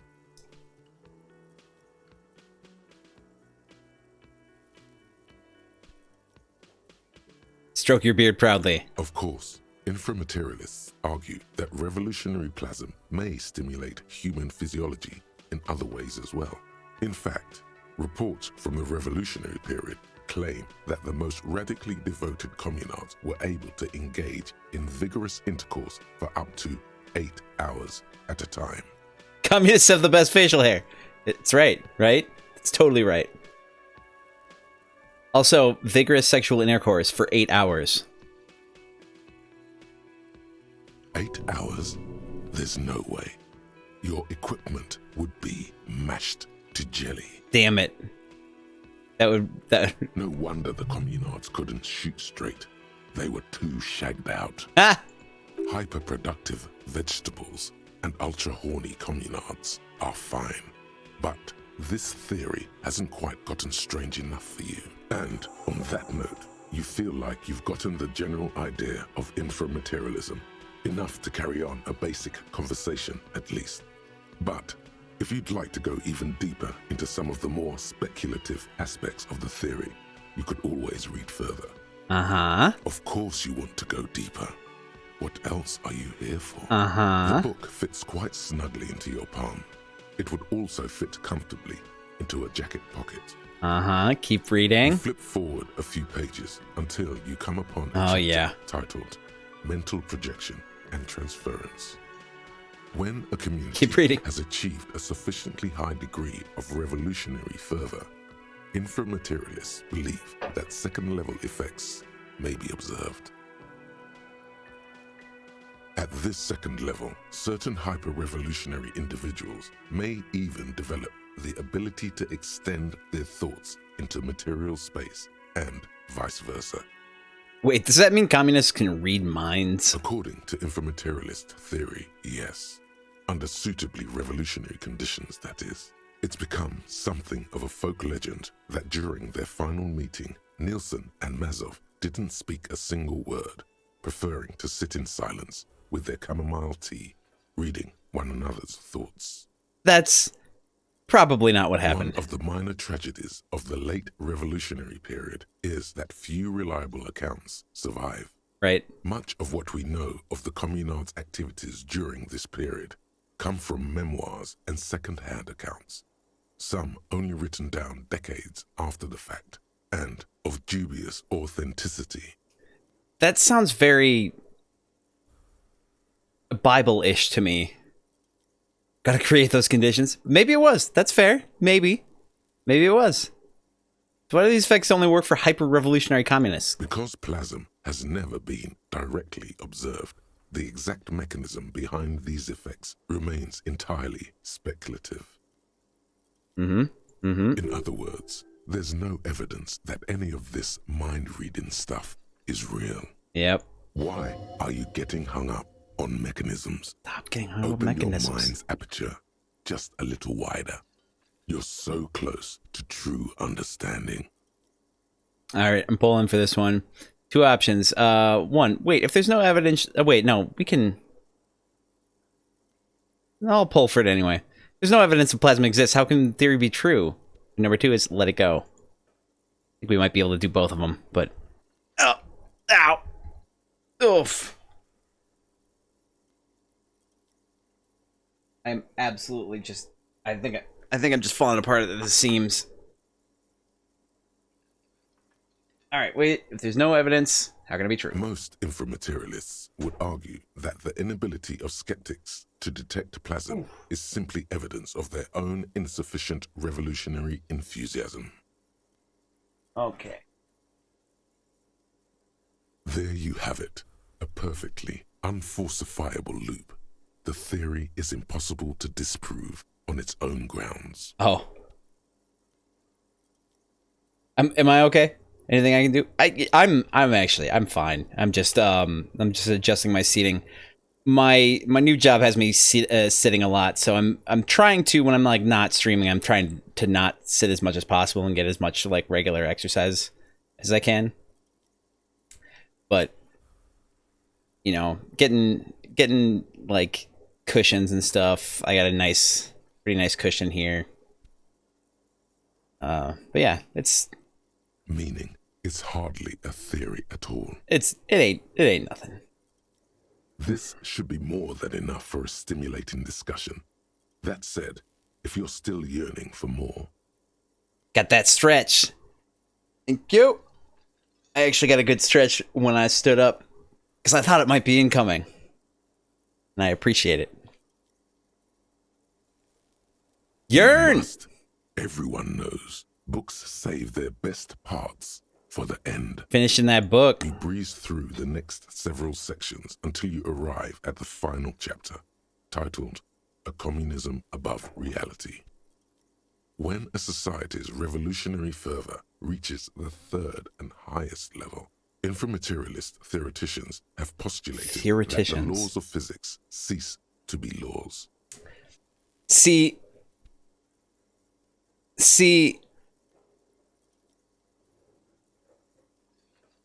See, it's funny because I'm thinking about something, and that is that there's the Pale, and there's like all this evidence of like this really weird stuff, and specifically the laws of physics cease to be laws. That's a thing that happens in the Pale, apparently.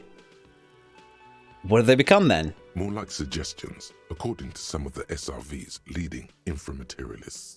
Like, coming from a perfectly rational standpoint in the real world that you and I are sitting in, this is all ridiculous. Yeah, the mega rich light bending guy, explain his existence? Well, I believe that was partially explained by the fact that the guy had no effect on Kim at all. If he exists, plasma may as well. Like, it may have been in our minds, but at the same time, if the Pale exists, there's real possibility that something like this exists in this world. Of course, it's impossible to say what exactly happens under these conditions. No known society has ever achieved the levels of revolutionary enthusiasm the theory seems to require. Maybe we can change that. Some inframaterialists have even argued that it might require more plasm than humanity alone may be capable of producing. Wait, are there non-human sources of plasm? In the SRV, there have been attempts to organize certain species of aquatic mammals, as well as a few of the higher corvids.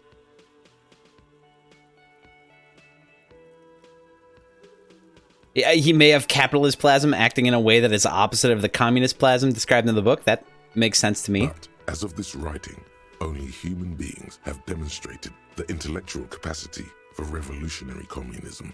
Are you familiar with White Wolf, specifically the role-playing game company? And you're probably familiar with Vampire Masquerade. You don't think so? You're probably familiar with Vampire the Masquerade for sure. That's a thing that's pretty common. There's a bunch of games. You don't think? Oh, okay.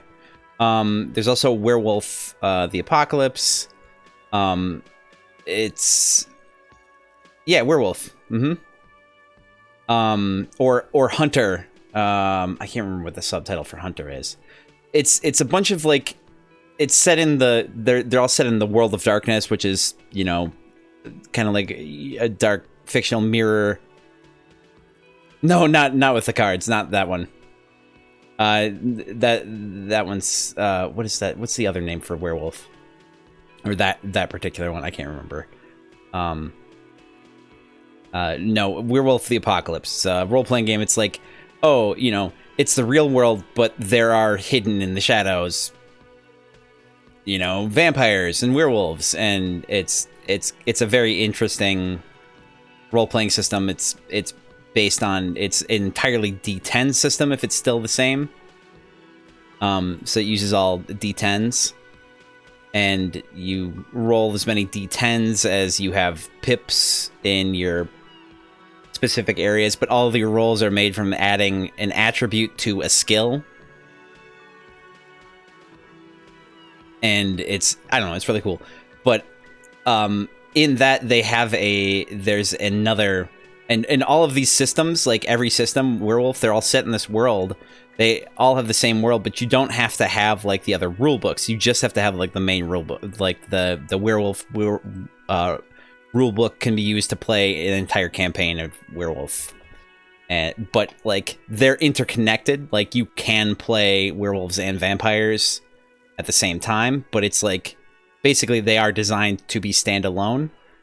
Anyway, they have a game called Mage where there are mages too, and the whole idea, it's like it's got a really sweet magic system that's very much basically like, oh, you have these certain understandings of different kinds of magic, and your how your magic works, it basically depends on your ability to explain the effect that you want and to justify it with, you know, what your understanding is.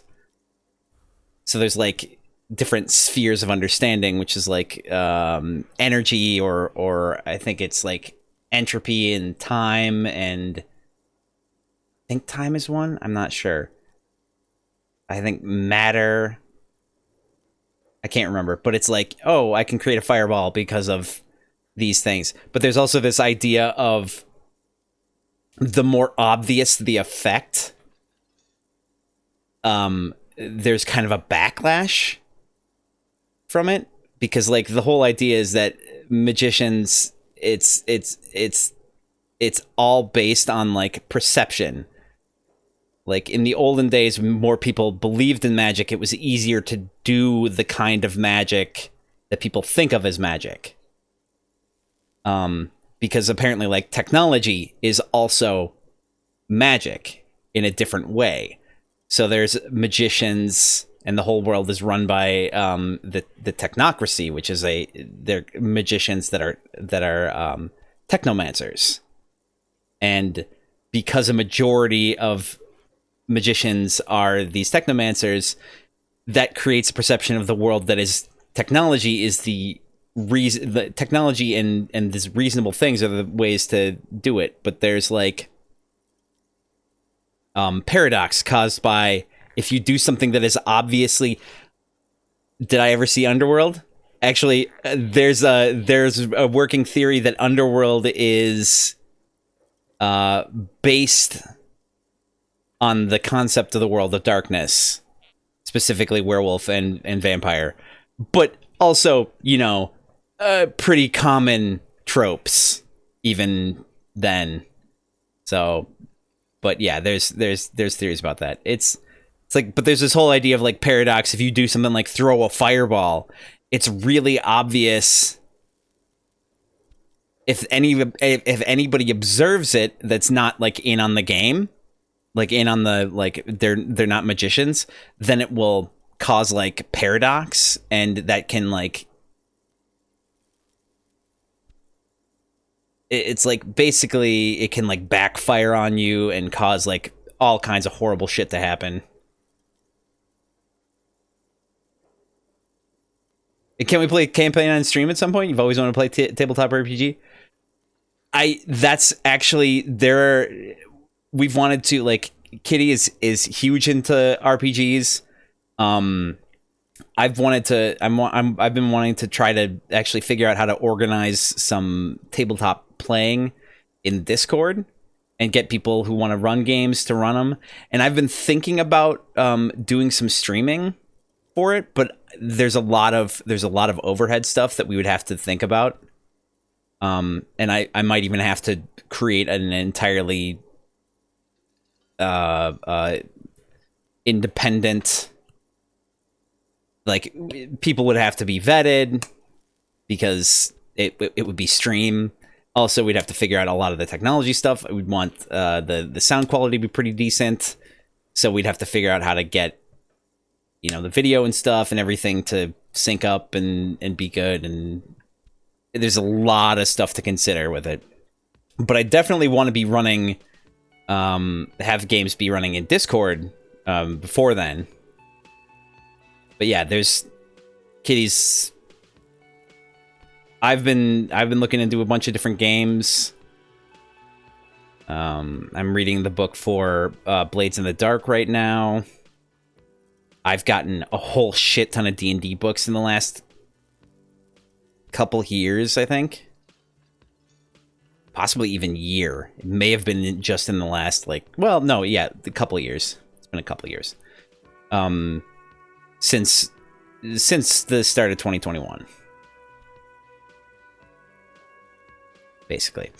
But yeah, no, I've wanted to set up stuff in Discord, set up a bunch of things where we can have multiple people setting up games and having multiple players, people in different games, all kinds of things. But hell yeah, I haven't really played a lot of tabletop RPGs myself.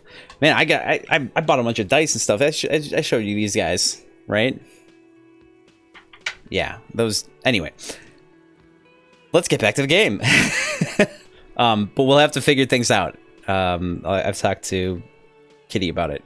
But anyway, has anyone ever gotten close to reaching the 3rd level? There are numerous stories from Samara involving bandits or fascist mercenaries being levitated by farmers from the most ideologically advanced communes. Of course, few of these incidents have ever been rigorously investigated or substantiated. The form of these stories also recalls several well-known Samoran folk tales, in particular, the one commonly known as Clever Oleg and the Flying Magistrate. Among known attempts to channel 3rd level capabilities, the most well-documented is the curious case of Coalition warship Debutante. I have got to know what that's about. It concerns an interesting series of events that took place during the invasion of Revachol. As Coalition forces made landfall, a cadre of Nielsen's most fervent acolytes attempted to compress a Coalition aerostatic with their collective will. This is so good, right? According to Communard law, these acolytes positioned themselves at the top of a redoubt just over the bay of Revachol. From that vantage, they proceeded to visualize pinching Coalition warship Debutante between their fingers, a gesture believed to assist in the extra-physical materialization of their thoughts. I'm crushing you!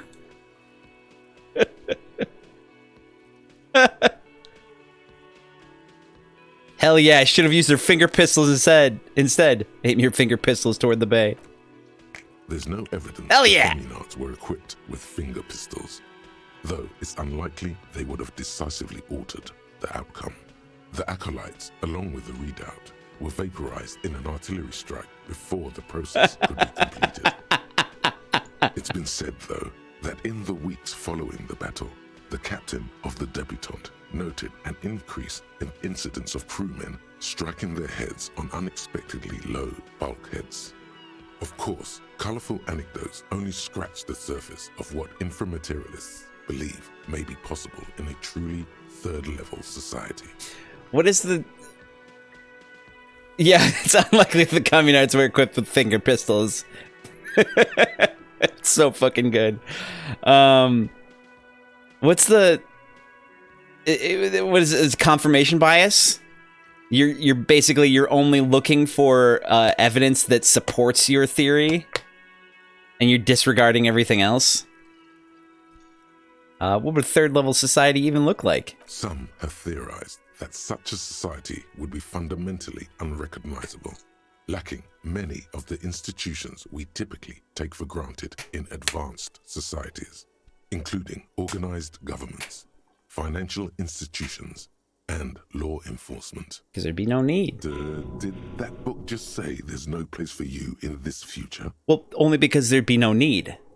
Others have argued that people living under 3rd level conditions will be immune to such infirmities as hunger, disease, and mental illness. In some of his later writings, Nielsen himself speculated about the potential for an extra-physical architecture that disregards the laws of bourgeois physics and instead relies on the revolutionary faith of the people for structural integrity.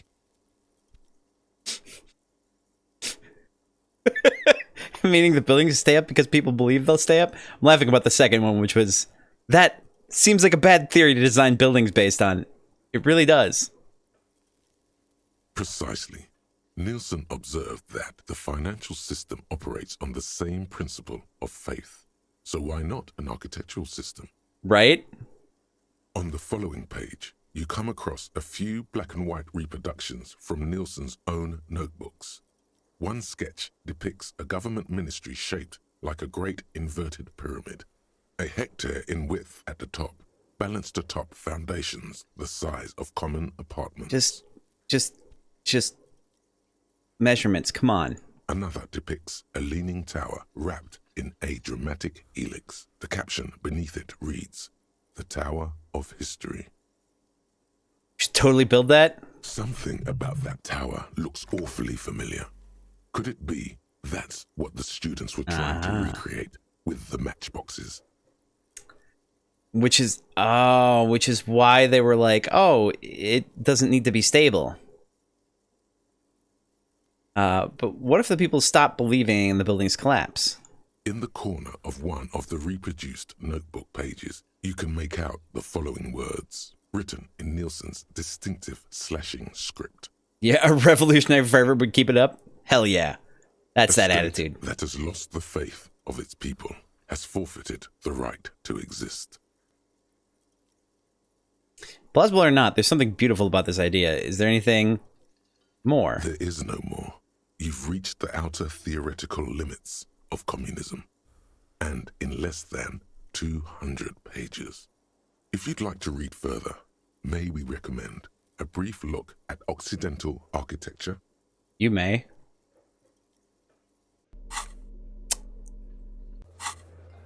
Oh, hell. Yeah, that's what's up. Okay. Okay. Oh, we still have to listen to the tape. Oh my god. Do you happen to have any idea how much... Did I just... Okay, I saved, right? Okay, good. Do you happen to have any idea... Now you can engage in ideological combat. An ideological skirmish. Do you happen to have any idea how much more is left in the game? Because I don't know if I have it in me to continue right now. Unless we're really close to the tribunal. In which case... The porter reel is just what you needed. The reels attach to the apparatus with a satisfying click. The tape is routed behind the magnetic reader. Sorry, we're... Oh, God. I did it again. What was the question I asked you? How close are we to the end of the game? Is that what I asked?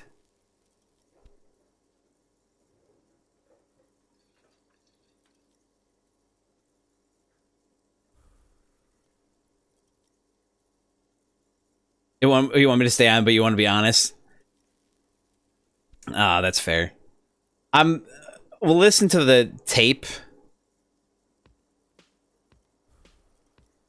I mean, if we weren't like, because you just wanted to get through the tribunal. Is the tribunal the end of the game?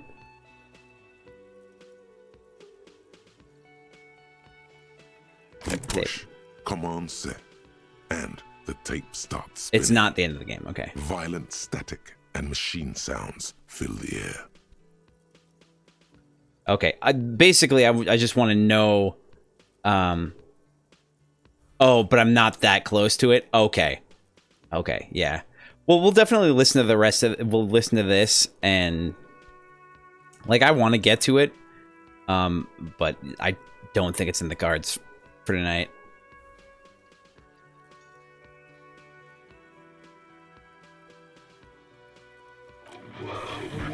This isn't Revachol. This is a fucking village. I can almost see the elephants. Another... Yeah. Some kind of machinery. The harbor. That's the son of a Kvalson crane. Okay. He's right. When this shit is done, I'm gonna tear that place up. Soldier of the apocalypse style. Kill shit. Dogs and chickens too. I don't like that. Gonna run a room, Cordy. A real nice...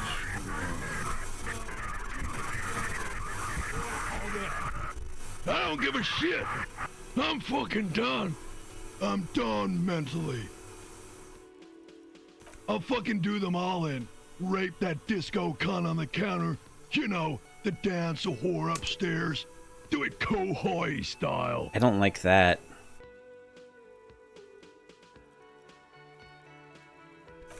Never did get that taste out of my mouth. A click, then silence. The rest of the tape is empty. The lieutenant presses the button marked Arrete on your porter reel. The tape stops spinning. What was that at the very end? End of recording. What do you think? It seemed authentic enough. Probably recorded off the shortwave, then edited to seem more incriminating. He sounded like he was on patrol around the harbor walls.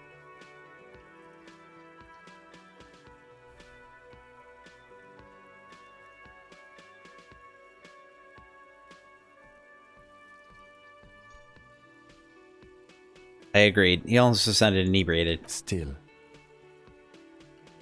The lieutenant looks at the tape. You're familiar with his look now. It's his look of suspicion. Who's this Cordy? Corty could be short for Cortenard, one of the other mercenaries, the one he was talking to. Probably the mountain at the harbor gates. Mr. Right to Work. What's Cohoy? A village on the Samaran Isola, in South Safre. Grad committed war crimes there, the kind of thing he talks about. The South Safre conflict is an ongoing proxy war between Grad and Safre. It has been hot for 12 years, with the atrocities piling on, mostly committed by the Grad. Think he was there? Who knows? Maybe the tattoos would have an answer. We would need to know the story of this man's service. Ah. Hydrate. Cheers. Thank you. A symbol of soldier of the apocalypse style conduct in a civil environment. Okay then. What now? I think we've got a few more questions for Classy, don't you? This seems to contradict her testimony, at least to some degree. Confront Classia with this new info. Perfect. As you take out the tape, the boombox tunes itself back to the cheery radio again, spewing out beats like it's a Friday night. The contrast feels chilly, inappropriate even.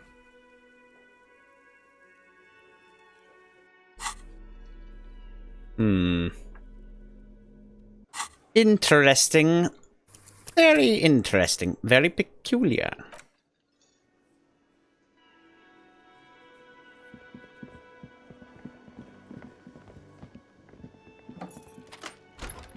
Well, let's go upstairs then.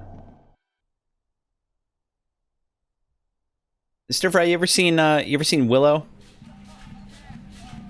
The movie, specifically from the 80s?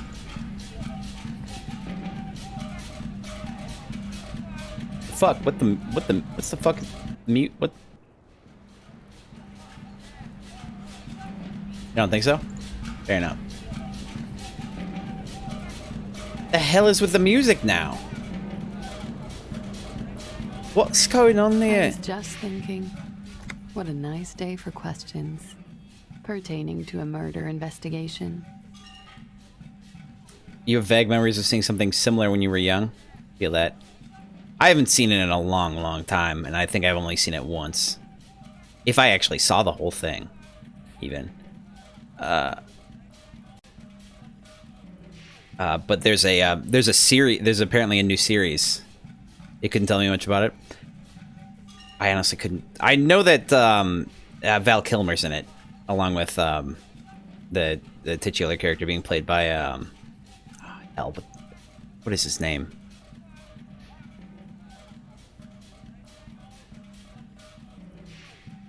Damn, I can't even remember. Yeah, but there's a new series, I think, on Disney Plus. And you heard about the new series? Your older cousin really liked it? I haven't seen it yet. I was gonna actually, because I know the movie is widely considered very good. I was gonna like buy it and watch it again, and check it out. Check out the series because I got the Disney Plus, so why not? Titus Hardy gave us a recording where the deceased states his intention to commit rape. She puts her coffee cup down with a soft ring as the porcelain meets the metal table. This does not surprise her. Did he? I never said he was a good man, or that he had good intentions. Only that he was never bad to me. Yeah, this is the evidence that was given to us is what, circumstantial? Because it doesn't actually. Yeah, I don't know. She doesn't care. If anything, she sounds amused. Okay, maybe there is that. Something is definitely up. On this tape, he specifically identifies you as the target. Where did they get this recording exactly? It's intercepted radio chatter of the deceased, recorded via the encryption station. It's authentic enough. Does he say he's gonna do it Soldier of the Apocalypse style? He was quoting something. Those are the exact words he used. Yeah. That was practically his pickup line. She picks the cup back up. Did he say whores a lot? Was he pretty much on the verge of doing it Kohoi style? The word whore was used. He liked the way it sounded when he said it. As to Kohoi, The young woman lights a new cigarette with the butt of her old one. he wasn't actually there. He didn't do a tour, or at least didn't tell me he did. Would have been overkill anyway. He lived his own little Kohoi. It wasn't his everything. You think he was trying to scare people? No. I'm pretty sure he did all those things. And then had to internalize them to keep on living. Until they just sort of turn into his, what's the word I'm looking for? She's quite observant about the human character. Trained to observe, even. Is she a spy?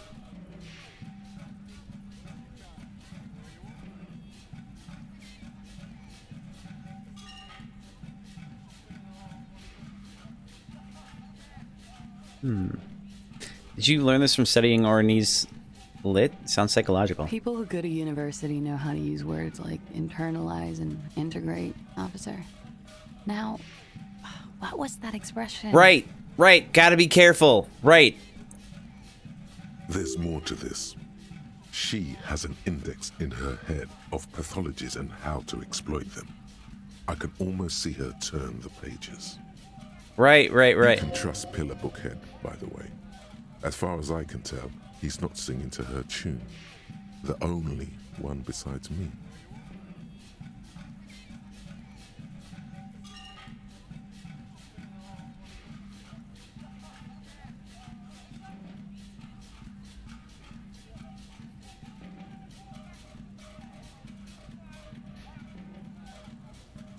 Persona. Running joke. I was gonna say running joke. And it sounds like you didn't even get the good bits. Lely's punchlines got way funkier than that. He was like the Seminoles conflict, the Kohoi massacre, and the 36 famine in Yezut all rolled into one person, then cast in Orani ceramic armor, which he wore in bed and in the shower. You like this kind of stuff? We're all scraping up any happiness we can find, officer. Going around with our little scouring sticks. You, your first love, Mr. Kohoi here. Did he tell you he had actually done any of those things? In Martinez, I mean? No. We were too busy laying waste to our own nervous systems to direct any of the fury outward. He seemed happy, I guess. At ease. As much as a man like him could be. There is a small measure of pride in her that she could quell the rage in such a being. What kind of man was he? Before you go, ask for details. She seems okay to talk about it. Thank you for clearing that up, miss. Whenever you're ready. I'm interested to hear what Titus Hardy has to say now. Oh, this is messing with my brain. She takes a very small sip of her coffee and smiles. Okay.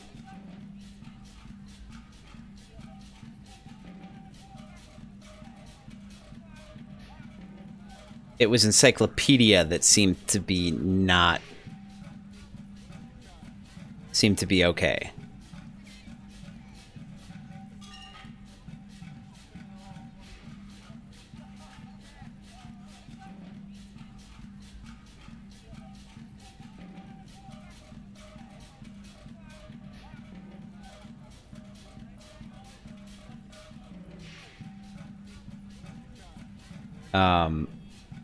I'll have to come back to this. Oh my god, this game is so good. I'm gonna save. As much as I hate to do it, and I do, this is where we're gonna be done. This is where we're gonna cut it off.